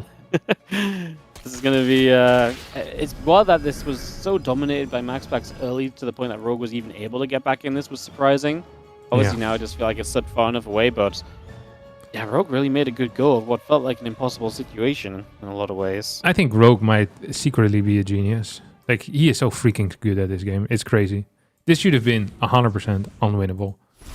And the last game was 100% unwinnable as well. Like, it was... You know, when I was doing the pretending like Rogue still had a chance, that I don't want to call this game over. In my head, I was like, this game is over, Wardi. Like, I felt bad for lying to you, you know? Because I'm not that type of guy that would trick my friends. But at the same time, a little bit of belief in Rogue, always. This guy is bananas. I like this drop. This actually is a very intelligent play once again. He really sees opportunity everywhere. Yeah. I mean, when MaxPax is so... I mean, this maybe is just an engagement too late, because can you imagine he did this drop? Oh my god! Well... I didn't really know what to make of that. There's one full Overlord, and a second one! Interceptor's good! Oh, that's rough. I was going to say that was kind of a wild recall, and everything was there. I think that drop was just an engagement too late. Imagine he does that drop when he's setting up the previous fight. This would have been terrifying for MaxPax, and maybe it's enough to make the difference, so... Yeah. GG's. What a gamer. What a gamer. That is freaking impressive, man. Yeah. Freaking impressive. An impressive. If Rogue just figured out the early game, unstoppable. I don't know. Legit. Just Like feels like I he's don't so think he'll good. ever lose a game again. But you put Rogue and like one of these early game nerds in a room together. Like you put him with like freaking Lambo or Cero, you know? These guys that Yeah. did know like the millimeter that every overlord should be on, and like where every drone should be moving. Like the perfect drone split. That Rogue is never gonna lose a game ever again in his life. Like he is currently the actual mid to late game GOAT. Yet, what is his rank on Aligulak? Dude, I'm gonna keep referring to Aligulak today. I'll like you like any day, huh? Let's see. He's rank 14 right now, and he's neutral. No green or red arrows. No green or red. Yeah. Yeah, because he'll have days like this, and the next day you see him, he'll struggle to get through the first round. Like Yeah. the consistency is not there. True.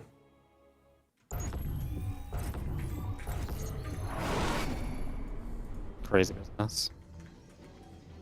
Okay. Final map in this best of 3. Final map in this best of 3. Who do you have your money on? It's hard. So, I am a huge hater of Taito Citadel. Because you cannot block your opponent. So then you feel forced into non-scouting. So then I don't scout and then people 12 pool me. Young Yakov has won the past 5 games against me on this map by 12 pooling. You know how they sometimes say that insanity is doing the same thing over and over again, expecting a different result? Mm-hmm. Yeah, that is what I do against Young Yakov on Taito Citadel. At some point, he's got to stop 12 pooling. Surely. Surely. Some stage. And I keep getting freaking Taito Citadel as well on him. So usually you have 2 options as a pro. Well, yeah, there's 3 options. There's 2 good options, but there's 3 options. So option 1 is you block your opponent's natural, which is nice. Like you sacrifice economy, but they don't have a hatchery in their natural. So your adept can deal some damage maybe. It's not possible on Taito Citadel because they can always get the freaking 15 hatch down post Overlord, which is crazy to think about. Like that is mental. Then the other thing that's viable is non-scouting. Like you have a lot of money and it feels okay, which is fine until the other dude does a 12 pool or like even like some 14 or 16 pools and you're kind of cooked. Then the final option is the cuck move, and that is going for Gateway Scout. If you Gateway Scout, you get full information, but economically it's quite weak. So if they're just playing standard hatch timing, then you just feel like an absolute loser. Like you're down like freaking 110 minerals or something compared to a non-scout, which is actually quite a big deal. Like people make fun of me for always dying to 12 pools because I don't want to scout, but I think it's good to not scout. Maybe not as frequently as some people do it, but it's good to have, you know, like that's what MaxPax is doing right now. He's not scouting. Good to mix it in. Yeah, you gotta mix it in. Yeah, that's like Terrans with commands on the first. You can't do it every time, but if you mix it in a good amount, But it's unstoppable. I think Command Center first is less of like a straightforward advantage. You know what I mean? Because it's a different build.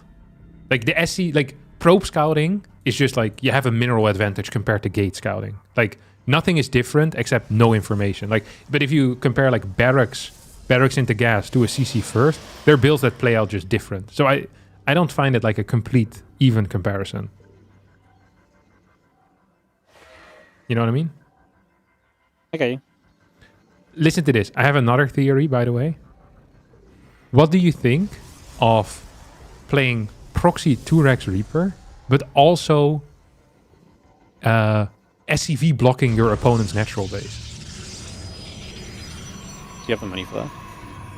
Which means you have your money for that. Yeah, of course. Oh, SCV blocking, just not engineering blocking. Yeah, just SCV blocking. Yeah. So you send 3 SCVs across the map. Yeah. And 1 really early.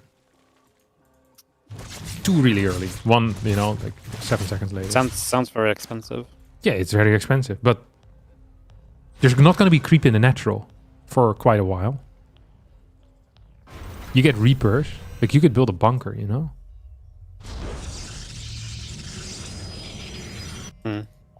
Doesn't it sound interesting? Like, aren't you enticed right now to test this out? No, because I would rather someone else did it, and then I can be like, oh, it was bad. And I didn't have to waste my time on it. Okay, I'm going to test this after this game. I test this after the game. Yeah. It just sounds intense. I just thought of it. Okay. What else do we have? Yeah, oh, Spore coming up. I think if you have this much energy on an Oracle, you probably go for it. Like you go for the spore. Yeah. Go for the spore. Yeah, you got it. Did you just kill one drone and one larva? Nice. We're gonna go for glaives this time. We have very fast Evo chamber. What's this? Interesting. Ooh, adept. Losing adept when you're playing glaives kind of sucks, to be honest. So you always hope it doesn't happen. This glaives definitely feels like a hey, let's stop him from getting to that melee, and let's try and stop him from just getting into what he's clearly comfortable with, because Rogue's been trying to play melee every time, so glaives does a lot to kind of punish that. Does Rotron coming up though? Is that Rotron in time to help us out here? Is it single oracle? No, it's 2 oracle. Yes, should be. Usually the rule is 2 oracle is 430, I think. Single oracle is 420 on the Rose Warren. So it's going to be a little bit delayed by about 10 seconds. So there might be a period of time in which the adepts are going to be useful. But you can full wall this because you build the Evo in the wall. So I think it should be fine. As long as Rogue sees it coming, he's going to be in a right fine position here. Right, fine position. Ooh. Ooh. You see what Maxx is doing here? He's hiding the fact that he had resonating glaives on that adept. He didn't want to shoot. Yeah, he's just running away rather than shooting at all, which is kind of a cute move. It didn't work out because roaches already are on the way. Drones need to be pulled away from this base right now. We have a spore in the wall. This allows drones to still pass through while nothing else can. It's a neat little maneuver here. This adept shade did finish up. One adept is going to go down. Second adept is already quite low as well. Rogue with the transfer here with the drones needs to be so freaking careful. Needs to be really freaking careful. Those adepts saw the opportunity. They got a couple, but only a couple so far. Going to threaten the shade once again. Oracle's going to find the chance of this chaos and just take advantage and get rid of the queen. Now the drones are not pulling away, so again we're going to lose a few already. And we've just got nothing nearby that's doing damage, right? Like, we are just sat here with these adepts, and finally some roaches come back across. We will get rid of one more adept, but man, it feels like we're just making no progress through that adept number at the moment.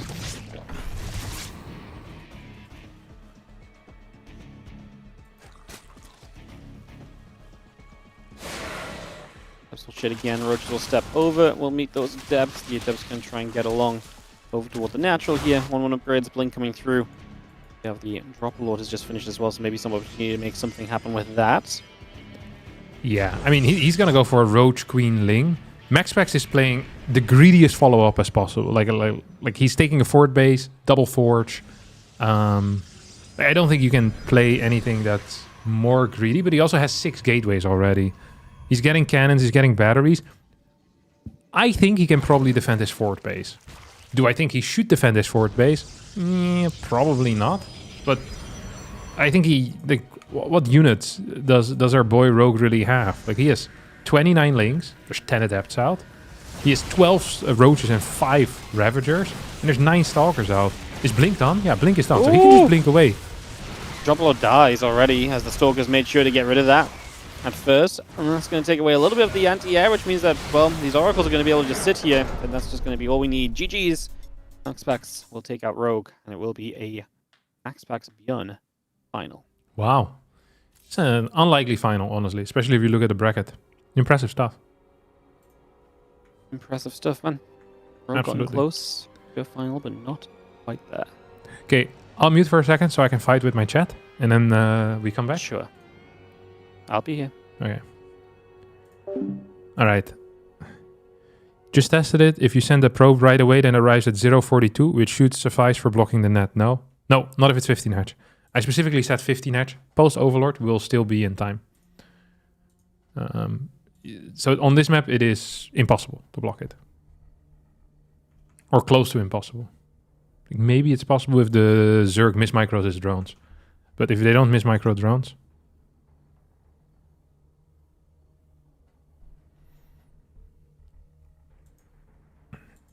But I appreciate you doing the experiment, though. You know what? We need more people like you.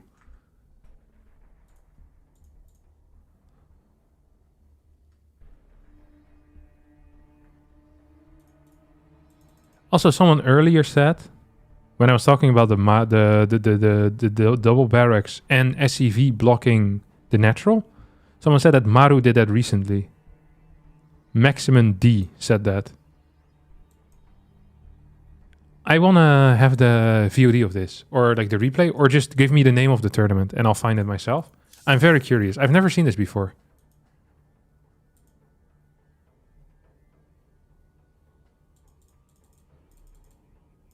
Normal Zerg timing is 44 seconds for 15 for hatch. 15 hatch is 35 seconds. No. 15 hatch is maybe going to be 40 or 41 if it's from an Overlord. So this is incorrect. You're thinking about 15 hatch before Overlord with Extractor Trick. That is a completely different build because that is gasless. But if you play 15 hatch with Overlord, you can get your hatchery 50 minerals quicker. And it's in time. So the way that Zergs play it is you'll often see they send the first Overlord across the map, second Overlord to their natural, and then their drone that's building the hatchery goes down, checks if there's a probe. If there's a probe that's there to block, they go back and they build the hatchery on 15 supply if they believe they can get away with it. If they don't see a probe, they build a 16 drone and then build the hatchery a little bit later because it's economically a little bit stronger. So then you want the extra drone before you get the hatchery. That is the 15 hatch I'm talking about. If we're talking about 15 hatch before Overlord, there is zero chance in hell that, I think on any map that you're gonna block that in the current pool. Like I don't think you can actually block that anywhere. Like, but the problem with that build is that it just plays out very different. It's kind of awkward if you build a gas. Thank you, Dave Testa, for the subscription.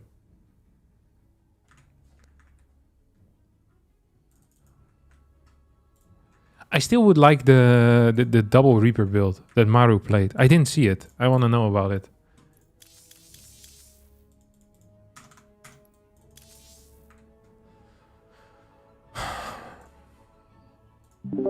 Hello. How are you doing? Hello? Hey, he's just gone again.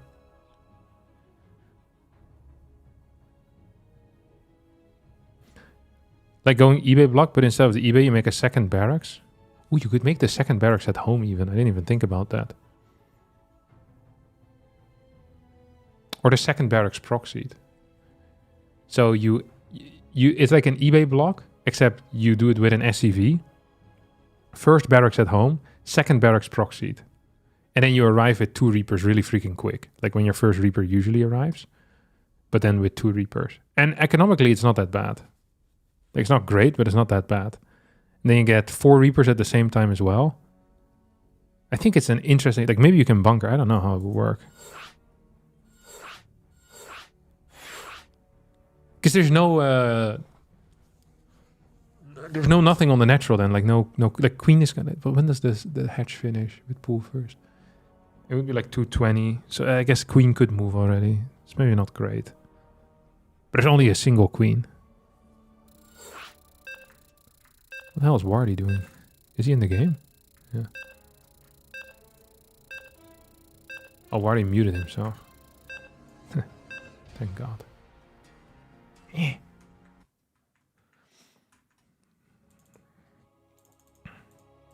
Hello from Ottawa, Harstem. Shawarma Palace misses you. I miss Shawarma Palace too. I had a great time there.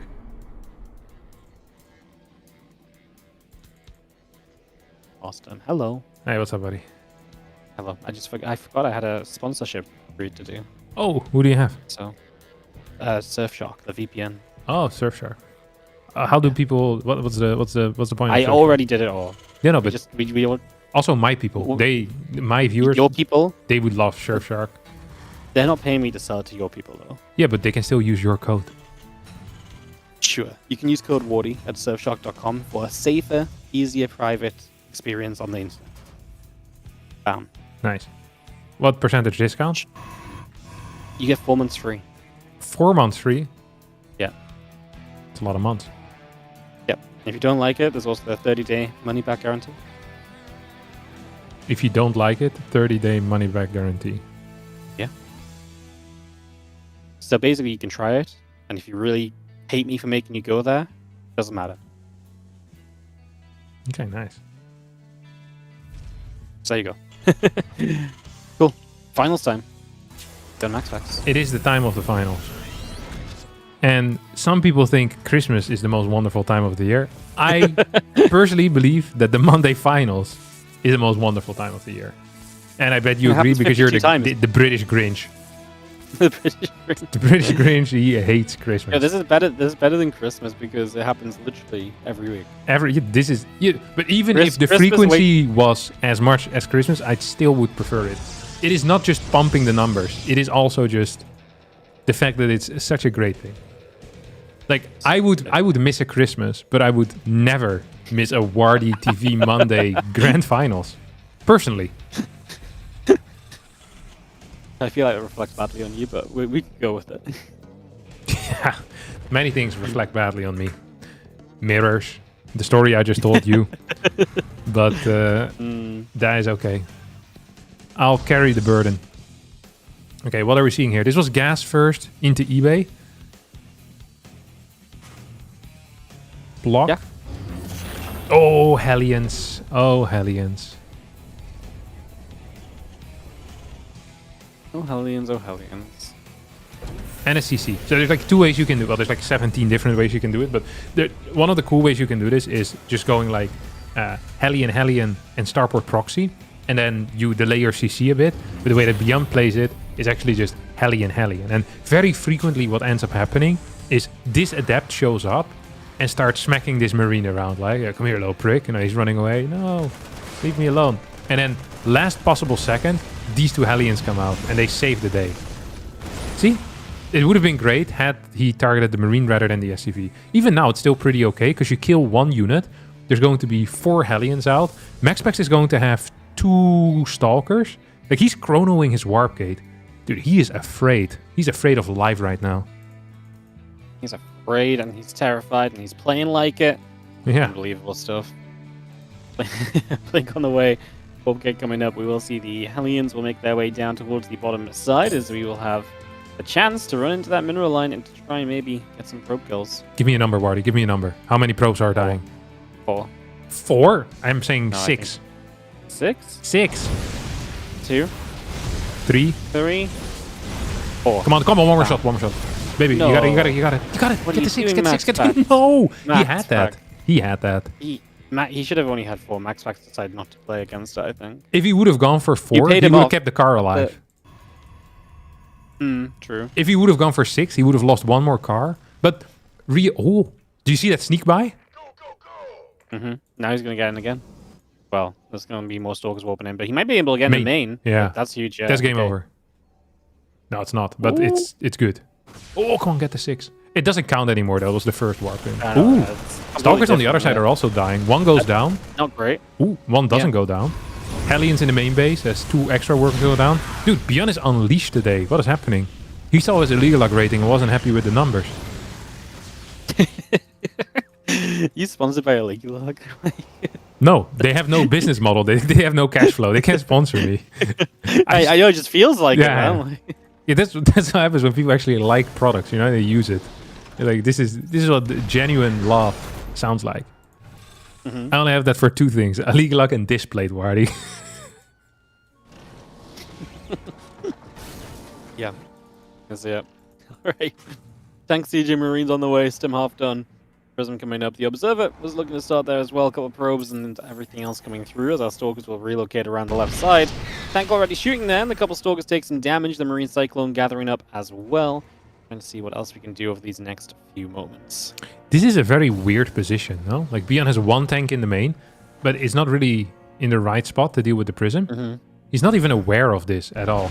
So the tank's going to get 1 shot off. He's going to lose a lot of SCVs here right now. Yeah, he is going to have to pull the SCVs, and he was bringing the tank in, but I think he was afraid that the tank gets blinked on, it goes down, and then you have even less to defend with. This is going to be 11 SCVs because he was just not aware of where these Stalkers were coming in from. Cyclone tries to lock on. Oh, Prism going to get recalled. The Cyclone already raced its lock on. So surely the Cyclone can. That's a visual optical illusion. Optical It's not as illusion? close as you think. As like the gray line in the white and the gray line in the black. Yeah. It's like which is, which is darker. Which is, yeah, exactly. But they're actually the same gray. Yeah, and this is the same distance. It's out of reach. Yeah. Stalkers is going to blink by. We are going to stim, and we will get a couple Stalkers here, but it does heavily delay your attacker's Beyond because he was on the way across the map. Now he will not be. As, he actually does a lot of damage. He gets quite a few Stalkers out of this. It's annoying that his attack gets delayed. And also his stim being used with like 4 Stalkers. Like that's significant though. It's now going to lose a couple of Marines. He said that was not a fair trade here. Have a handful of Marines to make it even. This does feel really awkward. Charge isn't even close to being done. So it is just a very weird situation we find ourselves in. These Stalkers behind, just cutting off the reinforcement line, is insanely frustrating. And I think MaxSpecs is just kind of outplaying Beyond here right now. Like, his early game was so god-awful, but his unit movement is so much better that it doesn't really matter. Yeah, we are going to see, again, still no charge just yet. Tanks probably need to start sieging. The first tank that does siege is the one that gets killed by the Immortal quickly. Now it's going to the Immortal in a bit of trouble. There are batteries here. Marines will jump through. We will eventually get rid of the Immortal. A new one just popped frustratingly. Just to get rid of Ron. Another one is there. Stalkers not intercepted reinforcements just yet because they're coming through the center and the Stalkers are off to the left side. So it's kind of interesting too. We will kill the Robo facility. MaxSpecs obviously under heavy siege here and waiting to pick his moment to try and break through this. Absolutely. Yeah, MaxSpecs being supply blocked actually sucks because his 5 gateways just finished up. He's picking up a lot of reinforcement. Charge also done. As the Immortal in the back dealing a lot of damage. I mean, there's no medevacts with this. GG gets called as Max is going to win game number 1 after a god-awful start. Manages to take it back. That was impressive. It honestly was, because it shouldn't have happened. Beyond just being a little bit too far forward there with the tanks and the Marines and allowing that jump into the main base, losing 13 SCVs. I mean, that's going to be, you know, it's the end of it, Wardi. What do you want me to say? I wasn't expecting you to say anything else. Exactly. You shut up a while ago.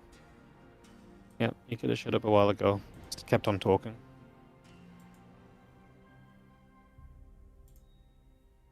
$10,000 feet. Coming up. Yeah. Did they start without me? Nope, we're in the lobby. Okay, nice. Gun's not even here yet. Alright, game 2 coming through. Do you think MaxSpecs has better PvT than Clem in the early game? I think so, right?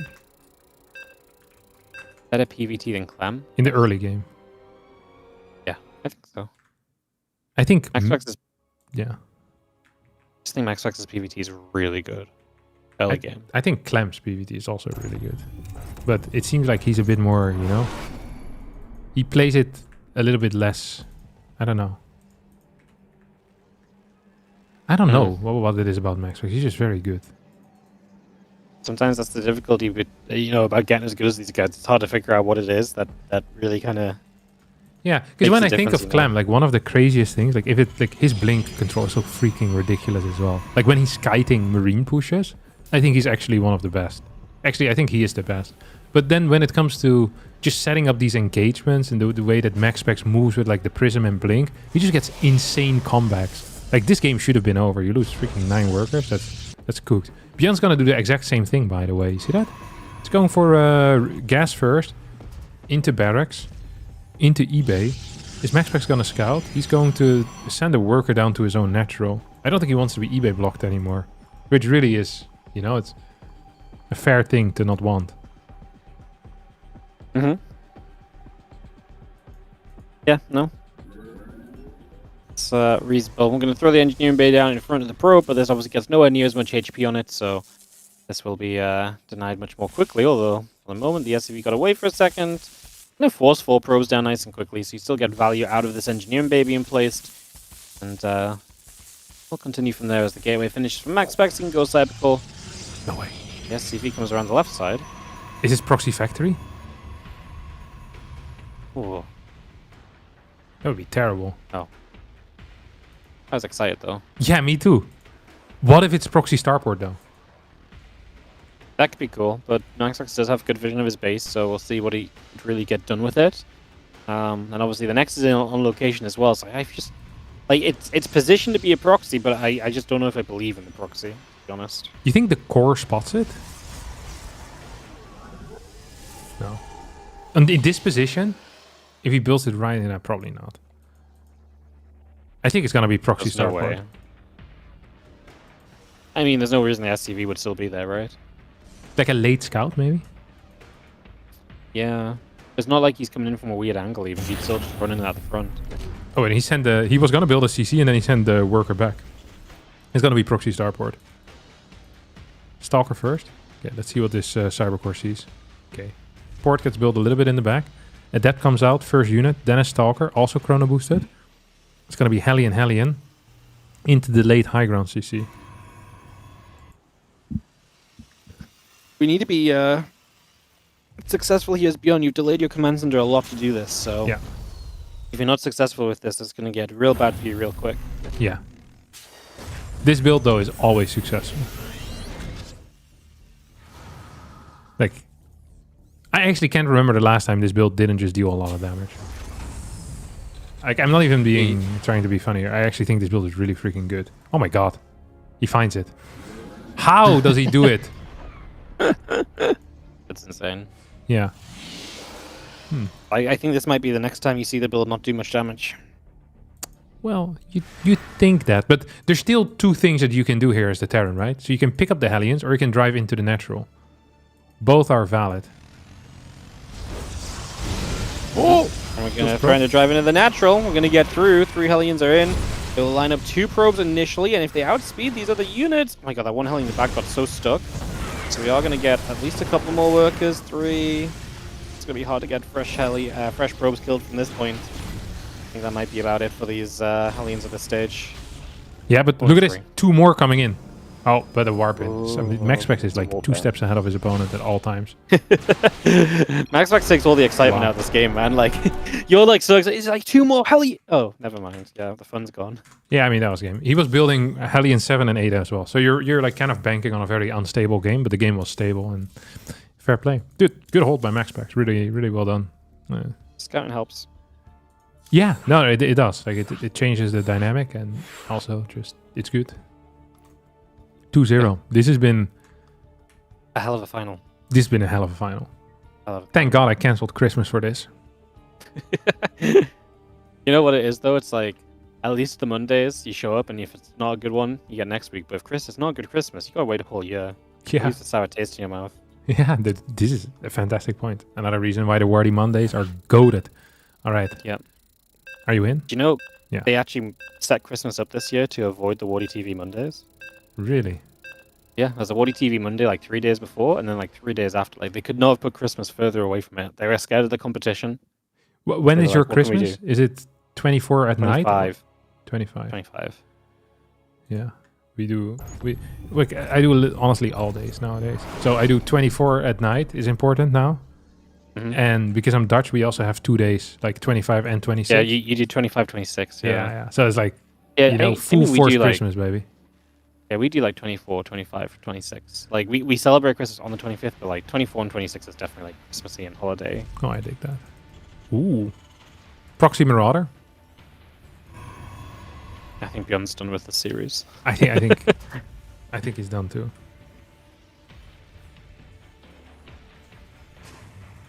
So you know what? Another finals on my resume from a Wardi TV Monday. He beat Clam. I'll take it.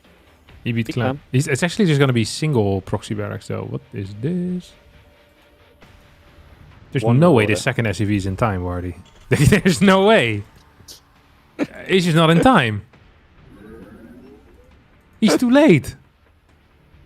No, he's building on the high ground because he was too late. Oh my god. It's a choice for sure. I mean, this is not... it's...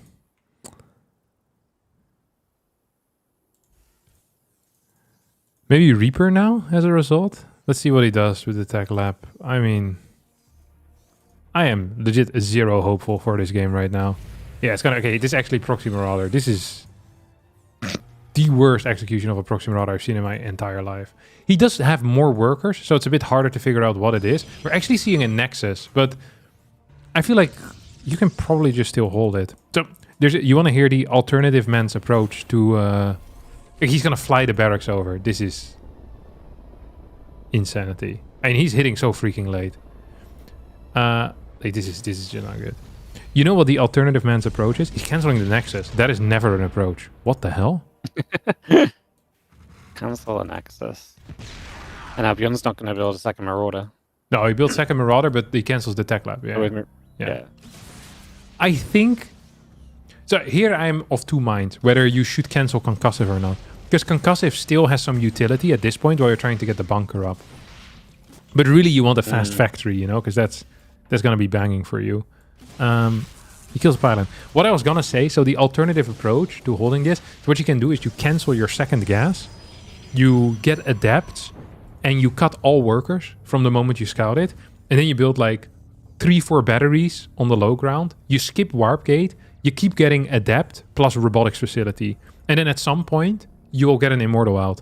And they can't out-DPS you, because you have too many batteries. And then once the Immortal is out, you poop on Marauders. Nice.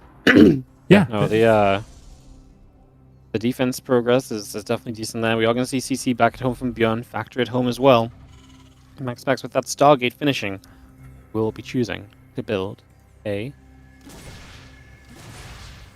Oh, he cancelled Concussive. Void Ray. I mean, this is... I call this debatable, like a debatable move. Like, I think it's not good.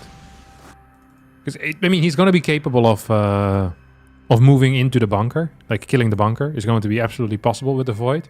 But he's going to be even in workers. Cyclone will be out. Starport will be half done or done when the Void Ray starts moving across the map. CC is going to be done as well. We have a Twilight Council now coming in as well. Like, this is what a terrible situation looks like. Okay? I'm taking note. Yeah.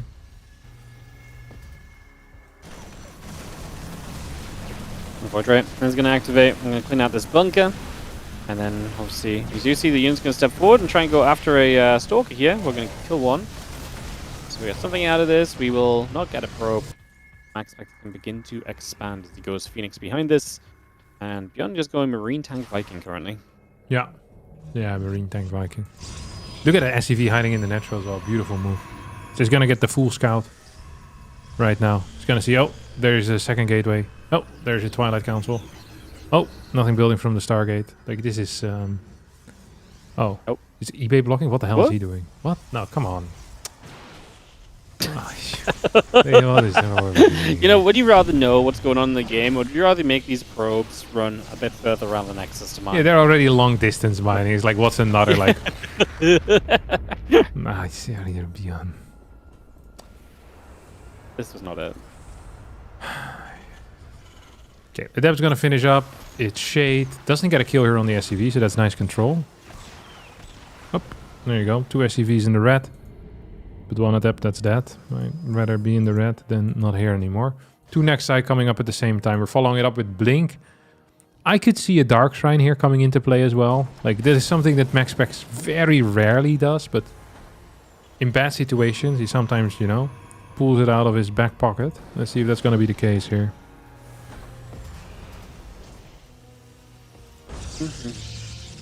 The Blink being done is just so much ability for Max Specs. Takes the third. Yeah. Are you feeling good about this? Tim's not even done yet for Bjorn, so he's away off any sort of real kind of meaningful aggression anytime soon. Yeah. It's rough. Very rough. 2 more barracks. Stim. I mean, the moment combat comes out, like, he's gonna be up, what, like 30 supply maybe? He's gonna have better upgrades. He's going to have better tech. I like what Max Specs is trying, but I just don't really see it work. Yep, no, I'm with you. It's, yeah, I mean, there's been some weird games, I think, to say the least. Yep.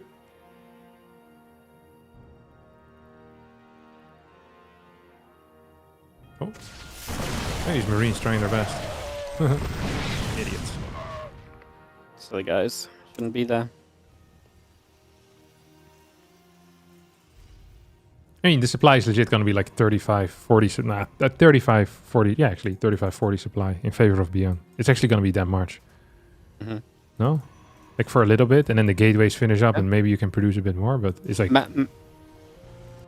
Max basically needs like a medevac snipe or Yeah. you know, at the least, or like an insane trade if Bjorn walks across the map with these stalkers, but Bio actually unloads and maybe even looks to catch the stalkers potentially, which would be really damning for Max Pax. Dude, Max That Pax would is really so mean far that he's in back. trouble. He knows. Like Yeah. Max Pax, he just Yeah. has such a strong gut feeling, honestly. This guy's bananas. Oh, look at this. Oh, The second wraparound. the supply is Where do we much go closer now? than I thought it would be, by the way. Like this, honestly, supply-wise doesn't even look that freaking terrible. Oh, there's a surprise. 2 stalkers go down, 3 stalkers will go down, 4 stalkers, maybe even 5. Yeah, this was not as bad as it could have been, but pretty freaking close to that.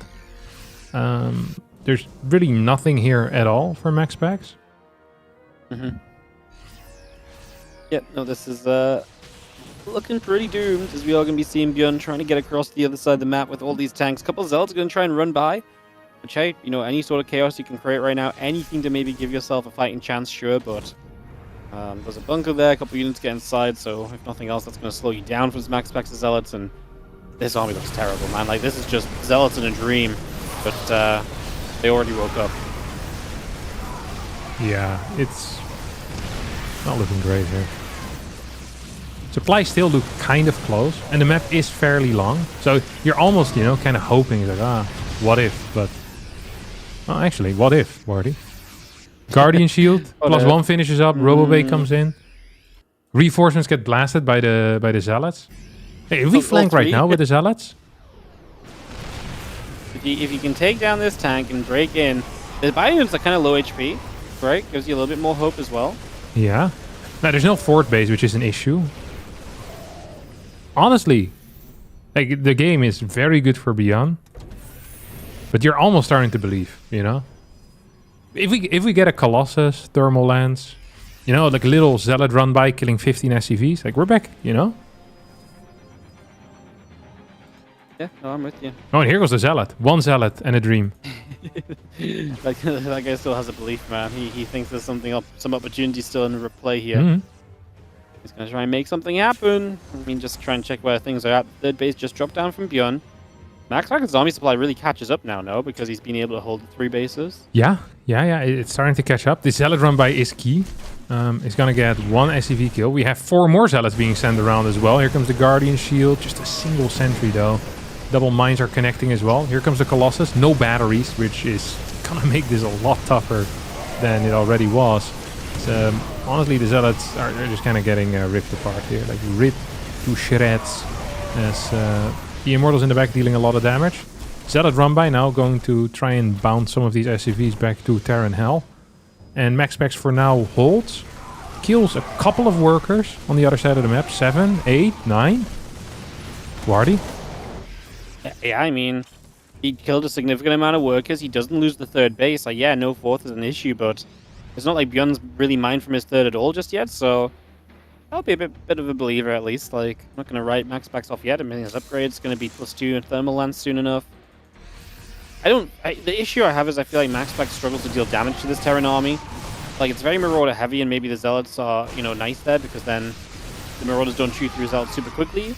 But then what are you doing damage-wise to get rid of this? Like, I feel like a couple more Immortals or so would be really nice, because there's so many Marauders. Oh, I mean, now there's Ghosts available as well. Wouldn't mind does deny the 4th for a few seconds longer as well. Yeah. On the bottom. What do you think of... Yeah, I mean, I was gonna say, like, what if we get some disruptors? But it's not really a unit anymore that you rely on for, like, some lucky shots. Like, basically what Max Pax needs is he needs Beyond to attack into him with an army that can be held while simultaneously probably taking out 25 SCVs or so. Like, without that, I actually think it's going to be impossible, because his army out in the open is never going to be capable of fighting. His upgrades are actually staying similar, which is nice.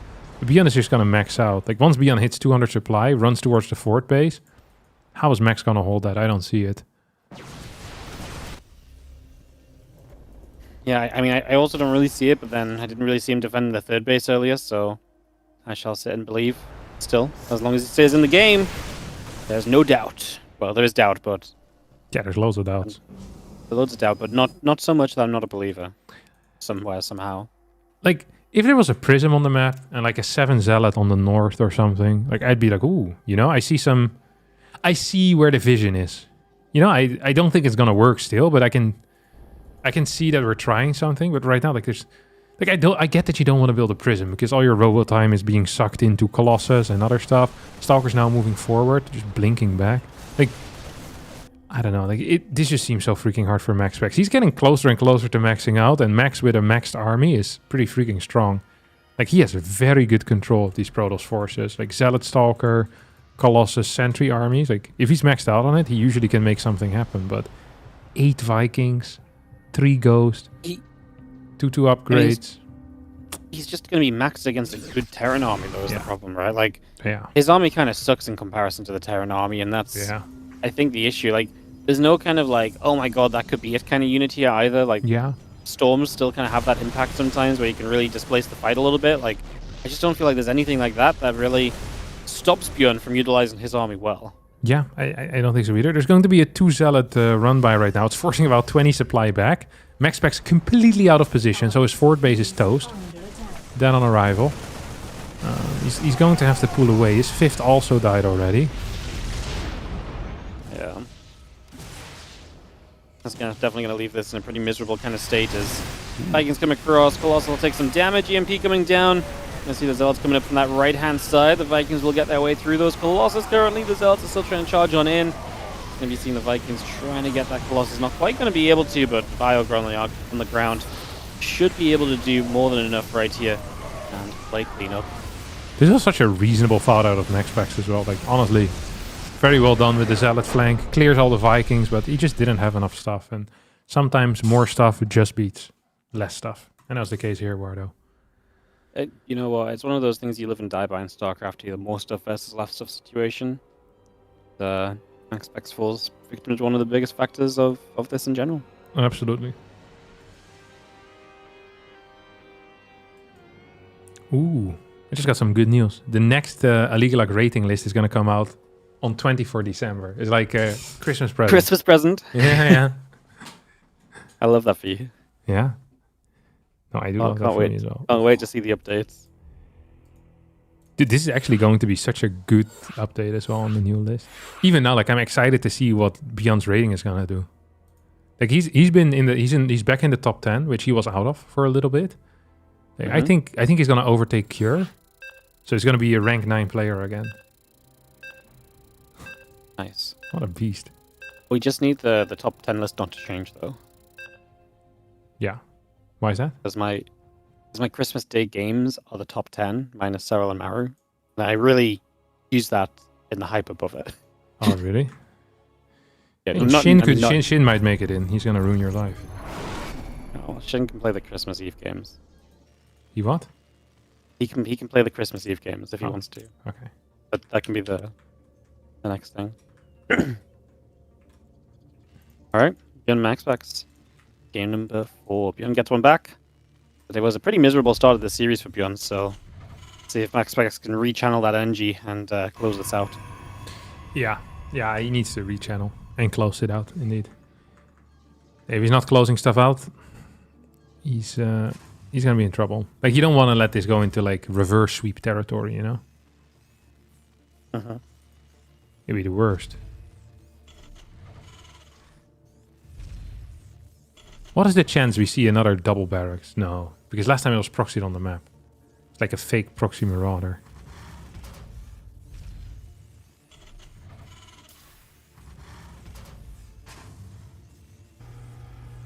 I don't know. Yeah, it's just gonna be double gas for now. I feel like you're trying to make gaming scenarios out of non-gaming situations. Yeah. Happens. Yeah, it does happen.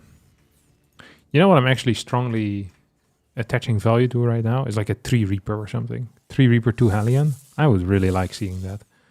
It also feels strong on this map. I think in general Reaper builds are good on this map. It's a little bit smaller. Just like a neat spot on the north of the natural, which you can jump up in.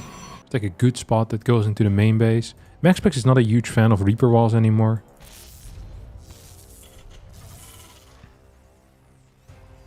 Reaper walls are kind of like a fat that keeps coming back, you know? Like everyone and their mom will play it for a little bit, and everyone's like, not anymore. Like they forget all the downsides of it. It's like a pendulum that swings back and forth. Oh, I love Reaper Wall. Reapers can jump in. Oh, I hate Marine Cyclone pushes. I can kill my Reaper Wall for free. And then it just, the pendulum just swings back and forth over the years. The people who sell the Reaper Walls just go through phases. They capitalize on the seasonal change of Reaper Walls, Yeah. Comes into fashion, they sell out about it for a while. Yeah. Take time to restock when, costs are high. Yeah, and then, exactly. Hero has warehouses filled with Reaper Walls that don't work. Yeah. Defective Reaper Walls. He's still selling them to this day. Ooh, look at this. Nice Reaper timing if he goes in now. Wow. Completely outmaneuvered. He's going to have a 3-second window to kill a probe. If he gets it, this actually was the greatest game I've ever seen. Oh, this is brilliant. Do you see that timing? Oh, he lost the Reaper. Terrible move. Oh my god. It changes so quickly. Yeah. So SCV is running away from this Adept. I mean, the Adept is gonna die most likely. Look at that. Adept's gonna die. Kills a single Marine. Does delay a bit of building time on the CC, but we already had a third depot that's done, so I don't care about that. Starport now comes down, which is fairly late. I think we're gonna go for a tank push. Yeah, it feels like we're lining up to get across the map here soon. Try and make something happen. As you see the blink coming about, it's gonna see the wall gate coming down. Starport commands them to tank and the Marines continue to come in. Let's drop our robo facility into the front of this natural.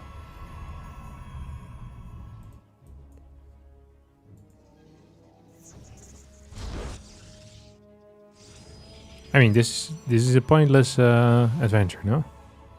There's no way this does anything. It's gonna waste a bit of battery energy, and then he'll have to repair. But battery energy regenerates for free, so it's not something you actually want to throw out. I guess what it does do, it keeps your opponent busy, but it also loses him like a Marine here, I think. Maybe even 2. No.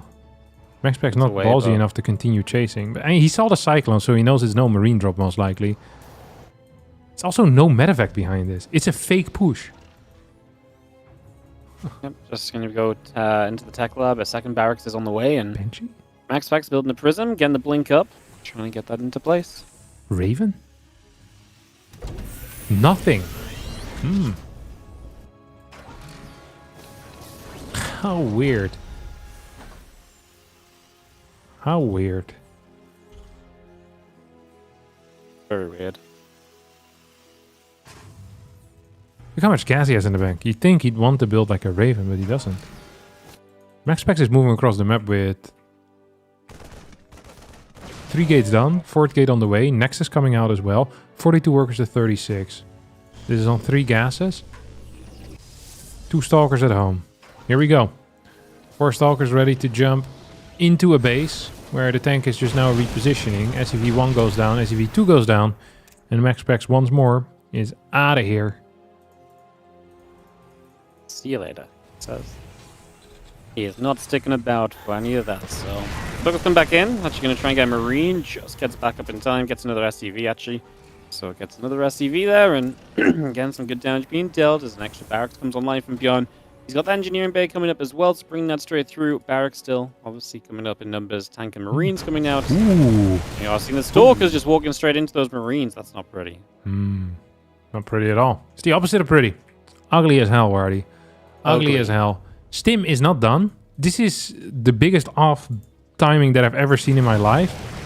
Like, he's managing to hit without anything finishing up, which in and by itself could be considered impressive. A tank dies that was trying to reinforce this position. 4 gateways out already. Immortal about to pop out as well. Like, if we had Stim here, I'd say, ooh, this is dangerous. But we don't have Stim here. So, now I mean, it's still dangerous, but it's dangerous for beyond. Oh no! Unseaches the tanks as we blink in. Yeah. Well. Dangerous. That dangerous. That's how dangerous it is. Yeah. It was one hell of a show, Wardi. One hell of a show. Are you going to be doing something interesting tonight that people should know about? Well, right now I'm going to do some sponsored content. I'm going to play PUBG for an hour. Yeah. Wow. And then I'm going out for the night, so I don't Where are you really need going? to know about that, but I'm going to do some Christmas shopping and get some food. Christmas shopping? What are you gonna buy? I don't know yet. Oh. People really do that, don't they? I'm more. Yeah. I order it Well- because I know what I want. Well, no, we know like roughly what shops we need to buy people stuff from. So we're just gonna go and see what vibes, you know. Yep. Understandable. So that's kind of the dealio. Okay. Well. So yeah, no. Yeah. that's, I'm that's out. it. I'm I figured. I'm gone. I see you later. I got a bike Ciao. still today. Bye. The Yeah, bike go- doesn't get on ride it then. itself, Wardi. Go bike right now. Go Yeah. go. I see you. Bye Ciao. bye.